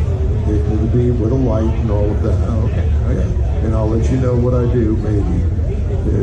If I don't break anything. Video it. Get your phone up there, put the phone on the dash, get a little holder. We've got holders. Oh, yeah, we did. In the yellow box.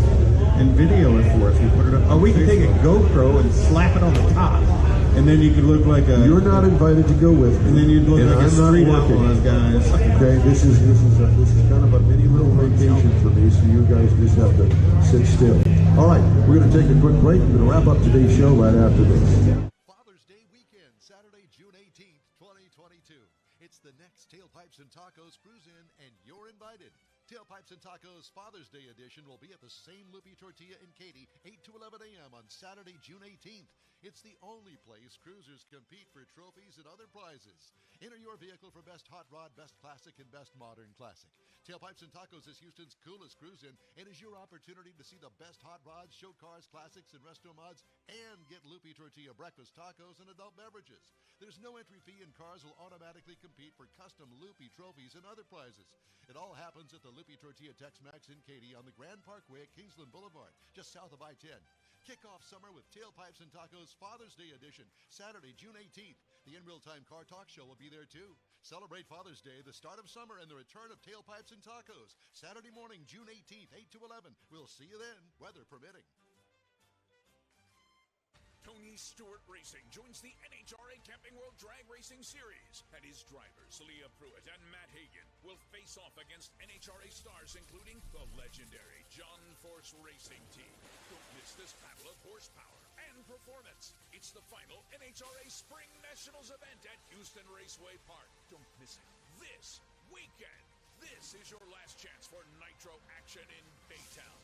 Tickets at HoustonRaceway.com. Well, that's a wrap for this week's In Wheel Time Car Talk Show from the final NHRA Spring Nationals at Houston Raceway Park here on iHeartRadio. When you're on our Facebook page, please give us a like, tell your friends about us, and share our junk if you would. You'll get Conrad's unicorn hunting features along with all things automotive all week long.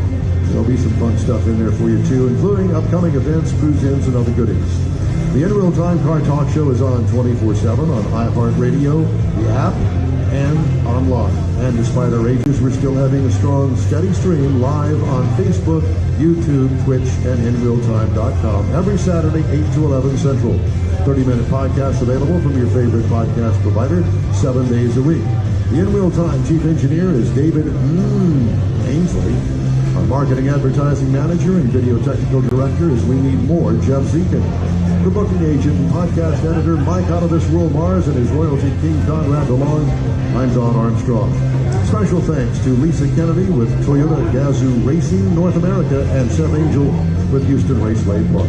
Be sure to join us again live next Saturday for the next In Real Time Car Talk Show, April 30th, 8 to 11 a.m. Central Time on all of our In Real Time Car Talk outlets right here on the Smoke and Mirrors Network.